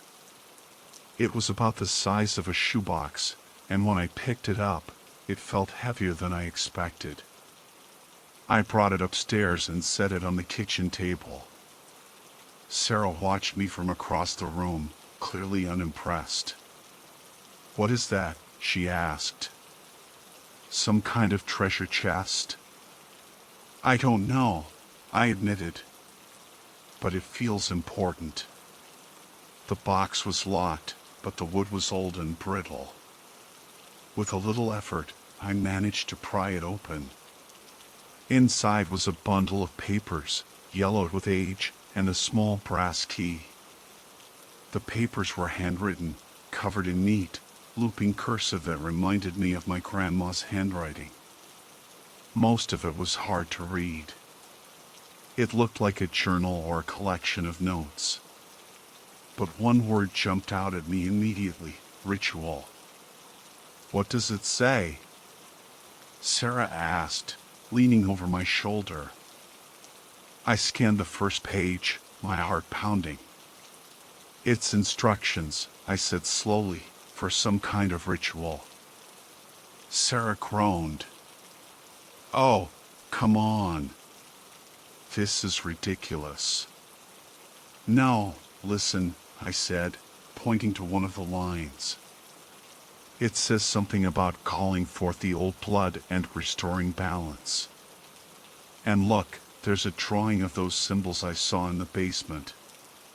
Sarah didn't look convinced, but I couldn't shake the feeling that this was important. The more I read, the more I realized this wasn't just some random journal. It was a record of my family's history, our connection to this place, and to whatever tradition my grandma had been talking about. That's when I found the last page. It was short, just a single line written in bold, jagged letters. "It must be finished." I stared at the journal in front of me, my mind racing as I read and reread that final line: "It must be finished." What has to be finished? I muttered, flipping back through the pages for clues. Sarah was pacing behind me, clearly torn between irritation and concern. "Do you seriously think this is real?" she asked. "Like, really real?" "Because it sounds like something out of one of those bad Netflix horror movies." I didn't respond right away. The thing was, I didn't want to believe it either. But the journal, the symbols in the basement, the old woman who looked exactly like my grandma, none of it was normal. And the more I pieced together from the journal, the more it felt like this wasn't just some coincidence. The journal wasn't long, maybe 10 or 15 pages, but it was dense with cryptic notes and diagrams. From what I could understand, it was written by someone in my family, maybe even my grandma Eleanor herself, and it explained everything. It turned out the ritual wasn't just some harmless tradition. It was a deal. A deal my grandma had made decades ago with someone that the journal only referred to as the Watcher. I know, it sounds ridiculous, but the way it was described, it didn't feel like some made-up story. According to the journal, the deal was supposed to protect the family, bring prosperity to future generations. The price. A soul. Specifically, a soul from someone in the family. I felt a cold sweat forming on the back of my neck as I read that part. A soul? What did that even mean? Did she actually give someone's soul away? And to who or what? Sarah stopped pacing and leaned over the table, pointing to the page I was reading. Wait, hold on, she said. Are you saying your grandma sold someone's soul? Like to a demon or something? I don't know, I admitted. It doesn't use the word demon. It just calls it the Watcher. But yeah, that's what it sounds like. Sarah let out a sharp laugh, but it was more nervous than anything. Okay, that's insane. Your grandma wasn't some dark wizard or whatever. She was a sweet old lady who baked cookies and told you bedtime stories. That's what I thought, too, I said, flipping through the journal again. But look at this. I pointed to a section near the middle where the writing got messy, almost frantic. It described how the deal was supposed to work. The family would reap the benefits of the Watcher's favor, good fortune, protection from harm, all that, but only if they held up their end of the bargain. The ritual had to be performed every so often, every few decades from what I could tell. And if it wasn't completed, the deal would collapse. And here's the kicker. The journal made it clear that the soul required for the ritual had to come from someone who was willing. Willing? Sarah said, reading over my shoulder. What does that even mean? Who in their right mind would agree to something like that? I shook my head, still trying to process it. I don't know. Maybe they didn't know what they were agreeing to. Or maybe they were tricked, Sarah suggested. Like, what if your grandma didn't tell them the whole truth? That thought hit me like a punch to the gut. My grandma had always been this loving, kind person in my eyes. But if this journal was real, if she'd really made a deal with something as horrifying as the Watcher, then how much of her life had been a lie? How much of our lives had been shaped by this deal without us even knowing? We spent the rest of the day poring over the journal, trying to piece together the timeline. From what we could tell, my grandma had made the deal sometime in the 1940s or 50s, when she was still young. She must have performed the ritual at least once, probably when my mom was a child. But then, something happened. Either she stopped, or she wasn't able to finish it the last time. That's why she was still here. Or, more specifically, why something that looked like her was still here. Okay, Sarah said, setting the journal down with a frustrated sigh. Let's say all of this is true. What happens if the ritual doesn't get finished? Does it even say? I flipped to the final page again, where the writing got even more chaotic. There was a lot of stuff about unleashing chaos and breaking the balance, but most of it didn't make sense. Then I found a line that stopped me cold. Without completion, the Watcher will take back its gifts and claim what is owed. I read it out loud, and Sarah's face went pale. Claim what is owed, she repeated. That sounds bad. Yeah, I said quietly. It does. That night, I couldn't sleep.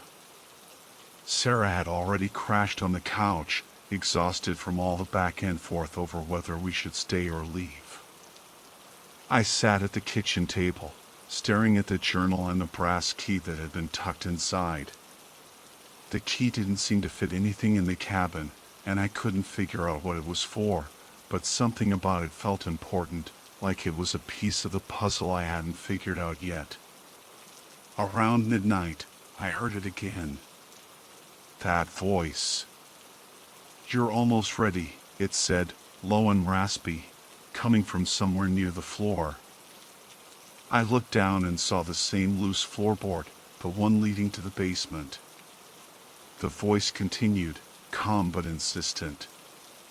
"The Watcher is waiting." I didn't respond. I just sat there, frozen, listening as the voice faded into silence. The journal's final words echoed in my mind. It must be finished. The next morning, I made a decision. I told Sarah we were leaving. "Finally," she said, relieved. "This place is bad vibe central. Let's get out of here before something even weirder happens." We packed up the car and got ready to head out. But before we left, I grabbed the journal and the key. I don't know why, I just felt like I couldn't leave them behind. Something about this whole situation felt unfinished, like I'd barely scratched the surface of whatever my grandma had been involved in. As we pulled out of the driveway and back onto the dirt road, I couldn't help but glance in the rearview mirror. For a split second, I thought I saw my grandma, or whatever she'd become, standing on the porch, watching us leave. But when I blinked, she was gone. The drive back to Chicago was quiet. Too quiet. Sarah spent most of the ride scrolling through her phone, pretending to be distracted by Instagram or texting her sister, but I could tell she was just as shaken as I was. I kept both hands on the wheel, eyes on the road, trying not to think about the cabin, or my grandma, or that voice I'd heard for the second time last night. But the journal was still sitting on the passenger seat, next to Sarah's bag, and I couldn't stop glancing at it. We made it back to our apartment in the city by late afternoon.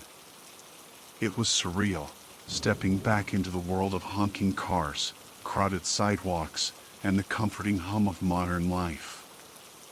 It felt like we'd been gone for weeks, not just 2 days. But even as I unlocked our front door and set down my bag, I couldn't shake the feeling that something had followed us back. For the next few days, I threw myself into researching everything I could about the Watcher. I didn't want to believe it was real, but the more I dug, the more I found threads that lined up with the journal. Folklore forums, obscure occult blogs, even old academic papers, there were scattered references to a being called the Watcher across multiple cultures and time periods. In every version of the story, the Watcher was described as some kind of ancient entity, neither good nor evil, but bound by its own rules. It would grant favors in exchange for sacrifices, but the deals always came with strings attached. Sarah wasn't thrilled about me obsessing over it. "You're just going to drive yourself crazy," she said one night as I sat hunched over my laptop. "Whatever happened at that cabin, we're done with it. We're safe now." "Are we, though?" I asked, glancing over at the journal, which I'd left open on the coffee table. If this is real, if my family really made some kind of deal with this thing, who's to say it's done with us? Sarah didn't have an answer for that. She just grabbed her blanket and went to bed, leaving me alone with my thoughts. The breakthrough came a few days later when I finally figured out what the brass key was for. I'd been going through my grandma's old things, which my mom had boxed up after she passed. Most of it was just sentimental stuff, photo albums, recipes, little trinkets she collected over the years. But then I found an old wooden chest, tucked away in the back of a closet. It was locked, and the keyhole was small and rusted. But when I tried the brass key, it fit perfectly. Inside the chest, I found more journals, dozens of them, all filled with the same looping cursive handwriting. Some of the entries dated back to the 1940s, and they told a much darker story about my grandma's life than I'd ever known. She had made the deal with the Watcher when she was just 18 years old. The entries didn't say exactly why, but it sounded like she'd been desperate, maybe for money, maybe for protection. Whatever the reason, the deal had worked, at least at first. Her life improved, her family prospered, and everything seemed fine. But then the time came for her to hold up her end of the bargain. She tried to complete the ritual once, in the 1970s, but something had gone wrong. The journal entries from that time were frantic, almost incoherent. She kept writing about how the balance had been disrupted, how she'd failed to finish the ritual, and how the Watcher was waiting for her to fix it. Then, in the final entry, dated just a few weeks before her death, she wrote this: "I've run out of time. I can feel it watching me, waiting. But I can't bring myself to do what must be done. I've cursed this family. I only hope someone will have the courage to finish what I could not.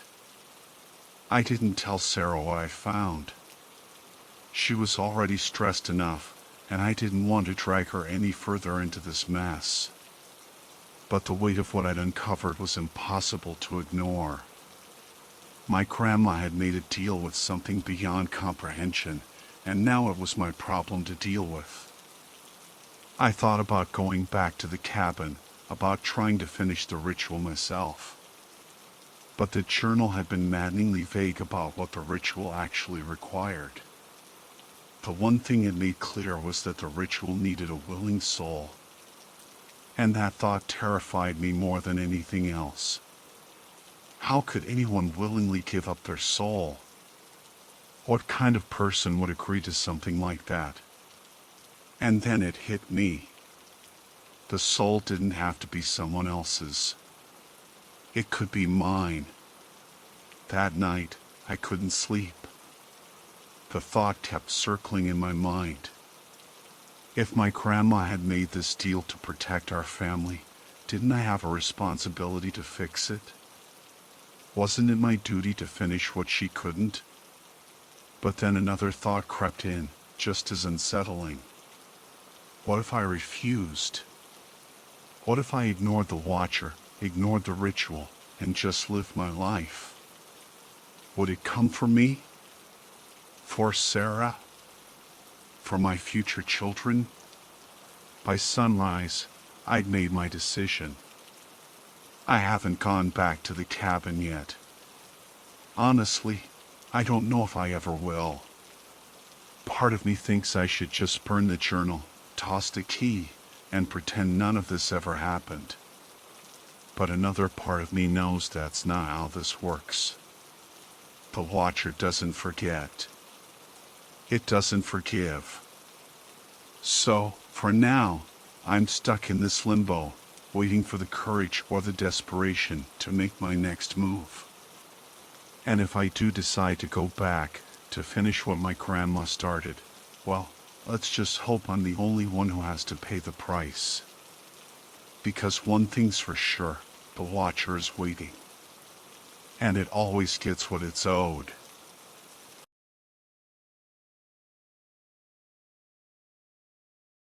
You wouldn't think a background in cybersecurity would land you in anything remotely like a task force.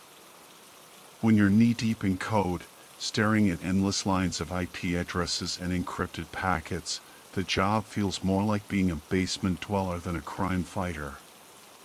But about 6 months ago, I got approached by someone from a government agency I can't name, think 3 letters. And no, It wasn't the FBI. They needed a civilian tech consultant for a special project targeting dark web activities.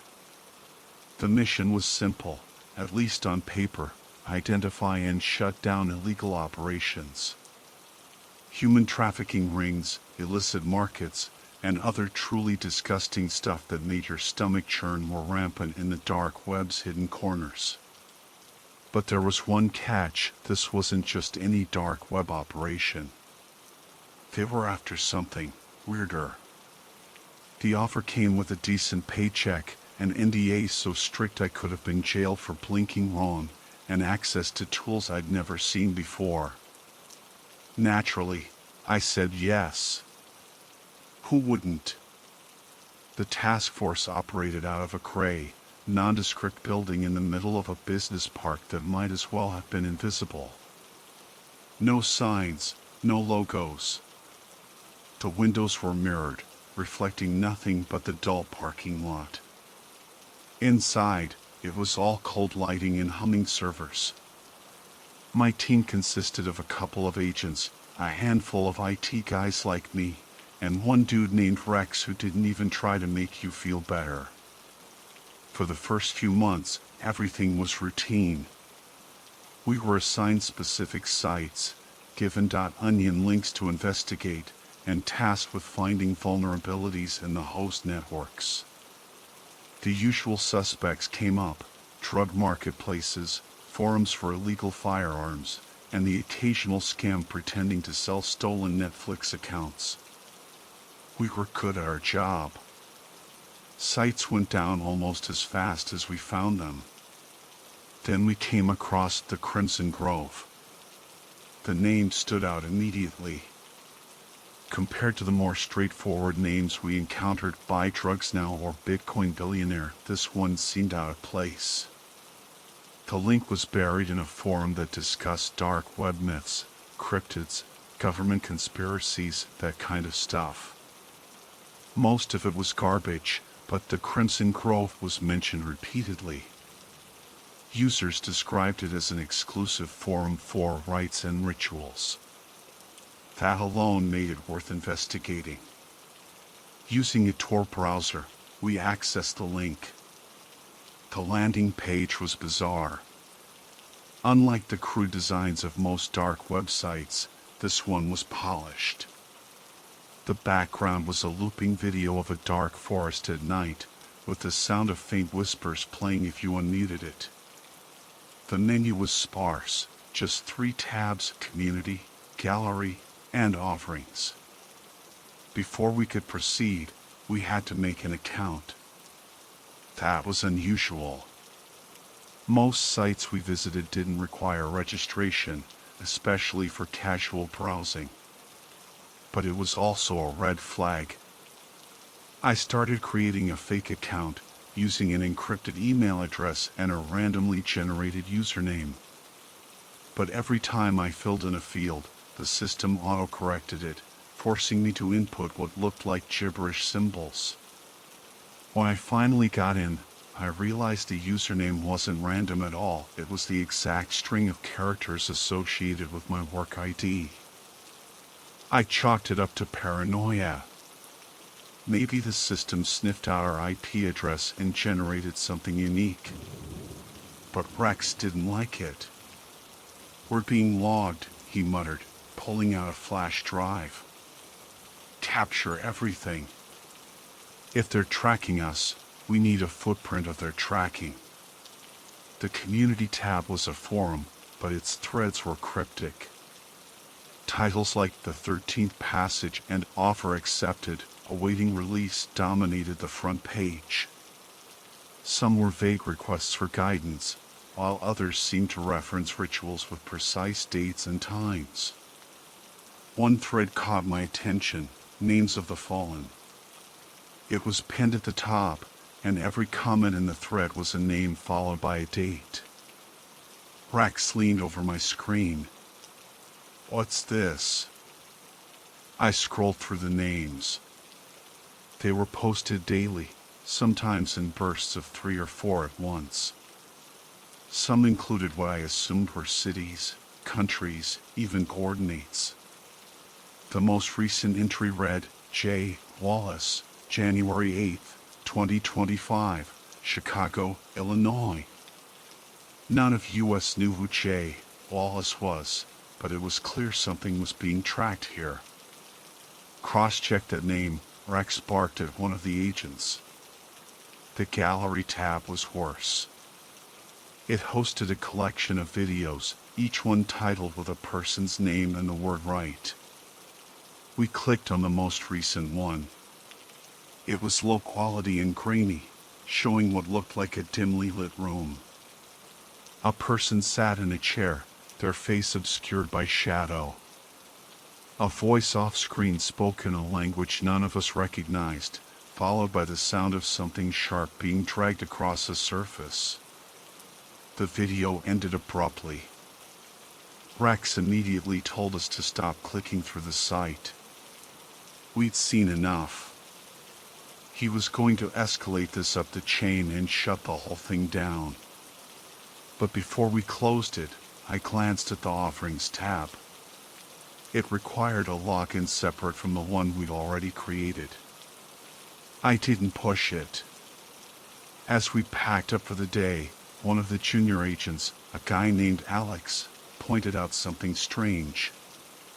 Our internal server, which was air-gapped from the internet, had pinged twice during our session. Rex swore under his breath and ordered everyone to run diagnostics. The flash drives we'd used were wiped before anyone could even look at them. But here's the thing, the name J.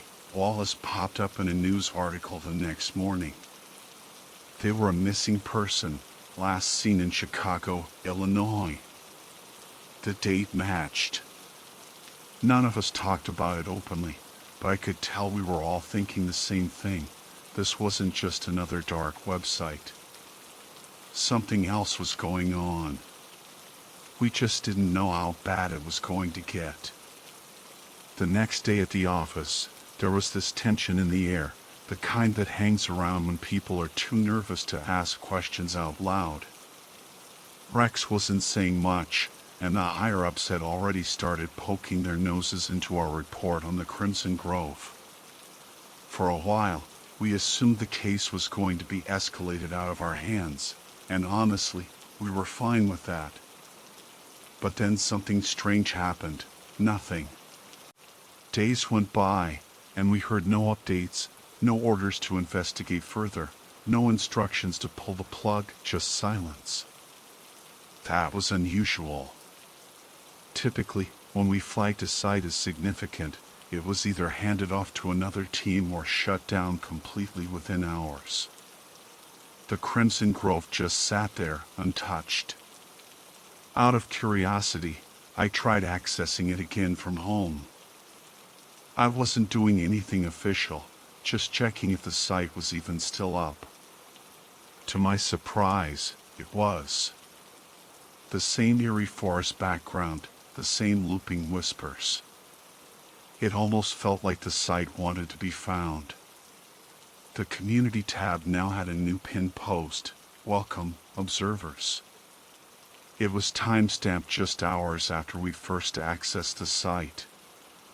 The post contained nothing but a single image, a grainy photo of a dark conference room lit only by a projector displaying a bright white screen. It was our office. I stared at the photo for a good minute, trying to process what I was looking at. The angle wasn't one we'd ever see on our internal security cameras. It was taken from inside the room as if someone had been standing there. But that was impossible. The building was locked down tighter than a vault, with restricted access points and biometric scans at every door. I closed the site immediately. The next day, I debated bringing it up with Rex, but something about his mood kept me quiet. He seemed stressed, more than usual. I overheard him on the phone with someone, using phrases like protocol breach and containment issue. When I finally got a chance to talk to him, he waved me off and said, "Focus on your assigned tasks." Let the big stuff get handled upstairs. Except the big stuff wasn't going away. A week after our initial investigation, one of our junior agents, Melissa, didn't show up for work. She wasn't the type to miss a shift without calling, so Rex tried to reach her. No answer. Later that morning, HR confirmed she'd officially resigned via email. That raised a few eyebrows. Melissa had just been promoted a month ago. Quitting out of the blue didn't make sense. When I checked the names of the fallen thread on the Crimson Grove that afternoon, Melissa's name was there. M. Hayes, January 12, 2025, Seattle, Washington. I didn't tell anyone. What was I supposed to say? Hey, I was casually browsing the creepy site we're supposed to be shutting down, and our missing coworker's name is on their list. That wasn't going to fly. Still, I started keeping track. Over the next few days, more names appeared. Some were familiar, people from other teams in our building. Others were complete strangers. The dates and locations were always specific, but they didn't follow a pattern I could figure out. By now, the Crimson Grove had become an unspoken topic in the office. No one directly mentioned it, but you could tell everyone was thinking about it. A few people even requested transfers to other assignments, citing vague reasons like family obligations or personal matters. It wasn't hard to guess what was really going on. Things took a weirder turn when one of our systems analysts, a guy named Dan, tried running a trace on the site's hosting server. He was one of those guys who thrived on technical puzzles, and he didn't believe in unsolvable mysteries. I think that's why Rex gave him the green light, to keep him busy and maybe get some answers. Dan's preliminary report was strange. The site's IP address bounced through dozens of countries, from Romania to Japan to rural Alaska, making it virtually impossible to pinpoint its origin. That wasn't too surprising for a dark website, but then Dan noticed something else. Every time he tried pinging the server, his own name would appear briefly in the Community tab under a new thread titled Incoming Queries. The threads disappeared seconds later, but he swore they were there. It's like the site's aware of me, he told me, only half joking. He decided to escalate things by running a deep packet inspection. That's when things got really unusual. The moment he started the process, our internal network went down completely. Every monitor in the office turned black, and the lights flickered for a few seconds. When the system came back online, Dan's workstation was locked, and his account had been disabled remotely. Rex was furious. He ordered Dan to pack up and leave for the day, claiming the network failure was just a precautionary measure. But Dan didn't come back the next morning. Like Melissa, he'd officially resigned, this time via a hastily written letter dropped off at the front desk. I checked the site again that night. Dan's name was there, D. Michaels, January 15, 2025, Austin, Texas. It felt like a pattern was forming, but I couldn't figure out the rules. Why some people and not others? Why the specific dates and places? And most importantly, what happened to the people whose names appeared? Rex called an emergency meeting the next day. He told us the investigation into the Crimson Grove was being handed off to another agency. Our team was instructed to stand down immediately, no questions asked. He didn't give a reason, but his tone left no room for argument.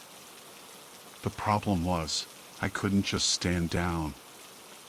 Not after everything I'd seen. And I wasn't the only one. After the meeting, The mood in the office shifted from uneasy to outright hostile. It was like everyone was trying to figure out who would be next to resign. Nobody said it out loud, but we all knew what was happening. The Crimson Grove wasn't just some creepy corner of the internet, it was targeting us. Rex doubled down on his orders to stop investigating. Any mention of the site in our system logs was scrubbed, and he even had the network team block access to Tor browsers on our devices. But you can't just put the genie back in the bottle. The damage was already done. A few days later, I got a message from one of the remaining team members, a guy named Ethan. He was one of the quieter agents, good at his job but not the type to draw attention to himself. His message was short and cryptic, need to talk. Starbucks on 5th, 7 p.m. Don't bring your work phone. I wasn't sure if I should even go, but curiosity got the better of me. When I arrived at the Starbucks, Ethan was already there, sitting in the corner with a laptop that definitely wasn't issued by the agency. "I'm being careful," he said before I could even sit down. "No network tracking, no GPS. This isn't going through their system." "What's this about?" I asked. He turned the laptop around to face me.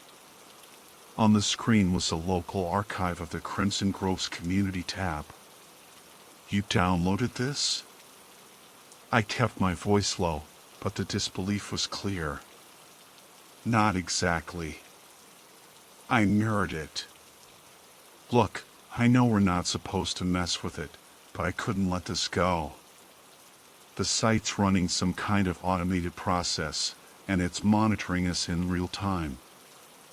I've been tracking it, and it's reacting to what we do." He clicked on a folder labeled Patterns. Inside were screenshots of posts that had appeared and disappeared within seconds, threads referencing specific times, usernames, even IP addresses. Ethan had somehow caught them before they vanished. "Check this out," he said, opening his screenshot. It was a thread titled "The Observer Deadline." The post listed a series of dates, starting with the day we'd first accessed the site. Each date matched one of our teammates' supposed resignation announcements. The list continued into the future, with 3 more dates highlighted. One of them was tomorrow. "Who's next?" I asked, already dreading the answer. Ethan hesitated, then pulled up a text file. "I don't know for sure, but I think it's Carter." Carter was one of the agency's IT guys, a contractor like me. He wasn't even on the team that had investigated the Crimson Grove, but Ethan explained that the site didn't seem to care about direct involvement. If you were even tangentially connected, you were fair game. "You've got to show this to Rex," I said. Ethan shook his head. "My Smith knows." "Why do you think he's shutting us down?" "He's trying to protect himself." That thought hadn't occurred to me, but it made sense. Rex had always seemed more concerned with covering his tracks than figuring out what was actually going on. As we sat there, Ethan's laptop started flashing a notification. New post detected, the Crimson Grove. He clicked it without hesitation, and a new thread popped up. It was titled "Participants Required." The post contained a single line of text, read, January 19th, 2025, San Francisco, California. Ethan's face went pale. Is this live?" I asked. He nodded, closing the laptop quickly. "I think we're done here." I didn't hear from Ethan after that. He didn't show up to work the next day, and nobody could get in touch with him. His name appeared on the Names of the Fallen thread that same afternoon. E. Palmer, January 19th, 2025, San Francisco, California. At this point, I stopped pretending this wasn't personal. The Crimson Grove had escalated beyond anything I'd seen before. If Ethan was right, and the site was monitoring us in real time, then simply being part of the investigation was enough to put you on its radar. But what bothered me most was the question nobody seemed to be asking. Why? Why did this site exist in the first place? Who was running it, and what happened to the people on its list? I decided to do some digging of my own. If the agency wasn't going to stop this, maybe I could at least figure out what we were up against. Using a laptop that wasn't tied to the agency, I accessed the Crimson Grove from a public Wi-Fi network. This time, I didn't browse the tabs or look at the forums. I went straight to the Contact Us section. It was a simple form, asking for a name and message. I typed out a single question: "What do you want from us?" I hit submit, half expecting nothing to happen. Instead, a loading icon appeared, followed by a new page. You already know the answer. Beneath the text was a list of names, my coworkers, myself, and even Rex. Next to each name was a single word: witness. The page refreshed automatically, and the list was gone. I closed the browser, shut the laptop, and walked out of the cafe, trying to process what I'd just seen. Whatever the Crimson Grove was, it didn't just know about us, it needed us for something. But I still didn't know what. After seeing the word witness next to my name on the Crimson Grove, I couldn't ignore the implications anymore. It wasn't just a site tracking us, it was using us. But for what, and why? I didn't know where to begin, but I couldn't let it drop, even if that meant breaking Rex's stand-down order.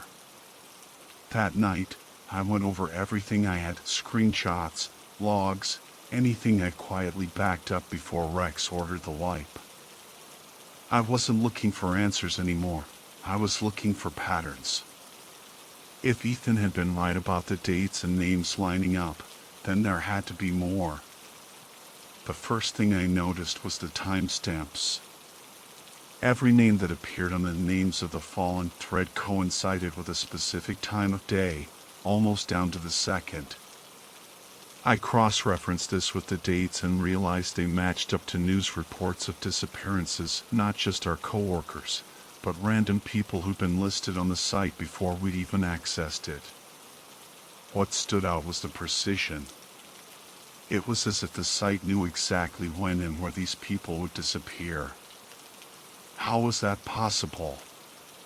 The second thing I noticed was a strange consistency in the locations. Most were major cities, but not always.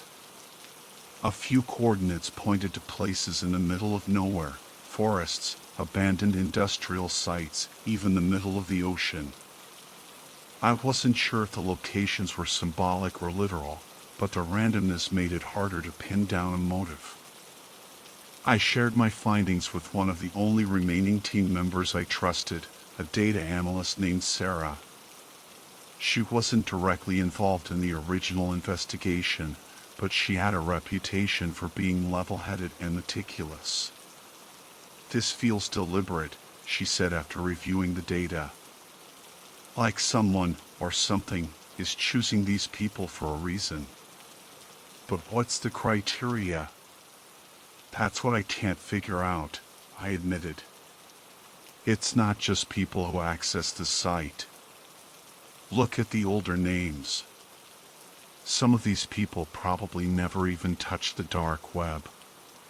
Sarah leaned back in her chair, staring at the screen. "What about the offerings tab? Did anyone get in?" "No," I said. "It required a separate login, and after Ethan, Well, I didn't push it. Sarah frowned. Maybe that's where the answer is. If they're offering something, it might explain why certain people are chosen. We both knew we couldn't access the tab directly, not without drawing attention. But Sarah had an idea.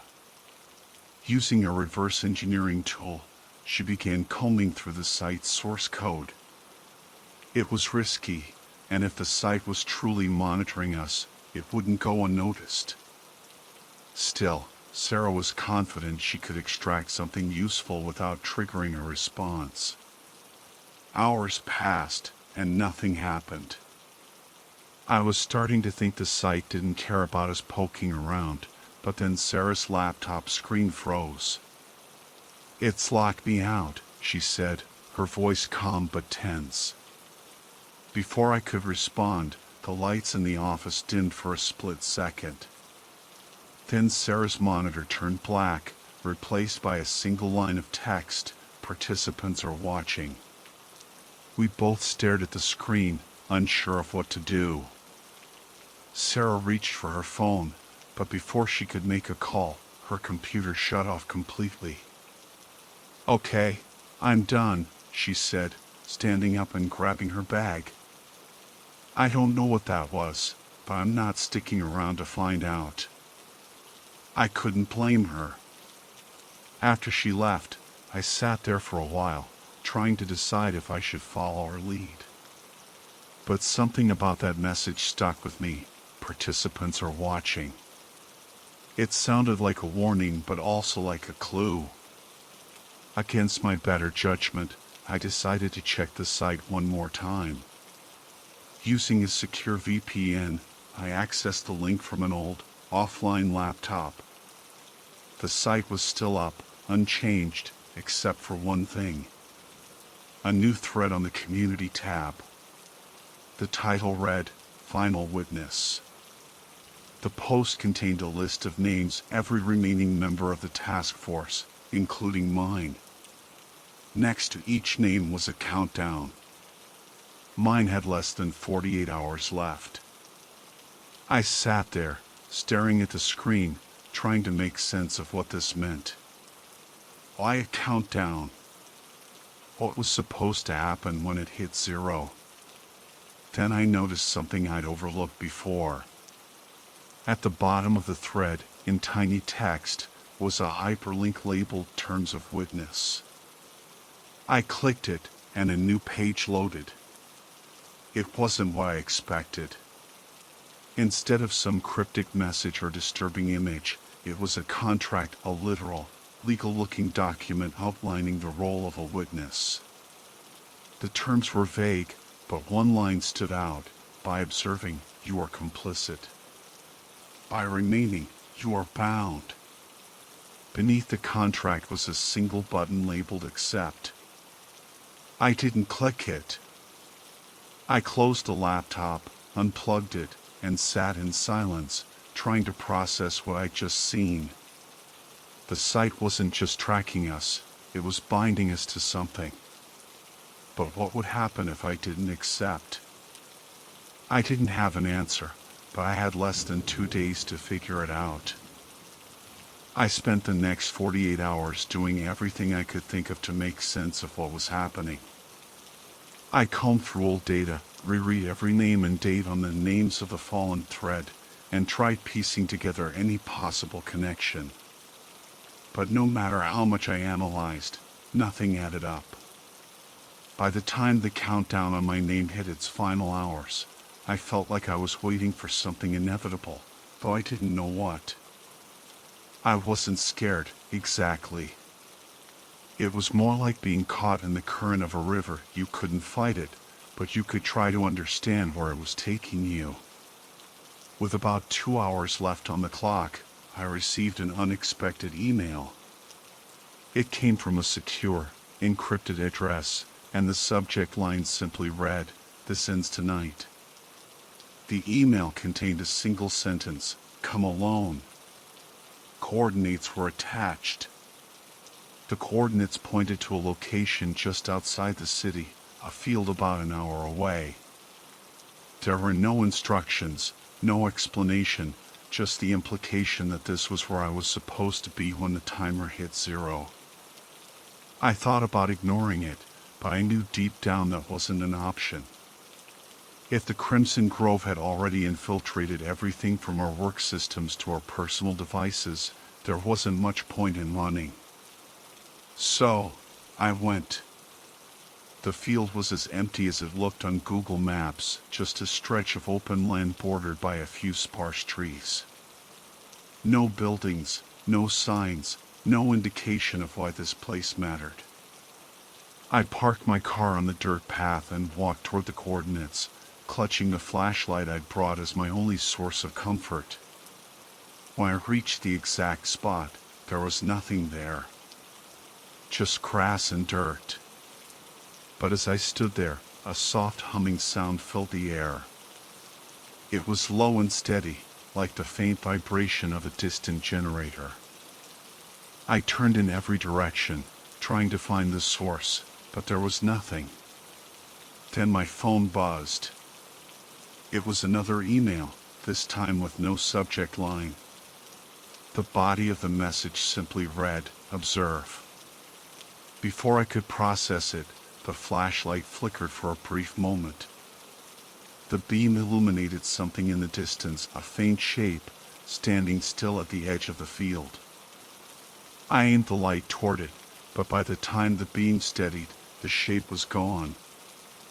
I looked around again, my heart pounding, not out of fear, but because I knew this moment was important. Whatever this was, it wasn't random. The humming grew louder, and the ground beneath me seemed to vibrate slightly. Then, without warning, a bright light erupted from the sky above. It wasn't blinding, but it was intense enough to bathe the entire field in white. And just like that, the countdown hit 0. The light vanished, and everything went silent. The humming stopped. The vibration ceased. I stood there for what felt like an eternity, waiting for something else to happen. But nothing did. When I finally checked my phone, I saw that the Crimson Grove site was no longer accessible. The link now redirected to a generic 404 error page, as if the site had been wiped from existence. The next morning, I returned to work, expecting chaos, questions, accusations, maybe even consequences. But to my surprise, the office was eerily normal. Rex was gone, officially transferred to another division, and the task force had been quietly disbanded. No one mentioned the Crimson Grove. It was as if the entire investigation had been erased. But here's the strangest part. I wasn't the only one who noticed the sudden shift. A few of my coworkers, those who hadn't disappeared, also acted like something was off. Though none of us dared to say it outright, we just nodded to each other in silent understanding, like survivors of something we couldn't explain. I've tried to move on, to pretend it was just another weird chapter in an already strange career. But I can't stop thinking about that night in the field, the humming, the light, the single word in the email, "Observe." I don't know what the Crimson Grove was, who was behind it, or why it targeted us. But I do know one thing, it's not over. Every now and then, I'll catch a glimpse of something out of the corner of my eye, a shadow that shouldn't be there, a flicker on a screen that vanishes when I try to focus on it. And when I check my email, there's always one unread message at the top of my inbox. No sender, no subject, just one word, witness.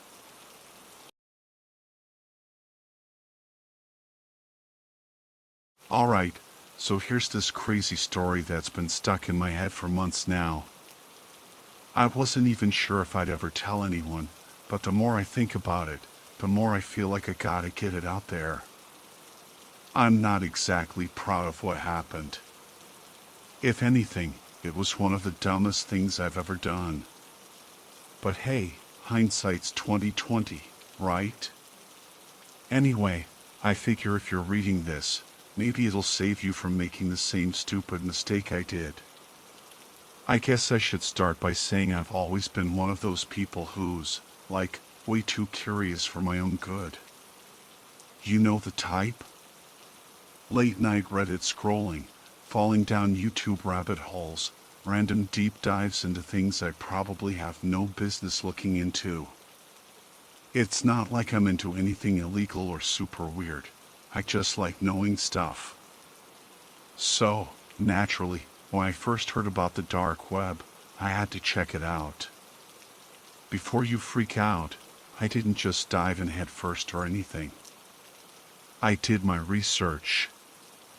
I downloaded the Tor browser, set up a VPN, I'm not a complete idiot, and spent hours reading about what to expect. Most of it was pretty boring, honestly. People like to make the dark web sound like some crazy underworld full of assassins and secret government files, but the reality is, it's mostly scams, weird forums, and sketchy online marketplaces. Still, it fascinated me. I wasn't there to buy anything, I just wanted to see it for myself. That's when I stumbled across the post. It was on a forum, buried deep in a .onion site. The title caught my eye immediately. $2,000 for a simple task, no questions asked. I mean, come on, who wouldn't click on that? The post itself was pretty short. It basically said, if you're good at solving Rubik's Cubes and want to make some easy money, DM for details. There was an email address, too, one of those temporary, encrypted ones. And that was it. Now, here's the thing. I am good at solving Rubik's Cubes. Like, freakishly good. I got into it in high school after watching some guy on YouTube solve one in under 10 seconds, and I guess it just clicked for me. My record's 7.4 seconds, which I know isn't, like, world class or anything, but it's fast enough that people are always impressed when I whip it out at parties. So, when I saw the post, my first thought was, well, that's the easiest $2,000 I'll ever make. I probably should have stopped to think about why someone would pay that much for something so random. But the thing is, $2,000 is a lot of money, especially when you're broke. I'm 24, still living in my tiny studio apartment in Milwaukee. My name is Alex, by the way. And my best friend is Ben. I'm working at a Pizza Hut just to barely scrape by. That money could cover my rent for 2 months, maybe even 3 if I'd budgeted right. So yeah, I emailed the guy. He replied almost immediately. His message was short and to the point, thanks for reaching out. If you're serious about this, I'll send you a cube and some instructions. Complete the task, send proof, and the money's yours. Need your address. I hesitated for a second because, you know, stranger danger and all that. But I figured if things got sketchy, I could always just block him and move on. Plus, it's not like my address was hard to find anyway. I gave it to him, and 2 days later, a package showed up at my door. It was a small cardboard box, about the size of a shoebox, with no return address. Inside was a brand new Rubik's Cube, still in the plastic, and a single sheet of paper. The instructions were typed out in plain, boring Arial font. 1. Solve the cube on camera. 2. Do not edit the footage. 3. Upload the video to the link below. 4. Wait for payment. The link was one of those random .onion URLs. And there was nothing else on the paper. No explanation, no contact info, nothing. It felt a little off, I guess. but at the same time, it didn't seem dangerous. It's a Rubik's Cube. What's the worst that could happen? I set up my phone on a tripod, ripped the plastic off the cube, and hit record. I scrambled it for a bit to make sure it was properly mixed up, then got to work. It only took me about 20 seconds, slower than usual because I was a little nervous, but whatever. I held the finished cube up to the camera, said something like, "Here you go," and ended the video. Uploading it was easy. The link led to a plain black web page with a single upload button. And once I hit submit, a little confirmation message popped up. "Thank you. Payment will be processed shortly." I remember just sitting there for a second, feeling this weird mix of relief and excitement. It was done. I just made $2,000 in less than 30 minutes.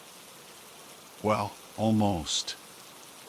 I still had to wait for the payment to come through. But I didn't see any reason why it wouldn't. The guy seemed legit, at least as far as people on the dark web go. The money hit my PayPal account the next day. $2,000. Clean. No weird deductions, no hidden fees, just a straight deposit from some random username I didn't recognize. I was ecstatic. I called Ben and told him the whole story, minus the dark web part, because I knew he'd freak out. "Dude, that's insane," he said. "You seriously got paid for solving a Rubik's Cube?" "Yep," I replied, grinning like an idiot. "Easiest money I've ever made." At the time, I thought that was the end of it. I was wrong. At first, everything seemed fine. The $2,000 stayed in my PayPal account, and I even used some of it to treat myself to a decent dinner. Like an actual sit-down meal, not just the usual Pizza Hut or McDonald's drive-thru. Life went on as normal for the next few days. Work was the same, lots of late-night pizza deliveries to college kids who never tipped. And I was even thinking about splurging on something big, like a new gaming chair or maybe even upgrading my PC. But then weird things started happening. It was little stuff at first, stuff I probably wouldn't have even noticed if I weren't already a bit on edge from the whole dark web experience. Like, one day I logged into my email and saw that my inbox was filled with spam. Not just regular spam, like sketchy ads or phishing emails, but really bizarre, nonsensical stuff. Messages with subject lines like, "Your solution has been received" or "Upload confirmed," with random strings of numbers and letters in the body. I figured it was some kind of glitch, or maybe even a coincidence. After all, I'd used a burner email to contact the Rubik's Cube guy, so it's not like my personal info should have been compromised. Still, I decided to change a few of my passwords, just to be safe. I didn't think much of it after that. Then, 2 days later, Ben called me in the middle of the night. "Hey," he said, his voice sounding way too serious for 2 a.m. "You're not in trouble or anything, right?" I sat up in bed, confused. "What? No." "Why would you ask that?" "Because I just got a notification about you on Reddit. Some random subreddit I've never even heard of. It was tagged with your name, like your actual name. Now, before you ask, no, I don't use my real name on Reddit. I'm not an idiot. My username is some stupid handle I came up with in high school, and it's completely unconnected to my real identity." So, hearing that my name, my actual, full name, was showing up on some random forum, that was unsettling, to say the least. What did it say? I asked. I don't know, man. I didn't click on it. The whole thing seemed sketchy, and I didn't want to mess with it. I just wanted to let you know. I thanked him and hung up, but I couldn't shake the feeling that something was seriously wrong. I mean, how could my name be on Reddit if I'd never used it there? I tried to go back to sleep, but my brain wouldn't let it go.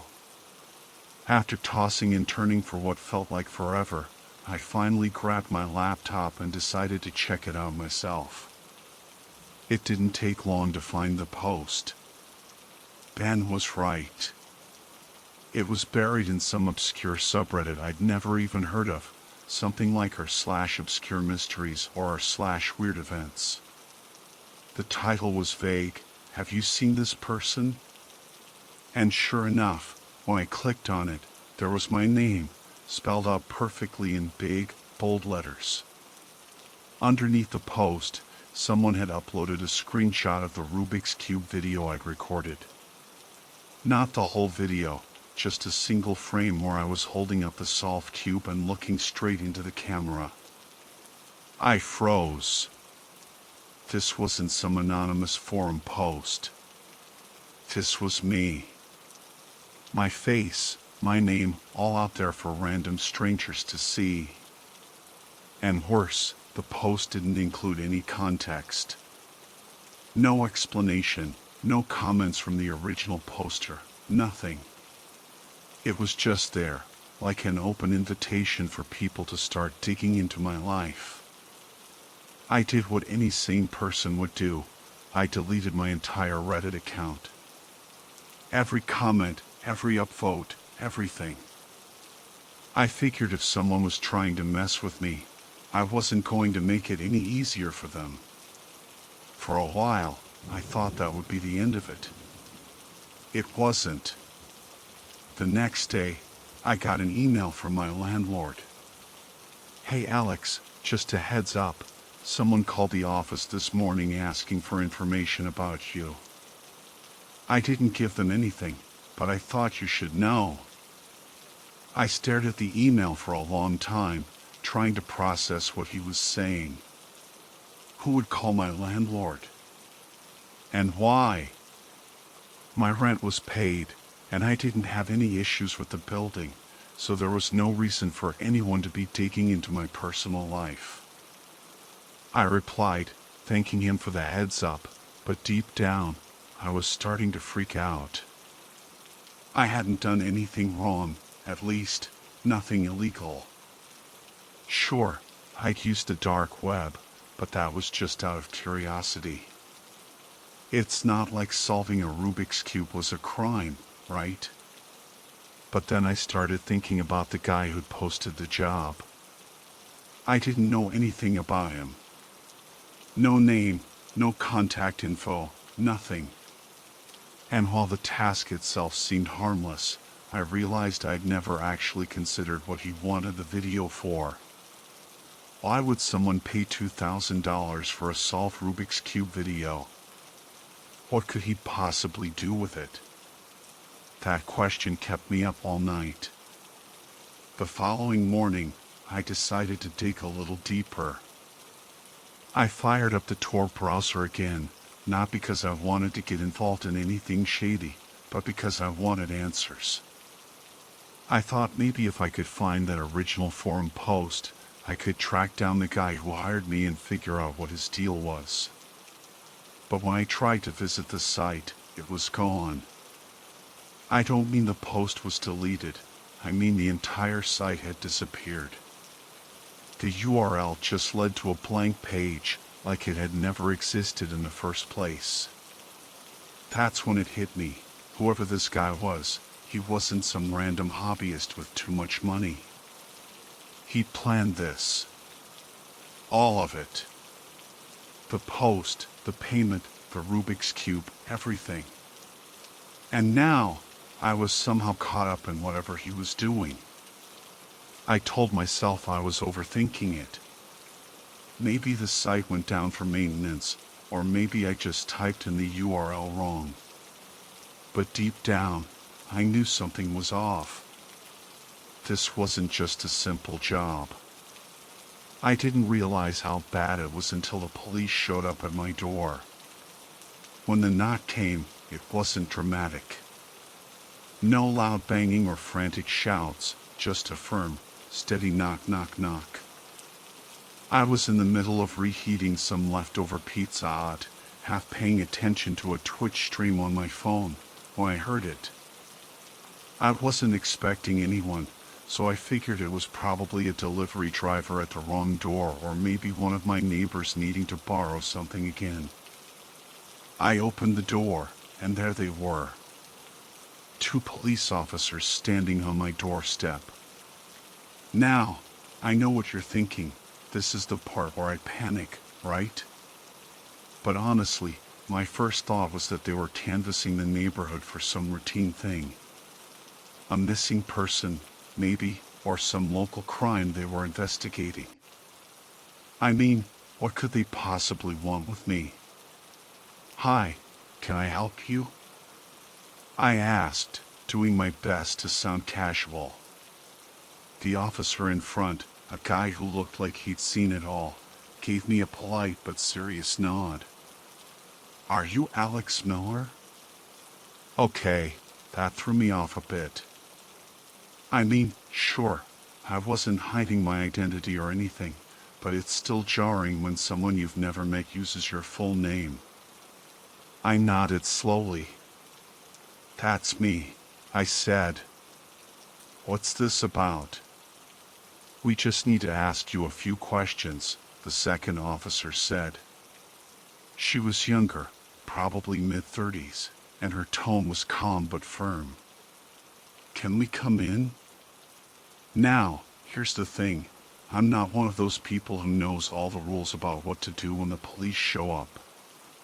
But I've seen enough true crime documentaries to know that letting them into your apartment is usually not a great idea, even if you've done nothing wrong. So I hesitated, glancing back at the messy state of my living room. "Ah, what kind of questions?" I asked, stalling. "It's about a video," the older officer said. "We have reason to believe you might have been involved in an incident that we're investigating." That's when it hit me. The video. The Rubik's Cube. I tried to play it cool, but my stomach was doing flips. "A video?" I said. "I'm not sure I know what you mean." The younger officer reached into her pocket and pulled out a phone. She tapped the screen a few times, then turned it toward me. There it was. The exact same frame from my Rubik's Cube video that had been posted on Reddit. My face, frozen mid-smile, holding up the solved cube. "We just need to clarify a few details," she said. At this point, my brain was racing. I couldn't figure out what was happening. The video wasn't illegal. It was literally just me solving a puzzle. So why were the police here? I stepped aside and let them in, mostly because I didn't want my neighbors overhearing the conversation. The last thing I needed was Karen from 3B spreading rumors about me running some underground Rubik's Cube racket. They sat down on my couch while I stood awkwardly near the kitchen, fidgeting with the hem of my hoodie. "So," I started, "what's this all about?" "I mean, I know the video you're talking about, but I'm not sure why it's relevant." The older officer leaned forward, resting his elbows on his knees. "The video was uploaded to a server that we've been monitoring as part of an ongoing investigation. It was flagged because it matched certain criteria we've been tracking." "What kind of criteria?" I asked, feeling a cold knot forming in my chest.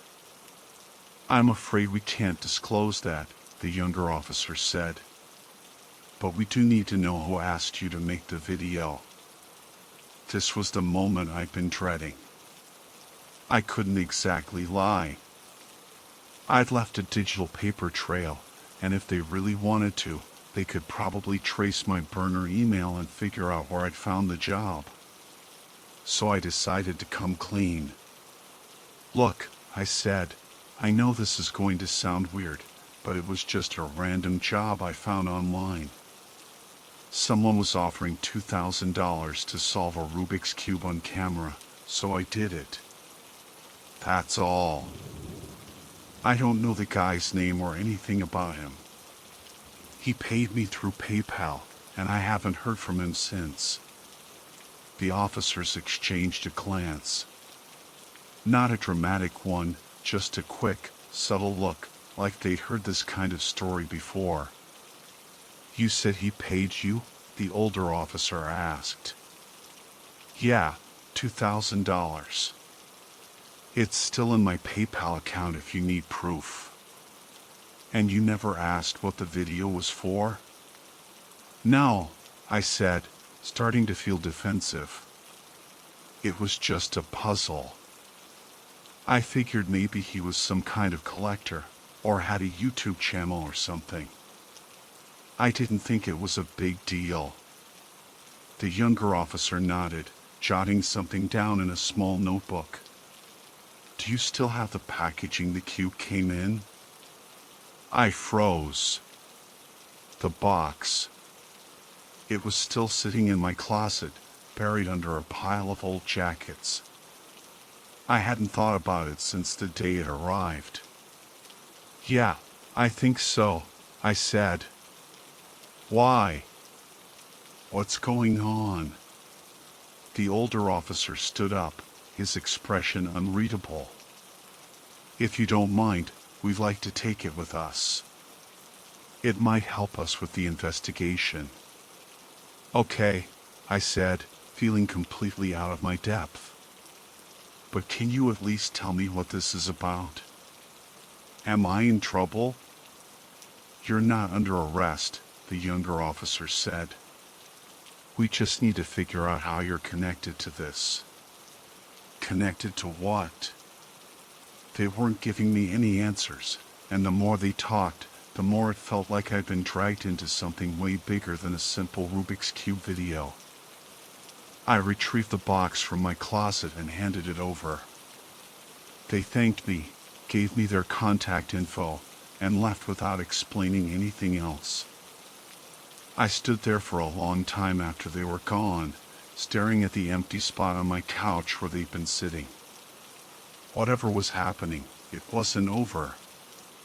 And I had a sinking feeling that I was only starting to understand how deep I was in. I barely slept that night. I wasn't scared, exactly, more like uneasy. It's hard to explain. The police hadn't outright accused me of anything, and they didn't seem overly hostile, but there was this underlying tension to the whole thing that I couldn't shake. I kept replaying the conversation in my head, trying to figure out what I'd missed. What was so special about my Rubik's Cube video that it caught the attention of the police? And why did they want the box? It was just cardboard. I tossed the instructions and packing slip weeks ago, so it wasn't like it contained anything incriminating. At least, I didn't think it did. The next morning, I tried to go about my day like normal. I went to work, dropped off a few pizzas, and scrolled through Twitter during my breaks. But no matter how hard I tried to focus, my mind kept drifting back to the video. I decided to check my PayPal account again, just to make sure the $2,000 was still there. It was. But that's when I noticed something odd. The payment came with a note attached. I hadn't bothered to read it before, honestly. I didn't even realize you could attach notes to PayPal transactions. But now, it stood out like a neon sign. Thank you for your contribution. What contribution?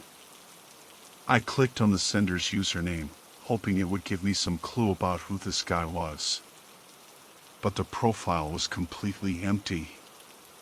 No profile picture, no bio, not even a transaction history. It was like the account had been created just for this one payment. I wanted to let it go, but I couldn't. Something didn't sit right with me. Later that night, I decided to do a little more digging. I opened up Tor again, this time with my VPN set to some random European country, just in case, and tried searching for anything related to Rubik's Cube video, dark web contributions, or even weird PayPal payments. Most of the results were useless, but after an hour of scrolling, I stumbled across a discussion thread on a dark web forum. The title, Puzzles as Keys. I clicked on it. The thread was short, only a handful of comments, but the gist of it was unsettling. Apparently, there was a trend on certain dark websites where people were using puzzles, actual, physical puzzles like Rubik's Cubes, jigsaw puzzles, and lockboxes, as part of some kind of cryptographic system.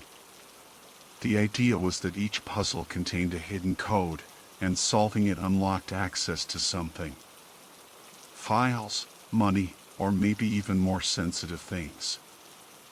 I leaned back in my chair, trying to wrap my head around it.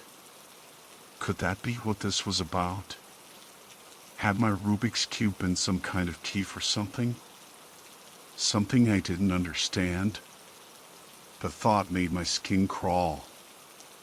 I clicked on one of the comments for more details, but as soon as the page loaded, my screen froze. Then the browser crashed entirely. When I tried to reopen it, the site I'd been on was gone. Just like the forum where I'd found the original job post. At that point, I was done messing around with Tor. I shut off my laptop and spent the rest of the night glued to Netflix, trying to distract myself. But the next morning, things got worse. It started with an email. Not to my burner account this time, it went straight to my personal Gmail. The subject line was blank, and the message itself contained only 2 words, "Stop searching." No name, no sender info, nothing. Just those 2 words. I stared at the screen, my heart pounding in my chest. This wasn't a coincidence anymore. Someone knew what I was doing. Someone had connected my burner account to my real identity. And now they were trying to scare me into backing off. I deleted the email immediately and tried to convince myself it was a prank. Maybe it was Ben messing with me. He'd always had a twisted sense of humor. But deep down, I knew that wasn't the case. Ben didn't even know about the Rubik's Cube, let alone my involvement with the dark web. I spent the rest of the day in a fog, jumping every time my phone buzzed or I heard a knock at the door. But nothing happened. No more emails, no more cops, just silence. I thought about calling the officers who'd come to my apartment, but what would I even tell them? That I'd gone back on the dark web after they'd left, and now I was spooked because someone sent me a vague email? It sounded ridiculous. So I kept it to myself. That night, I got another call from Ben. "Hey, have you seen the news?" he asked, his voice buzzing with urgency. "No, why?" "There's some crazy stuff going down. Apparently, some hacker group's been leaking private data from government servers. It's all over Twitter. People are saying they're using encrypted videos to spread the files." I froze.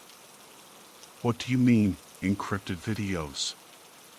"Like, normal-looking videos that actually contain hidden data. They use algorithms or some crap to hide the files so they're impossible to trace." "Why?" "Are you asking?" "No reason," I lied. "But I knew." The Rubik's Cube video wasn't just some weird job. It was part of something bigger, something I didn't understand. And whether I'd meant to or not, I'd played a role in it. I hung up with Ben and sat there in the dark, replaying everything in my head. The job post, the payment, the Reddit thread, the police visit. It all started to make a sick kind of sense. My video wasn't just a video. It was a piece of a puzzle. And somewhere out there, someone was using it to unlock something they weren't supposed to. I should have felt guilty, but mostly I just felt helpless. What was I supposed to do now? The days after Ben's call were a blur. Every time I tried to focus on something, work, watching TV, even just scrolling through Instagram, I'd catch myself zoning out, replaying every detail of the past couple of weeks. I couldn't shake the feeling that something was coming, that the $2,000 I thought was easy money was about to cost me more than I'd ever imagined. And then, it did. It started when I came home from work one afternoon to find a letter taped to my apartment door. It wasn't from my landlord or a delivery service. It was just a plain white envelope with my name written on the front in shaky handwriting. I brought it inside, sat down at my kitchen table, and opened it carefully. Inside was a single sheet of paper, folded neatly in thirds. The message was typed, with no signature or logo, just plain text on a blank page. You have been identified as a person of interest in an active federal investigation. We strongly recommend that you contact legal counsel immediately. Further inquiries will be made at your residence. I read it 3 times, trying to make sense of it. Was this some kind of prank? A scam? But it didn't feel like a joke. The phrasing was cold and formal, and the fact that it was delivered directly to my door, no email, no phone call, no official visit, made it feel deliberate. I flipped the paper over, searching for anything else, but it was blank. Just that one message, vague and threatening, like it had been designed to make me spiral. And it worked. I spent the next few hours glued to my laptop, trying to figure out what was going on. I scoured news articles, Reddit threads, anything I could find about the federal investigation Ben had mentioned. The hacker group was still in the headlines, but none of the reports mentioned Rubik's Cubes, encrypted videos, or anything even remotely related to me. I thought about calling the police officers who had taken the box from my apartment, but I hesitated. What if I was already on their radar? What if calling them made me look guilty, even though I had no idea what was going on? By the time I went to bed, I'd worked myself into a full-blown panic. I didn't know who to trust, what to do, or how to prove I wasn't involved in whatever this was. The next morning, my nightmare officially became real. I was halfway through my morning shift at Pizza Hut when 2 plainclothes agents walked into the store. They didn't make a scene or anything, they just asked my manager if they could speak to me in private. I could feel every pair of eyes in the kitchen on me as I followed them outside, my heart pounding so hard I thought I might pass out. They didn't cuff me or haul me away, which I guess was a small mercy. Instead, they asked me to come down to their office for questioning. They didn't say what it was about, but I didn't need them to. I already knew. The questioning lasted hours. They asked me about the Rubik's Cube video, the payment, and the guy who'd hired me. They asked how I'd found the job, whether I'd contacted anyone else, and if I'd made any other videos like it. I answered everything as honestly as I could, but I could tell they didn't believe me. At one point, one of the agents slid a photo across the table. It was a grainy screenshot of my Rubik's Cube video, just like the one that had been posted on Reddit. Only this time, there was something else in the frame. Something I hadn't noticed before. On the edge of the cube, barely visible, was a tiny sticker. I didn't even remember seeing it when I had solved the puzzle, but there it was, plain as day. The sticker had a QR code on it. "What is this?" the agent asked. "I don't know," I said truthfully. He raised an eyebrow. "You didn't think it was strange that the cube had a QR code on it?" "I didn't even notice it," I said, my voice shaking. "I thought it was just a normal cube." "I swear." The agents exchanged a look. They didn't tell me what the QR code led to, but I could tell it wasn't good. One of them mentioned something about sensitive data leaks, and another said something about international ramifications. I had no idea what they were talking about, but I knew I was in deep. By the time they let me go, I felt like I'd aged 10 years. They didn't arrest me, apparently. They didn't have enough evidence to charge me with anything, but they made it clear that I wasn't off the hook. "You're free to go, for now," one of them said as I stood to leave. "But we'll be in touch." I nodded numbly and left the office, my mind racing. That was a month ago. Since then, I haven't heard from the agents, but I can't stop looking over my shoulder. Every time I check my email, I'm half expecting to see another cryptic message. Every time my phone buzzes, I think it's going to be them, telling me to come back in. I still don't know exactly what I got caught up in, but I've pieced together enough to know it's bad. From what I've read online, the QR code on the Rubik's Cube was probably part of some larger scheme, maybe a way to smuggle encrypted data across borders or something. My video was just one piece of the puzzle, and I was the idiot who handed it over without asking questions. The $2,000 is still sitting in my PayPal account. I haven't touched it. I thought about refunding it, but the account it came from is gone, just like the forum where I found the job. For all I know, transferring it back could make things worse. Every now and then, I think about contacting a lawyer or going to the press, but honestly, I don't even know what I'd say. "Hi, I accidentally helped a criminal organization because I thought I was getting paid to solve a Rubik's Cube." Yeah, that's a great headline. So, for now, I'm laying low. I deleted all my social media, stopped using Tor, and even switched to a new phone, just in case. I know it's probably overkill, but after everything that's happened, I'm not taking any chances. If there's one thing I've learned from all this, it's that nothing is ever as simple as it seems. If a job feels too easy, if the money feels too good to be true, it probably is. And if some stranger on the internet offers you $2,000 to solve a Rubik's Cube, run. Just to clarify, I haven't been contacted by the agents again, and I'm trying to move on with my life. I'll keep you updated if anything changes.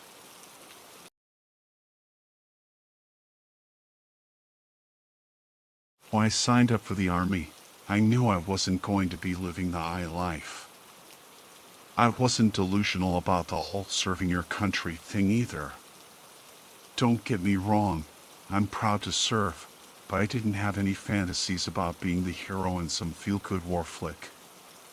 For me, it was a practical decision: the pay, the benefits, and honestly, the ticket out of my dead-end hometown. I didn't have much of a plan after high school, and my recruiter, a smooth-talking sergeant named Miller, made the whole deal sound pretty solid. After basic, which was about as fun as a root canal, I got stationed at a pretty standard base for a couple of years. It wasn't bad. I guess. The routine was predictable, and most of the time, the work was just boring. Occasionally, something interesting would happen, but nothing that would make you do a double take. That all changed when I got my orders for a deployment to some remote monitoring outpost. They called it Raven's Perch. Didn't tell me much, just some vague BS about it being a critical operation. The base was somewhere in Alaska. Not a major city like Anchorage or Fairbanks. This was deep in the wilderness, off the map.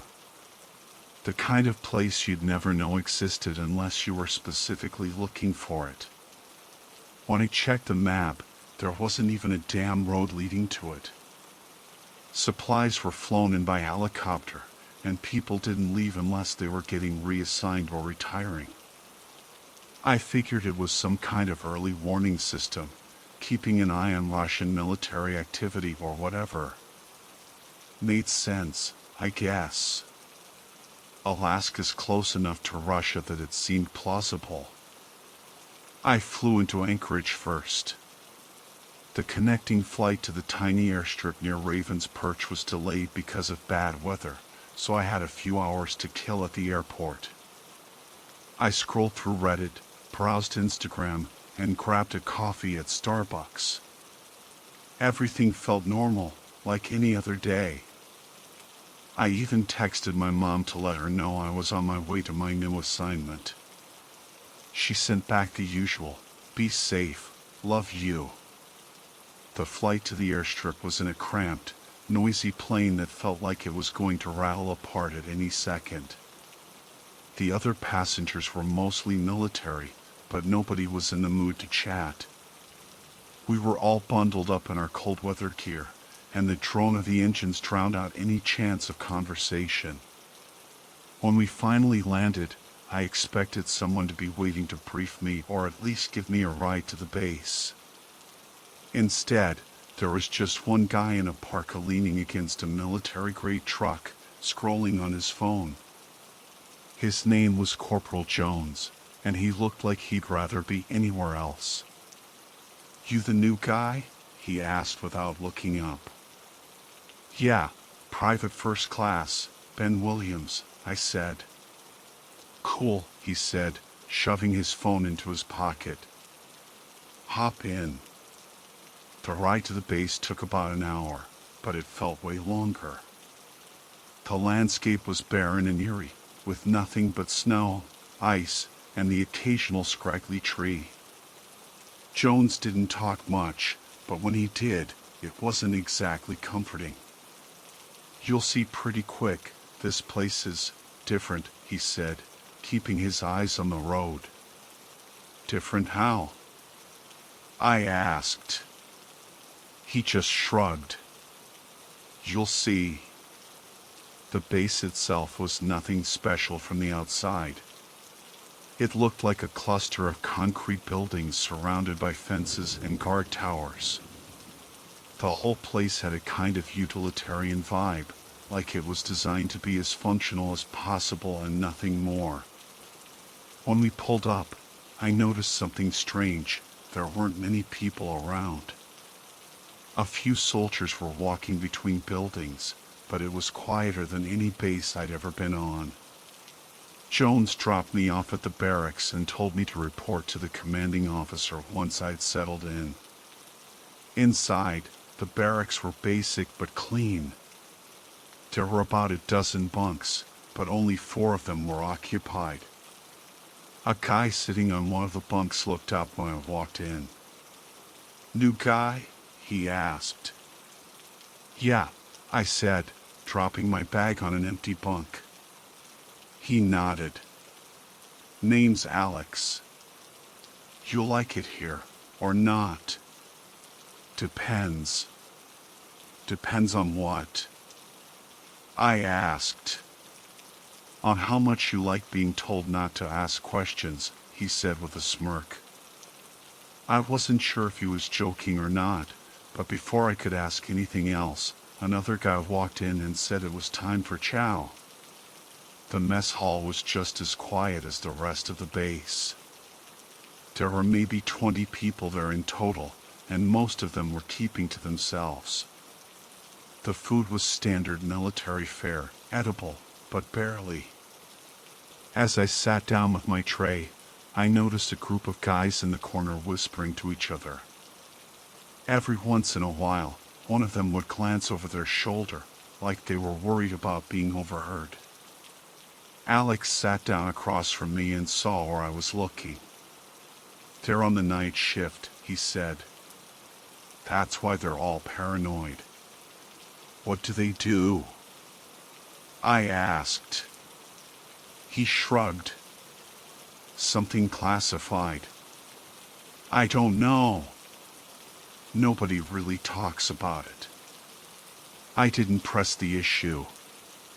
It was normal for bases to have classified operations, and I figured this one was no different. Still, there was something about the way Alex said it that made me think he wasn't being entirely honest. After dinner, I was told to report to the CO. His office was in a small building near the center of the base. Inside, it was warm and well lit, but the walls were bare except for a few generic motivational posters.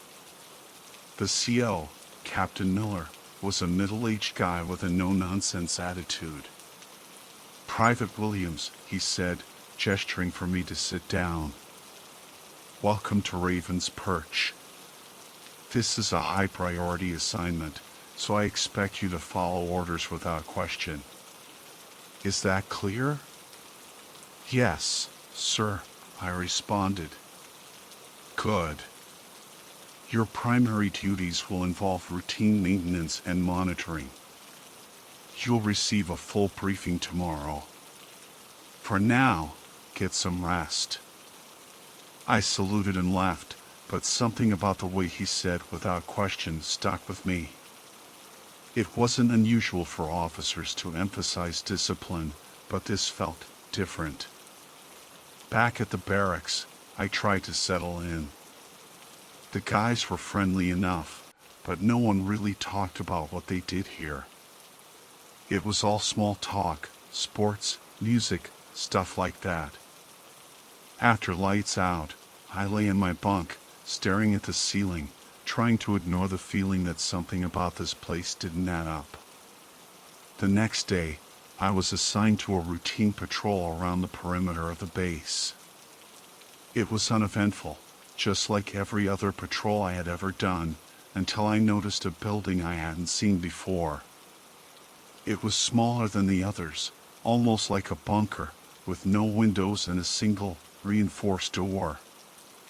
There were no signs or markings, but what stood out the most were the 2 cameras mounted above the door, slowly scanning back and forth.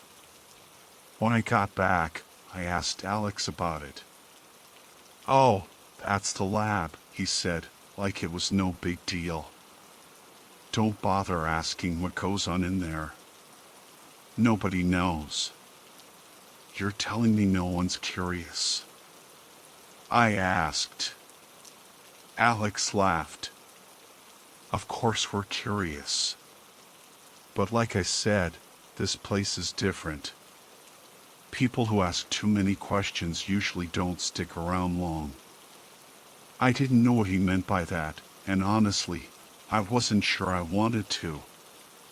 That night, I couldn't sleep. I kept thinking about that bunker and what might be inside it.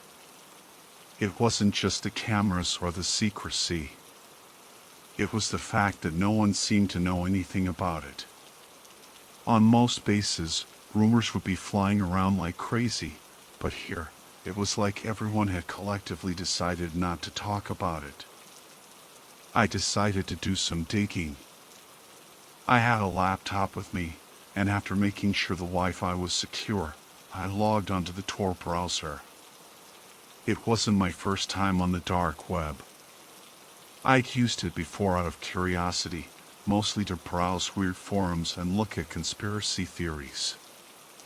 This time, I started searching for anything related to Raven's Perch or the lab. Most of what I found was junk, wild stories about secret experiments and shadowy government projects. But one thread on a forum caught my attention. It didn't mention Raven's Perch specifically, but it talked about remote facilities in Alaska where non-traditional research was being conducted. The posts were vague, but there was enough detail to make me think they weren't just random conspiracy theories. One post, in particular, stood out. It was a link to a video hosted on some sketchy site. The caption said, "This is what happens when they lose control." I hesitated for a moment before clicking. The video started with what looked like security camera footage of a lab. There were people in white coats working at various stations, but their faces were blurred out. Suddenly, the feed cut to another camera, this one showing an empty hallway.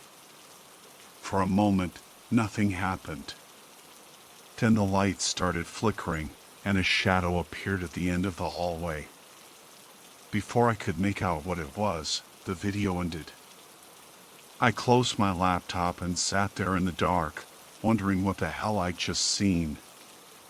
I didn't sleep much after watching that video. It wasn't just the footage itself that bothered me. It was the way it felt connected to everything I'd seen so far, the empty base, the bunker, the unspoken rule about not asking questions. I knew I couldn't bring it up with anyone, though. Alex's words kept bouncing around in my head. People who ask too many questions usually don't stick around long. The next day, I went through my usual routine: breakfast, patrol, maintenance work. It was as mundane as it gets, but the whole time, I couldn't shake the feeling that something was bubbling just beneath the surface. Every person I passed seemed distracted. Conversations were short, and no one was in the mood for idle chatter. Around noon, I saw something strange near the lab, that windowless bunker I'd noticed the day before.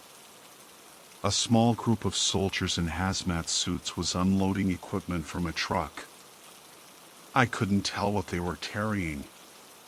Everything was packed into gray, unmarked cases. But the thing that stood out to me the most was their demeanor. They didn't talk to each other, not even casually. It was like they were performing a choreographed routine, every movement precise and deliberate. I didn't want to stand there gawking, so I kept walking. But later, during lunch, I brought it up casually to one of the other guys in the barracks, a quiet dude named Riley who worked as a mechanic. "Hey," I said, keeping my tone light, "what's the deal with the lab? I saw some guys unloading stuff earlier, but they looked, I don't know, serious." Riley didn't even look up from his tray. "Don't worry about it," he said flatly. "Yeah, but I'm serious." He interrupted, finally meeting my eyes. "Don't worry about it." The way he said it sent a clear message: drop it. That night, I couldn't help myself. I went back on the dark web, searching for more information. I dug through forum posts, obscure blogs, and shady websites that made my antivirus software freak out. Most of it was the same stuff I'd seen before, half-baked conspiracy theories and vague rumors. But eventually, I stumbled onto a forum I hadn't seen before. It was called Project Chimera Archives. The site looked like it hadn't been updated in years. The design was basic, just black text on a white background. It had a handful of threads, most of them locked or archived. One thread caught my eye: Remote Research Facilities, Alaska. The thread was a mess of speculation and cryptic comments, but one post stood out. It was from a user named Gatekeeper77, and it read, "They're not just experimenting on technology out there. They're experimenting on something older, something they don't understand." If you're stationed there, don't get involved. Just keep your head down and do your time.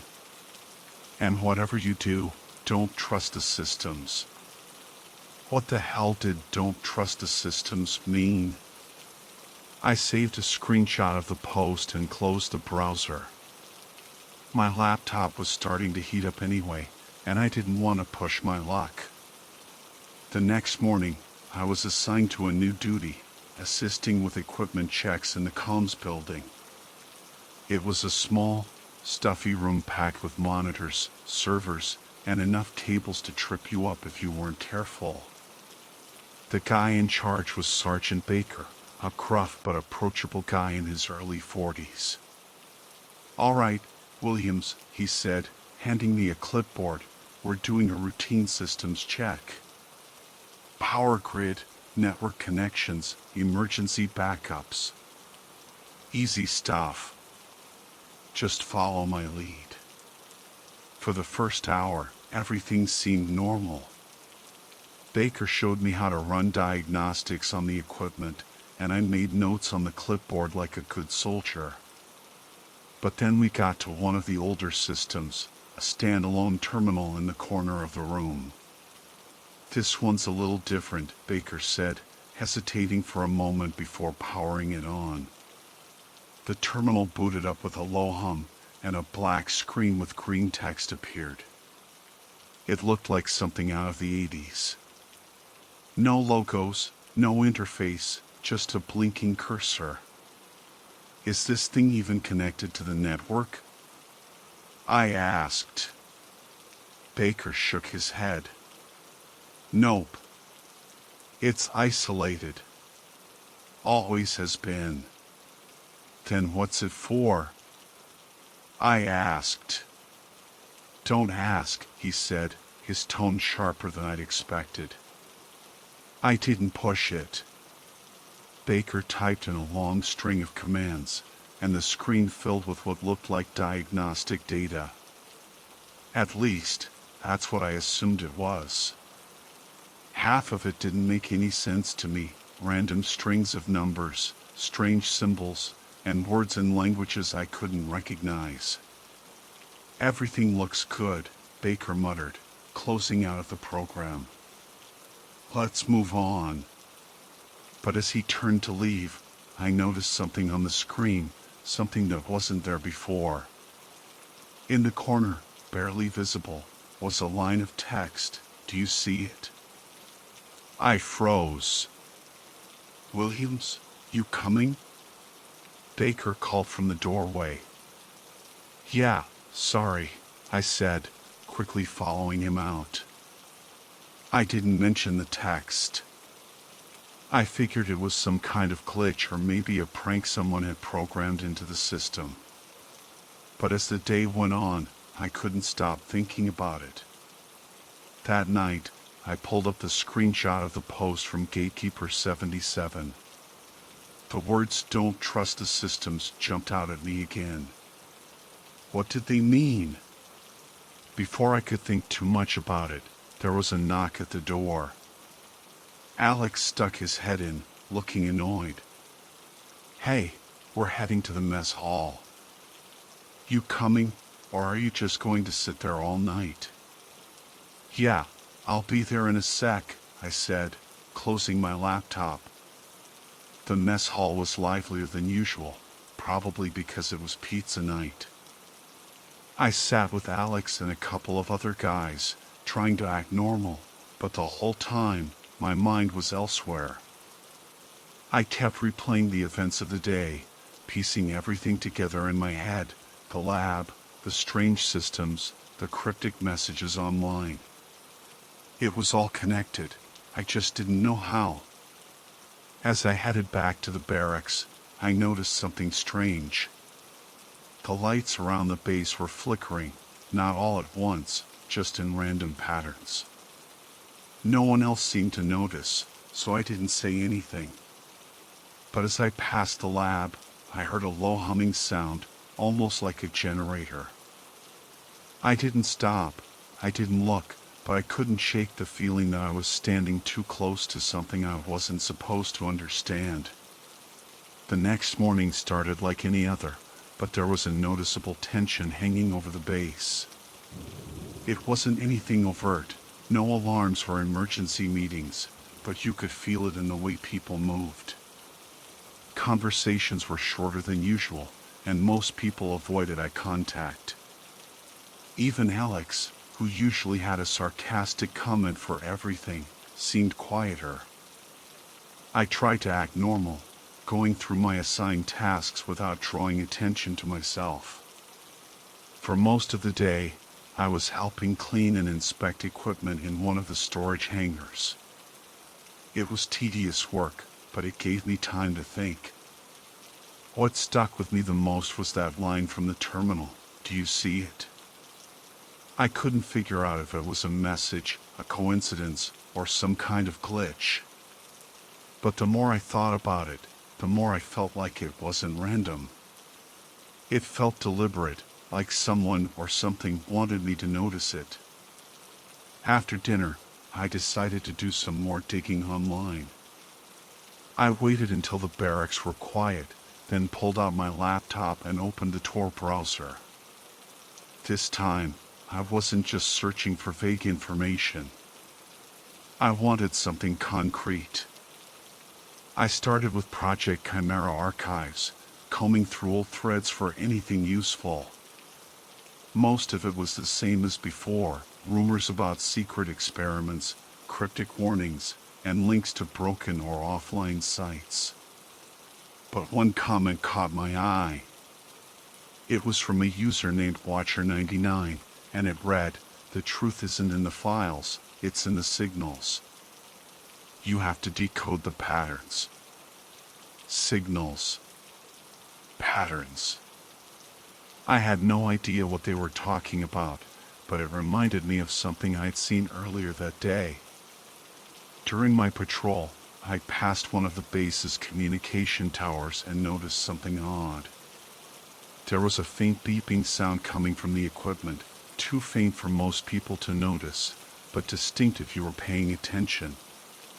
At the time, I'd written it off as normal background noise. Now, I wasn't so sure. I decided to investigate. The comms tower wasn't far from the barracks, and it wasn't exactly off limits. As long as I didn't look like I was snooping, no one would question why I was there. I grabbed a flashlight and headed out, keeping my pace casual. When I got to the tower, it was eerily quiet. The only sound was the faint hum of the equipment, barely audible over the wind. I walked around the base of the tower, pretending to inspect the wiring. That's when I noticed something strange. There was a small access panel on the side of the tower, partially open. Inside was a mess of wires and circuits, but what stood out was a device I didn't recognize. It looked like a small black box with a single green LED, blinking steadily. It wasn't labeled, and it didn't look like standard military equipment. I reached out to touch it, but before I could, I heard footsteps behind me. "Williams, what are you doing out here?"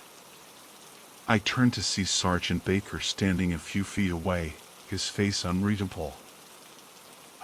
Just doing a quick inspection," I said, trying to sound casual. Baker raised an eyebrow. "Inspection? That's not your assignment." I shrugged. I thought I heard something weird earlier. Figured I'd check it out. Baker stared at me for a moment, then nodded.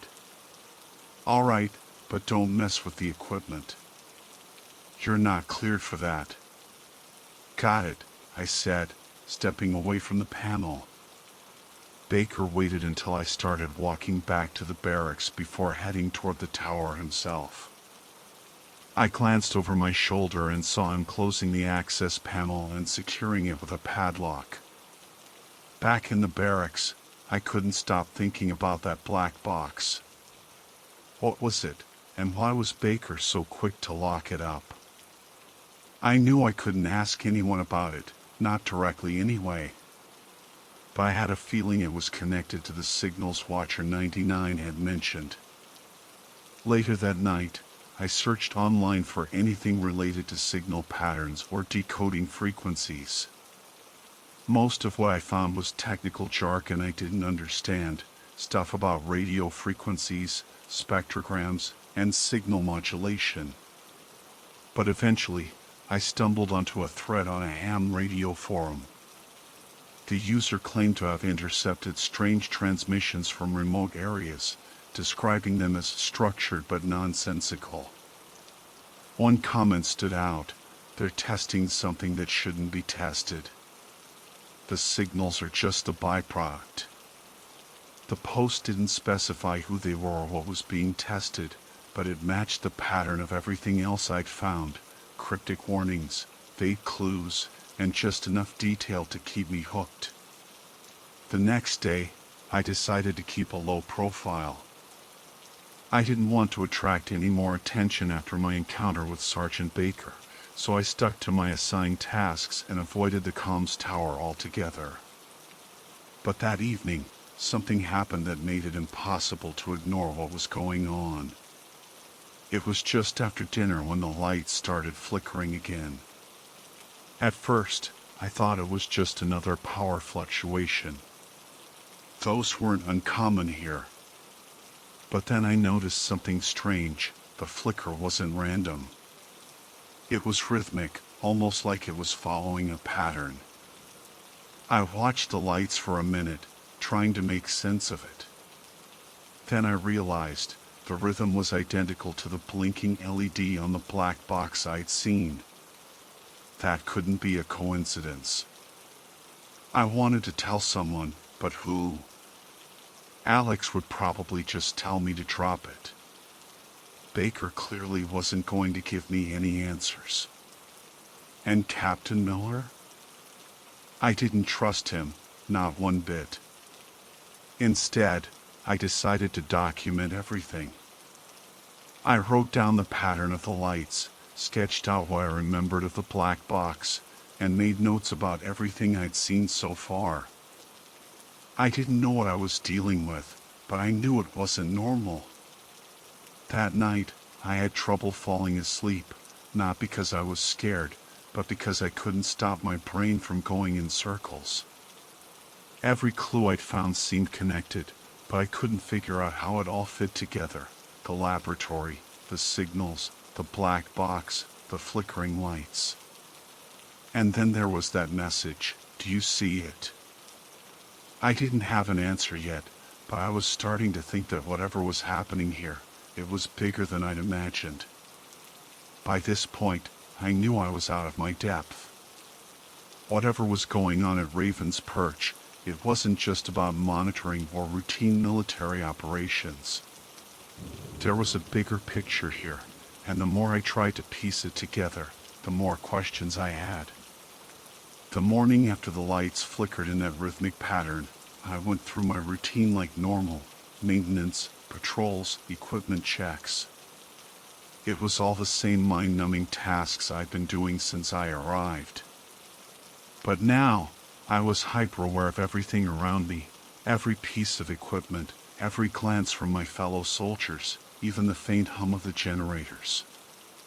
It all felt significant in a way I couldn't fully explain. I hadn't mentioned the pattern in the lights to anyone, but it was all I could think about. When I was assigned to another equipment check in the comms building, I figured it was the perfect opportunity to dig a little deeper. Sergeant Baker wasn't there this time. It was just me and another private named Johnson. He was young, probably fresh out of training, and he didn't seem all that interested in what we were doing. "Hey, Johnson," I said as casually as I could, "you ever notice anything weird around here?" He looked up from the server he was pretending to inspect. "Weird how?" "I don't know," I said. "Like, stuff that doesn't make sense. Strange equipment, signals, that kind of thing." He shrugged. "Not really.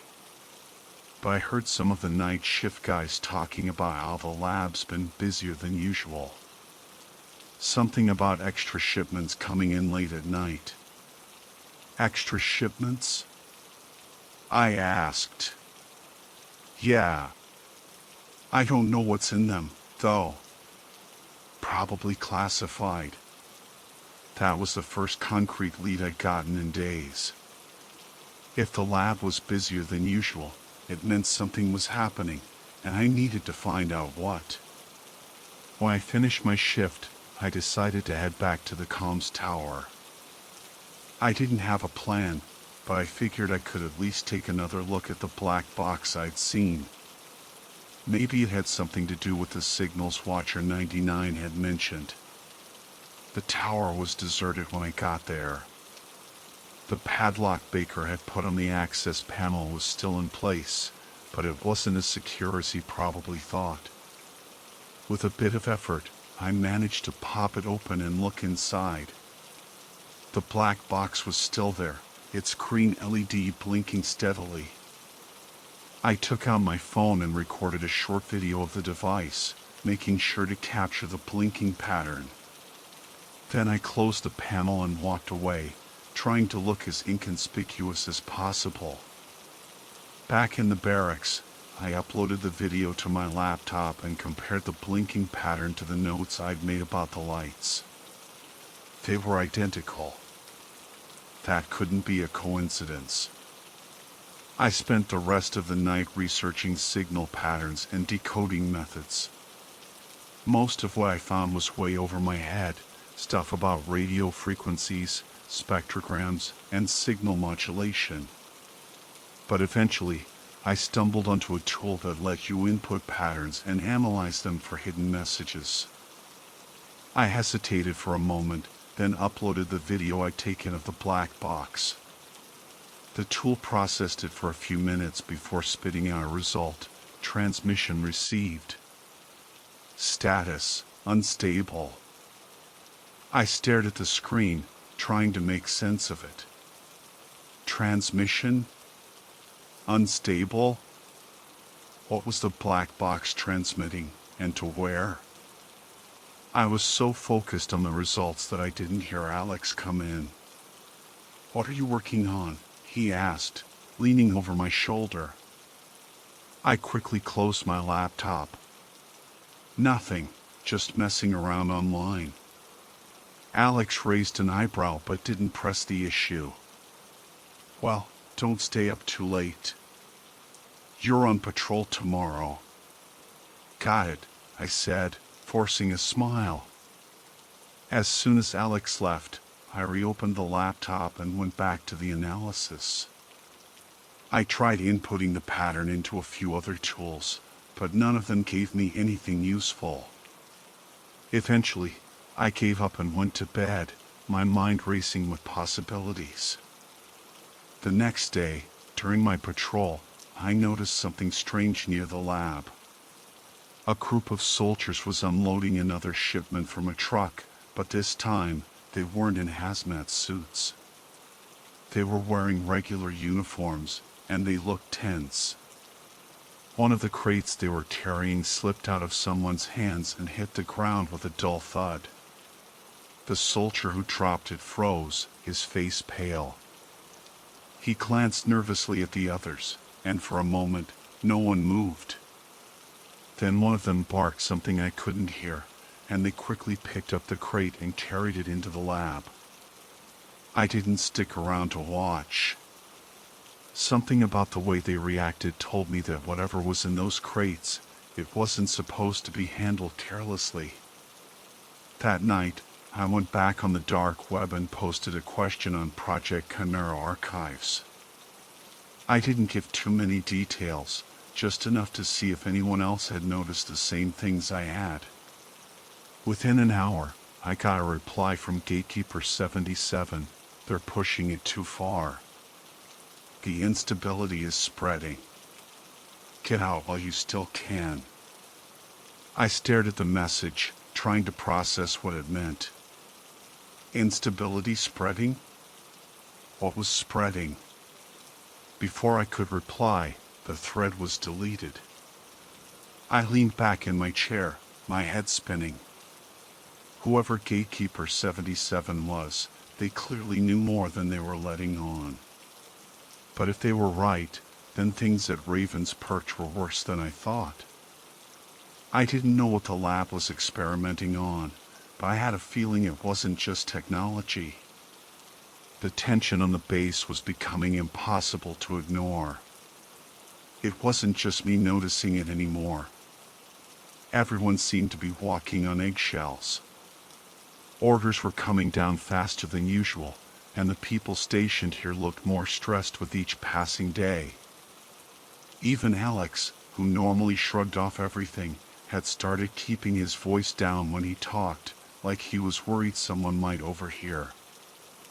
I couldn't shake the feeling that whatever they were working on in the lab was starting to spiral out of control. The cryptic warnings from Gatekeeper 77 and Watcher 99 kept running through my head. Instability is spreading. Don't trust the systems. None of it made sense, but I knew one thing for sure. I was running out of time to figure it out. That night, something happened that changed everything. I was sitting in the barracks, trying to make sense of the blinking patterns I'd recorded from the black box. I'd gone through every decoding tool I could find, but none of them were giving me clear answers. I was just about to give up when the power on the base flickered again. At first, I thought it was just another random fluctuation, like before. But then I noticed something strange. My laptop, which wasn't connected to the base's power grid, started behaving erratically. The screen flashed, and for a moment, I thought it was about to crash. Then a window opened on its own. It was a plain, black screen with a single line of text. "Williams, you're too close." I froze. I hadn't entered my name anywhere, not on the forums, not in the software I'd been using, nowhere. There was no way anyone could know it was me. Before I could react, another line appeared. The lab isn't just studying. It's creating. Creating what? I was about to type a response when the screen went black. My laptop rebooted itself, and everything I'd been working on was gone. The next morning, I decided I couldn't sit on the sidelines anymore. I needed answers. I didn't care if it got me into trouble. I had to know what was going on in that lab. I waited until after dinner, when most of the base had settled into its nightly routine. Then I made my way toward the lab, keeping to the shadows. The building was quiet, but the low hum I heard before was still there, louder now that the rest of the base had gone quiet. The front door was guarded, but there was another entrance around the back, a smaller door I'd seen the soldiers using to unload crates. I wasn't sure if it would be locked, but when I tried the handle, it turned. I stepped inside, careful to close the door behind me. The interior of the lab was nothing like I'd expected. It wasn't sterile and futuristic like you'd see in movies. Instead, it was cramped and cluttered, with wires and equipment crammed into every available space. The air smelled faintly of ozone, like after a thunderstorm. As I moved through the narrow corridors, I heard voices up ahead. I stopped and listened. "We need more time," one of them said. "The instability is worse than we thought." "We don't have more time," another voice replied. "If we don't shut it down, it's going to spread beyond containment." There was a pause, then the first voice spoke again, lower this time, like they didn't want to be overheard. "You know we can't do that. The higher-ups won't allow it. They want results." I stayed where I was until the voices faded, then I crept forward, careful not to make any noise. The corridor ended at a set of double doors with a sign above them that read, restricted access. Authorized personnel only. I didn't have a key card, but the doors were slightly ajar. I pushed them open just enough to slip inside. The room beyond was massive, far larger than I'd expected. Banks of monitors lined the walls, displaying streams of data that meant nothing to me. In the center of the room was a large, glass enclosure filled with machinery I didn't recognize. Inside the enclosure, something was moving. At first, I thought it was a trick of the light, but as I moved closer, I realized it was real. The thing inside the glass was shifting, almost like it was alive, but not in a way I could understand. It didn't have a shape, not exactly. It was like a shadow, constantly changing, constantly twisting. I heard footsteps behind me and ducked behind a console just as two people entered the room. "We can't keep this up," one of them said. "The containment field is failing. If this thing breaches—" "It won't breach," the other replied, though they didn't sound convinced. "We just need to stabilize it. The algorithms are adjusting." "Adjusting isn't enough. You saw what happened at the other site. Do you really think—" "Keep your voice down." They moved closer to the glass enclosure, their voices dropping to a whisper. I couldn't hear what they were saying anymore, but I didn't need to. I'd seen enough. I left the lab the same way I came in, making sure no one saw me. Back in the barracks, I tried to process what I'd just seen. The lab wasn't just conducting experiments, it was containing something that wasn't natural. I didn't know where it came from or what it was, but I knew one thing for sure: they didn't have it under control. The next few days were a blur. The base was on edge, with everyone working overtime to stabilize the systems, though no one would tell me what that meant. I stayed out of the way, keeping my head down and doing my assigned tasks. Eventually, I got orders to transfer back to my previous station. No explanation, just a simple reassignment. I didn't argue.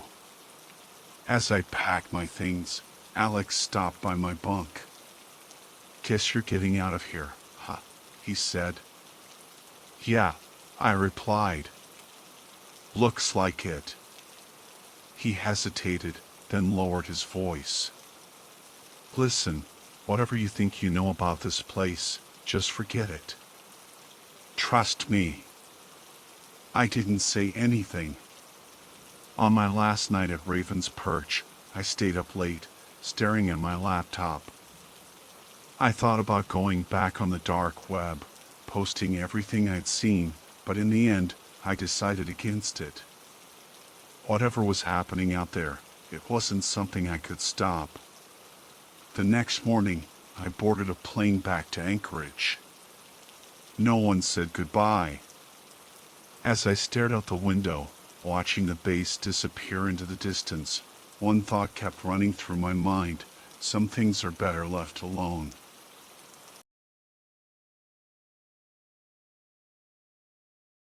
Alright, so let me set the stage here. I'm not your typical Silicon Valley hotshot. I'm just a regular dude named Alex who happens to be decent at coding. I learned everything on my own, no fancy college degree or anything.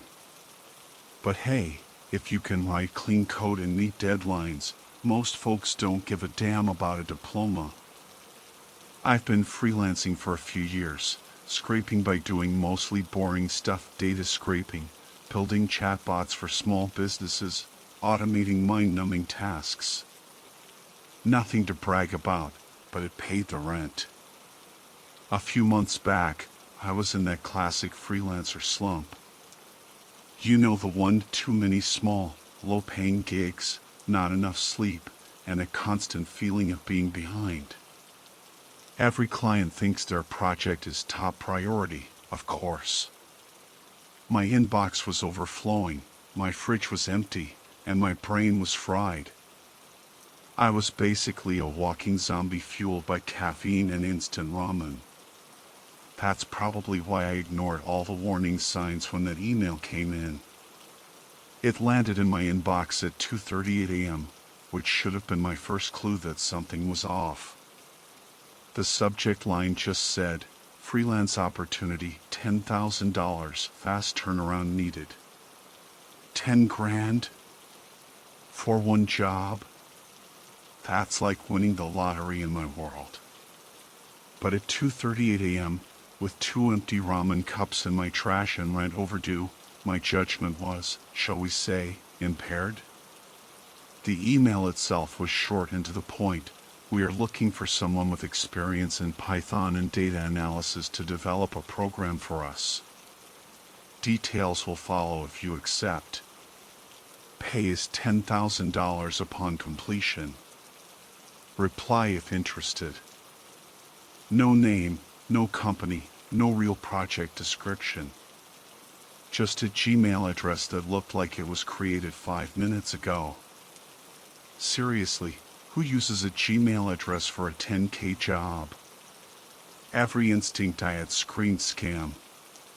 But my bank account whispered sweet nothings about finally paying off my credit card debt. So, like an idiot, I replied within 10 minutes. Another email came through, this time with a few more details, but still nothing concrete. They wanted a bot that could scan Reddit posts in real time, flag specific patterns, and organize the flag posts into a private database. They were vague about what patterns they were looking for, saying they'd give me the parameters once the bot was live. They even linked me to a GitHub repo with some sample code to, speed things up. Here's the thing, the job itself didn't sound that weird. Scraping Reddit for data? People do that all the time. The pay was insane, sure, but the task itself seemed legit. My gut was screaming at me to run, but my bank account was doing the Macarena. I wrote back, asking for clarification on the payment. The reply came instantly. They offered half up front via Bitcoin and the rest upon delivery. They sent a QR code for a wallet address and said I'd have the first half within an hour of confirming. Bitcoin? Now, I'm not a complete idiot. I know Bitcoin is that crypto stuff you hear about in news stories about hackers and dark web marketplaces. I'd never touched it before. I hesitated. This was feeling more and more like a bad idea. But then I checked the wallet address on a Bitcoin Explorer. It was legit, and the balance, let's just say whoever these people were, they were loaded. Against my better judgment, I confirmed. An hour later, my newly created Bitcoin wallet lit up. $5,000, just like they promised. I stared at the screen, half expecting it to vanish, but it didn't. The money was real. I was officially in too deep. The next email had a link to i.onion address. If you don't know, .onion addresses are for accessing the dark web, the shady underbelly of the internet that's not indexed by Google. I'd used the Tor browser a couple of times before, mostly out of curiosity, but never for anything serious. They said all further communication would happen through a messaging platform on this dark website. This should have been it. This should have been the moment I said, nope, I'm out. When your client tells you to use the dark web, it's not to share cute puppy videos. But I was already hooked. I tasted the money, and my brain was conveniently ignoring all the alarm bells. I downloaded the Tor browser, fired it up, and pasted the link. The site was bare bones, like something out of the early 2000s. No logos, no fancy design, just a lock-in box and a chat window. I logged in, and my contact was already waiting for me, under the username Cypher. Cypher gave me the final specs for the bot. It needed to monitor Reddit 24/7, scan for specific keywords and phrases, which they provide later, of course, flag posts with anomalies, and send the data to an encrypted server they'd set up. It had to be completely invisible, no public API calls, no activity logs, nothing that would tip off Reddit mods or users. It was a tall order, but doable. It would require some creative coding, but nothing I couldn't handle. The weirdest part was the list of subreddits they wanted me to target. It wasn't the usual suspects like r/news or r/world news. They gave me this bizarre mix of niche communities, r/urban exploration, r/unresolved mysteries, and a few others I'd never even heard of. At this point, I was more curious than anything. Why these specific subreddits? What patterns were they looking for? When I asked, Cypher just said, focus on building the bot. You'll understand soon enough. Creepy, right? But $5,000 was already in my account, and the other 5 was all I could think about. I told myself I didn't need to know their motives. I just needed to deliver. So I got to work. And that's where things started to get really weird. Honestly, the coding part wasn't that bad. They'd already done some of the groundwork with that GitHub repo they sent. It took me about a week of solid work to piece everything together, debug it, and run a few test scans. The bot, which I affectionately named Snooper, was surprisingly solid.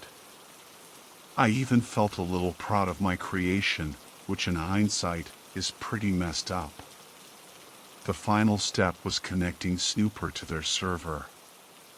They gave me another .onion address for that. This one opened up a page with nothing but an upload field. I zipped up the bot's code, uploaded it, and waited. About an hour later, a message popped up from Cypher, bot is live. Final payment sent. I checked my Bitcoin wallet, and there it was. The remaining $5,000. $10,000, just like they promised. Easiest money I'd ever made. Or so I thought. I tried to go back to my normal life, or what passed for normal for a sleep-deprived freelancer. I paid my rent, stocked my fridge with something other than instant ramen, and even treated myself to a new gaming mouse. But I couldn't shake the feeling that I'd just done something I shouldn't have. It was about 3 days after I delivered the bot that I started seeing the Reddit posts. And that's when the reality of what I'd built started to sink in. At first, I didn't think much of it. I wasn't a hardcore Redditor or anything, mostly just used it for coding help or when I was procrastinating. But then I started seeing screenshots of these bizarre posts circulating on Twitter and Discord. They'd pop up on random subreddits, never the same one twice, and disappear almost as quickly as they appeared. These screenshots were the only reason anyone even knew they existed.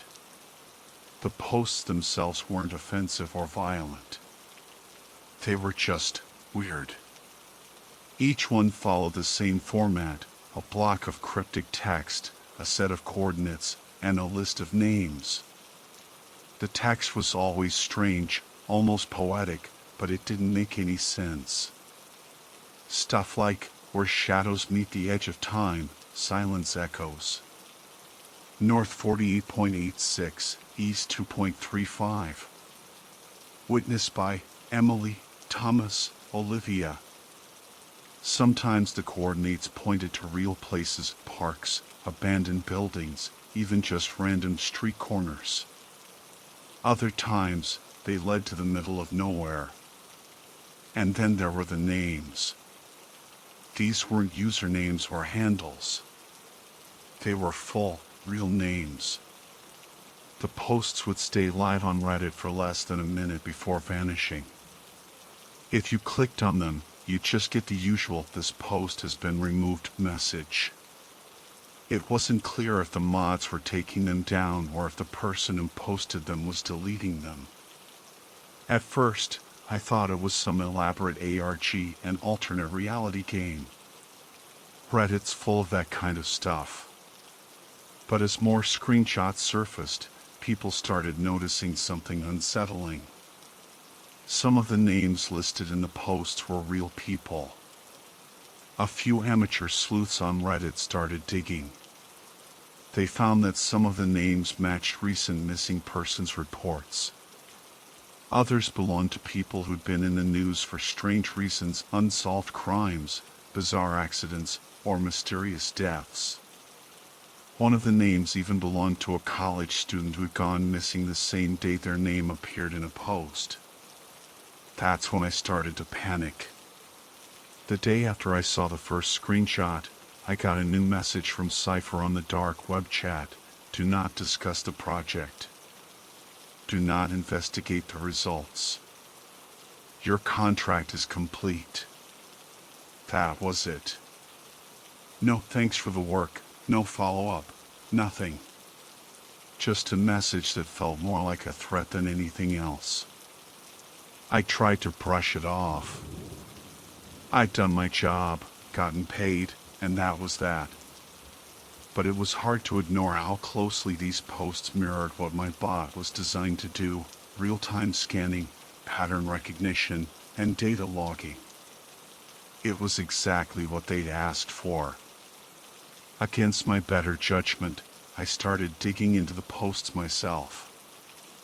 I fired up the Tor browser and went back to those subreddits Cypher had told me to target. Most of the posts were gone, of course. But every now and then, someone would post a screenshot or mention a new one that had popped up. The timestamps were all over the place, sometimes hours apart, sometimes just minutes. But they always seemed to happen in waves. That's when I realized something else. Those subreddits they'd had me monitor weren't random at all. They all had one thing in common: a strong connection to real-life events. r/unresolved mysteries, r/urban exploration, r/paranormal. These were places where people discussed things that happened in the real world. Missing persons, abandoned locations, strange occurrences. I couldn't shake the feeling that these posts weren't just meaningless spam. They felt like breadcrumbs, like someone or something was trying to lead people somewhere. I decided to test a theory. I took one of the sets of coordinates from a screenshot and plugged it into Google Maps. It pointed to an abandoned hospital in upstate New York. I searched for the hospital's name and found dozens of urban exploration videos on YouTube, people filming creepy hallways and graffiti-covered rooms. But there was nothing specific about the coordinates themselves. Still, I couldn't let it go. I found another set of coordinates from a different post. This one led to a hiking trail in Northern California. Again, nothing immediately jumped out. It wasn't like I was finding evidence of crimes or anything. Just places. I almost convinced myself that it was all just a coincidence, a dumb prank someone was pulling for attention.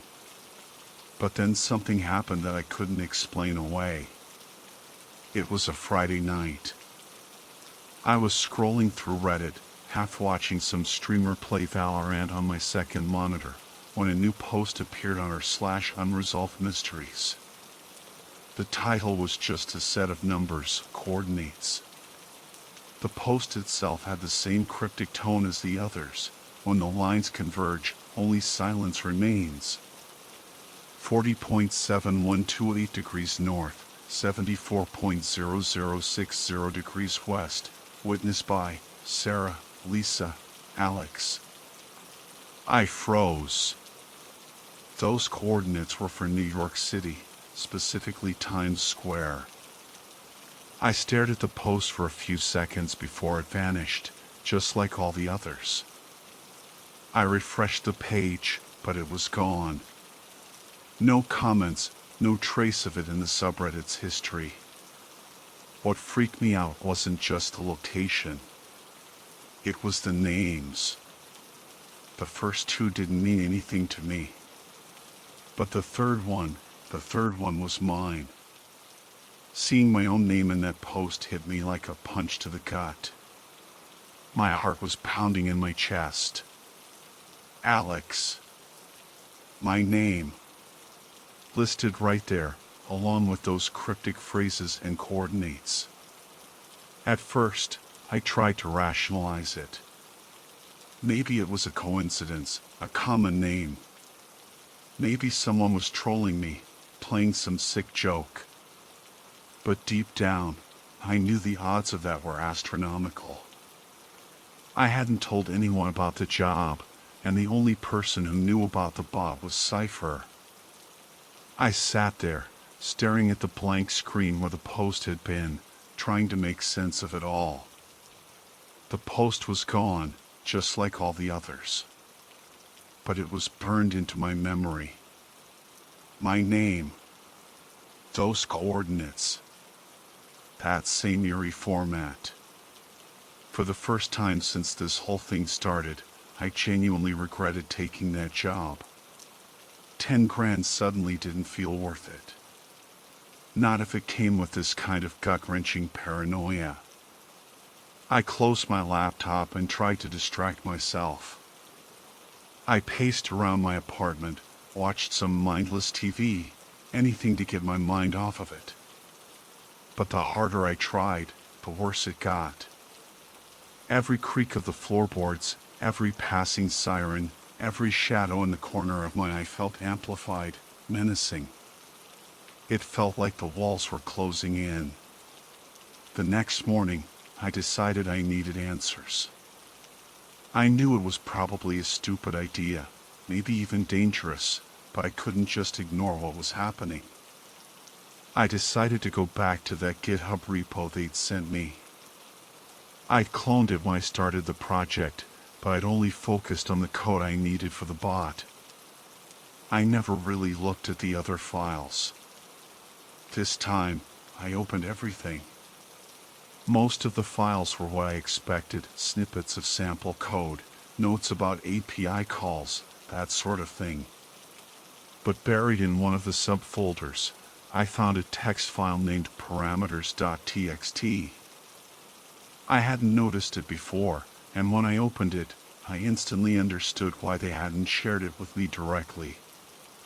The file contained a list of keywords the bot was programmed to flag.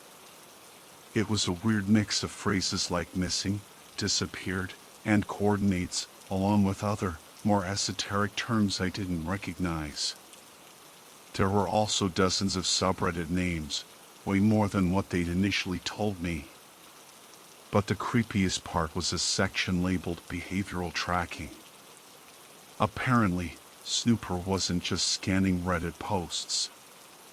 It was also flagging users who interacted with those posts, people who commented, upvoted, or even just clicked on them. The program tracked their activity across the entire site and stored everything in that encrypted database. I leaned back in my chair, feeling a chill crawl down my spine. What kind of patterns were they looking for? And why were they tracking the people who interacted with these posts? The more I thought about it, the more uncomfortable I felt. This was way bigger than just flagging weird Reddit posts. But I still wasn't ready to give up. I needed to see what was in that database. I still had the link to the .onion server where the bot was uploading its data. It felt like crossing a line, but I figured I had a right to know what was going on, considering I built the damn thing. When I logged into the server, I expected a wall of encrypted gibberish. But the data was surprisingly organized. There were folders for each day the bot had been running, and inside each folder were hundreds of text files, one for every flagged post. I opened a random file, and sure enough, it matched the format of the screenshots I'd seen: coordinates, names, cryptic phrases. But there was more metadata about the posts, lists of user interactions, even timestamps for when the posts were removed. Then I found a file from the same day the post with my name appeared. The text matched exactly what I'd seen, down to the coordinates and the list of names. But there was an extra section at the bottom, something I hadn't seen before: initiated contact, Sarah, Lisa, Alex. Status, pending update. My stomach dropped. Initiated contact? What the hell did that mean? And why was my name listed under pending update? It felt like I was in a bad spy movie, and I was definitely not the hero. I kept scrolling through the files, looking for anything that could shed some light on what was happening. That's when I found something that made my blood run cold: a file named targets.csv. The file was massive, a spreadsheet with thousands of rows of data. Each row had a name, a set of coordinates, and a status column. The statuses were things like pending, observed, and removed. I searched for my name, and there it was, listed under pending. I stared at the screen, numb with disbelief. This wasn't just some weird data collection project. It was a hit list. Or something even more sinister. And I was on it. I disconnected from the .onion server and shut everything down. For the first time since this whole nightmare began, I felt genuinely terrified. I was in way over my head. I had no idea who Cypher was, what they wanted, or what they were planning to do with this data. But I knew one thing for sure: I was a target now. I thought about going to the police, but what could I even tell them? Hey, I built a bot for some shadowy figure on the dark web, and now my name's showing up on a list of potential targets? They'd probably laugh me out of the station, or worse, think I was involved in something illegal myself. Instead, I backed up everything I'd found: screenshots, files, the GitHub repo, onto an external hard drive. Then I wiped my computer clean. If something happened to me, I wanted there to be a record, even if it didn't make sense to anyone else. Over the next few days, I kept a low profile. I didn't go on Reddit, I didn't log into the .onion server, and I definitely didn't respond to any messages from Cypher, not that they sent any. I tried to go back to my normal routine, but I couldn't shake the feeling that I was being watched. Every shadow, every stranger on the street, every unexpected noise sent my heart racing. Then, one night, I got an email. It was from a different address this time, one I didn't recognize. The subject line just said, "You're being tracked." The email itself was blank, except for one thing: a single set of coordinates. My coordinates. My apartment. When I saw that email, my blood turned to ice. My first thought was that it had to be a prank, some sick joke from someone who'd figured out what I'd done. Maybe even a phishing attempt.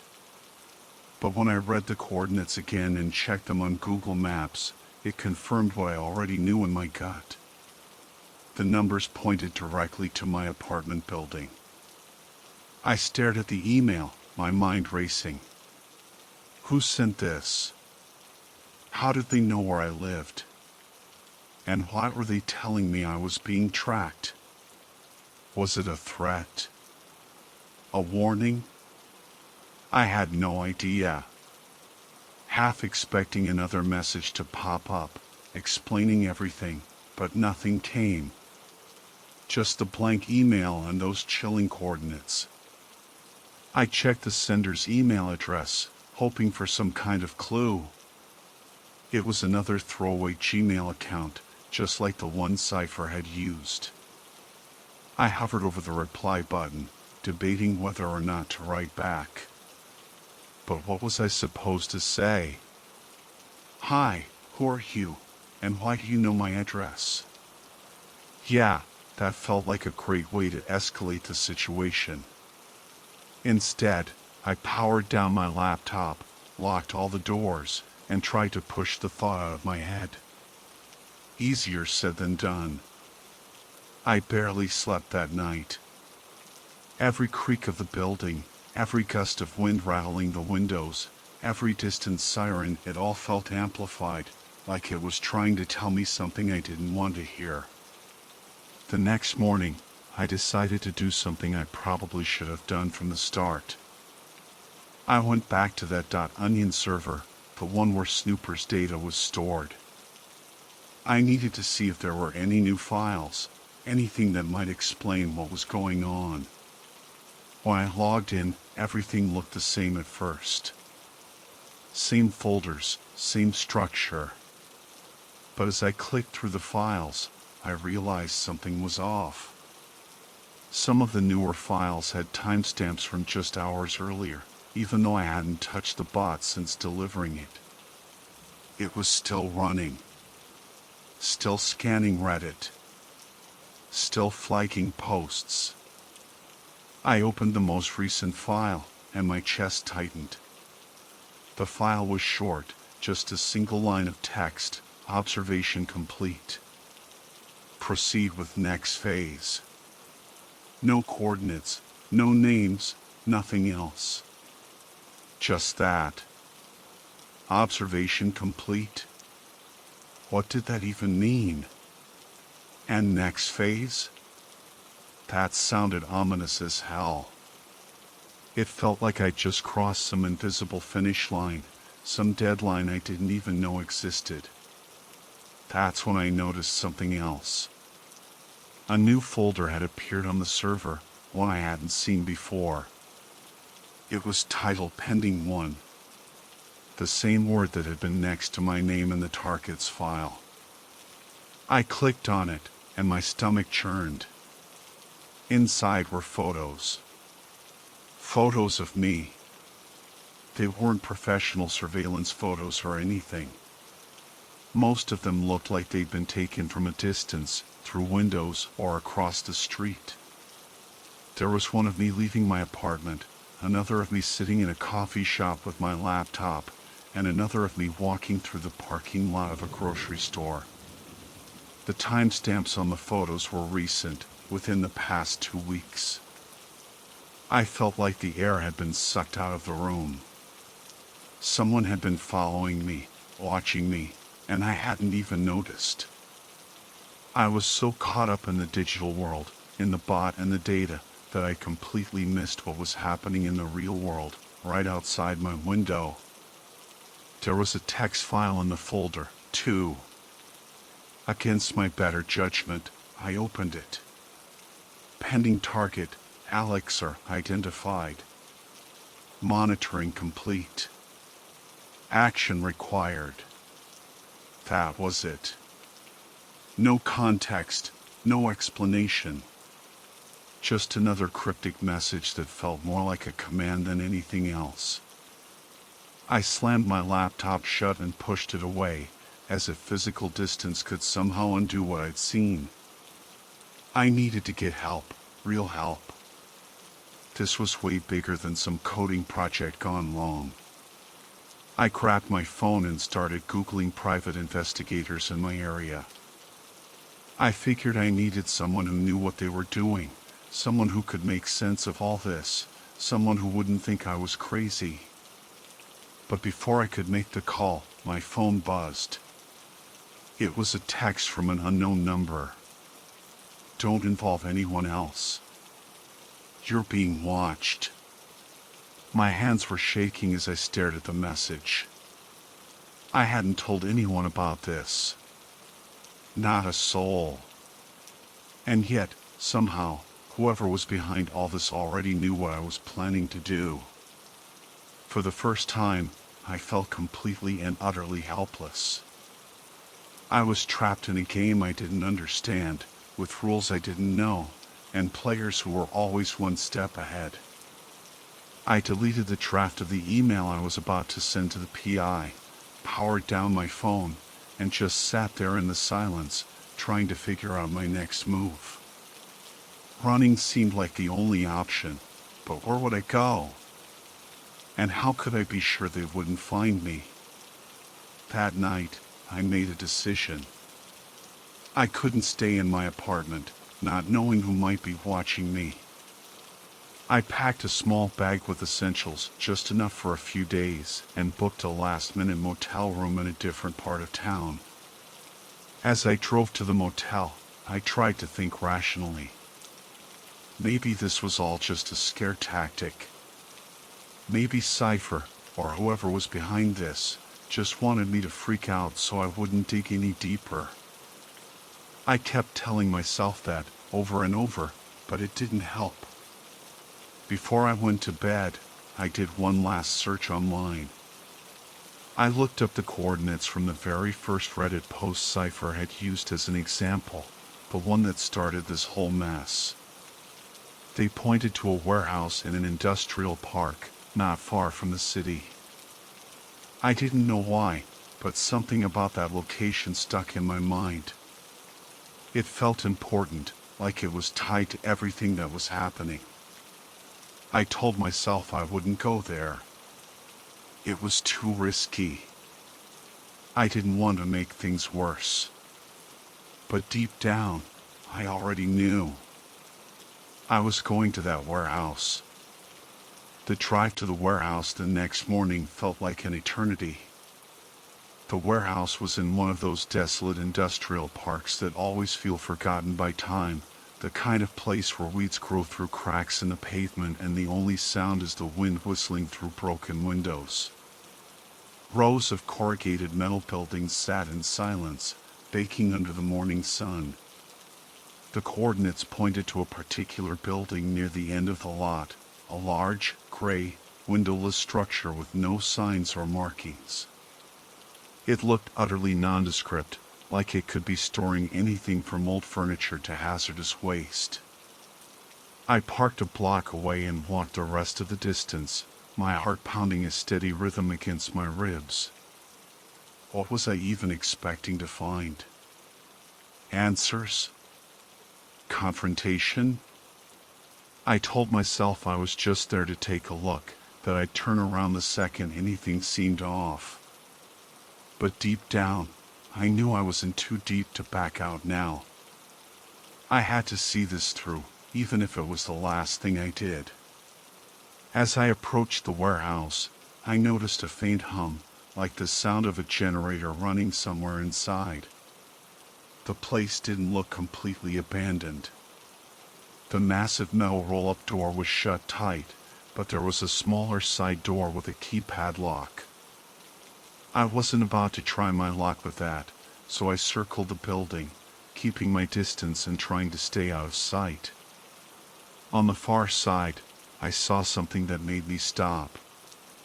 A small security camera was mounted above a service entrance, its lens slowly panning back and forth. Whoever was running this place wasn't trying to advertise their presence, but they weren't exactly hiding it either.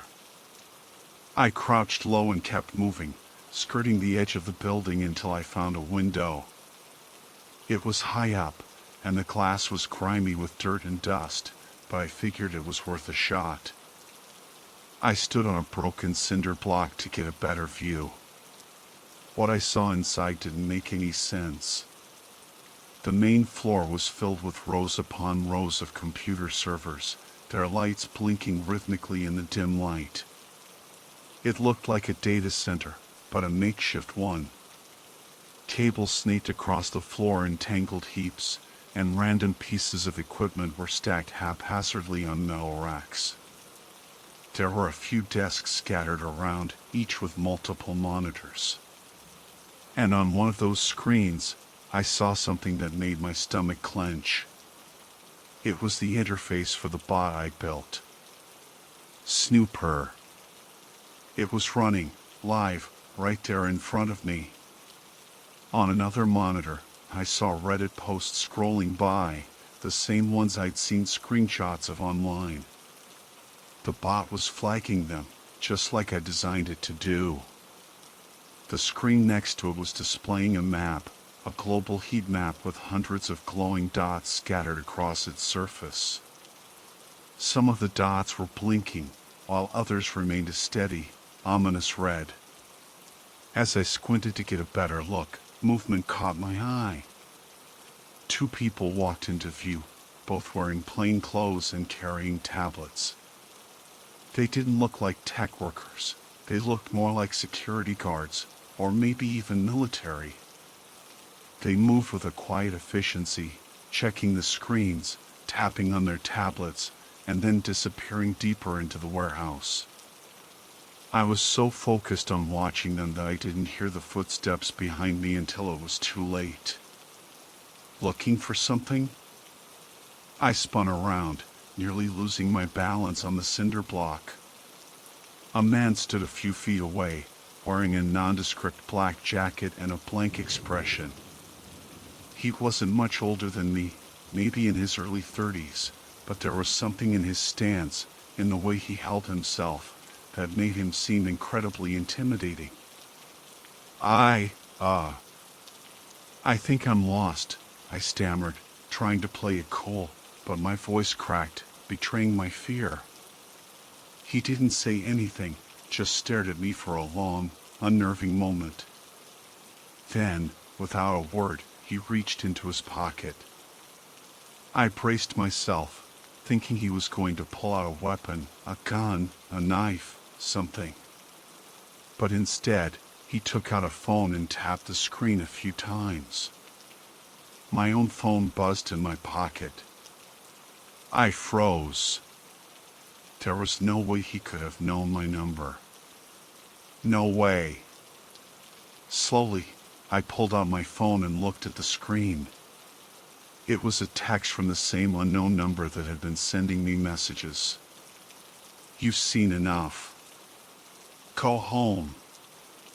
I looked up at him, but his expression hadn't changed. He wasn't asking me to leave. He was telling me.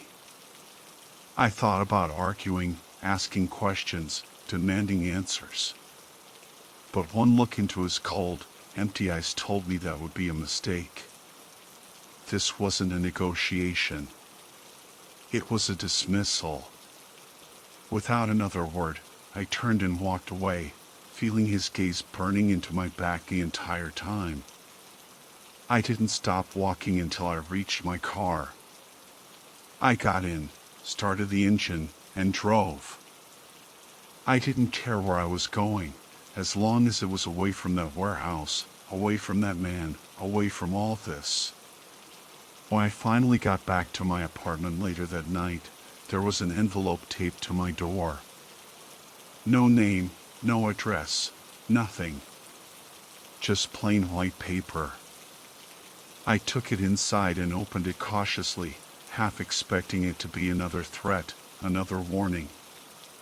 Instead, there was a single sheet of paper inside, with 3 words typed on it: contract officially terminated. That was it. No threats, no explanations, no further contact. Just those 3 words. Over the next few weeks, I kept waiting for something else to happen. For more emails, another message from Cypher, another visit from the man at the warehouse, maybe even the police showing up at my door. But nothing came. It was like the entire thing had just stopped. I deleted everything related to the job from my computer. I stopped using Reddit altogether, at least for a while. I even considered moving to a different city, changing my name, disappearing completely. But what would that have accomplished? Whoever these people were, they obviously had resources and reached far beyond anything I could comprehend. The only thing I knew for sure was that they'd let me go. For now. It's been months, and I've tried to move on with my life. I took a few normal, boring freelance gigs. I even started seeing a therapist, though I haven't told her the whole story. How could I? She'd think I was crazy. But every now and then, I still find myself thinking about the bot, about Snooper. Is it still running? What were they really looking for? And what was that next phase they mentioned? I don't think I'll ever get answers to those questions. Maybe I don't want them. All I know is that I'll never take another job from an anonymous email address again. 10 grand isn't worth your peace of mind. It's not worth your safety. And it's definitely not worth ending up a name on some list, a dot on some map, a target for someone, or something you don't even understand. The internet is a scary place, and you never know what's real and what's fake, and who's behind the screen controlling everything. Be careful out there. You never know who's watching.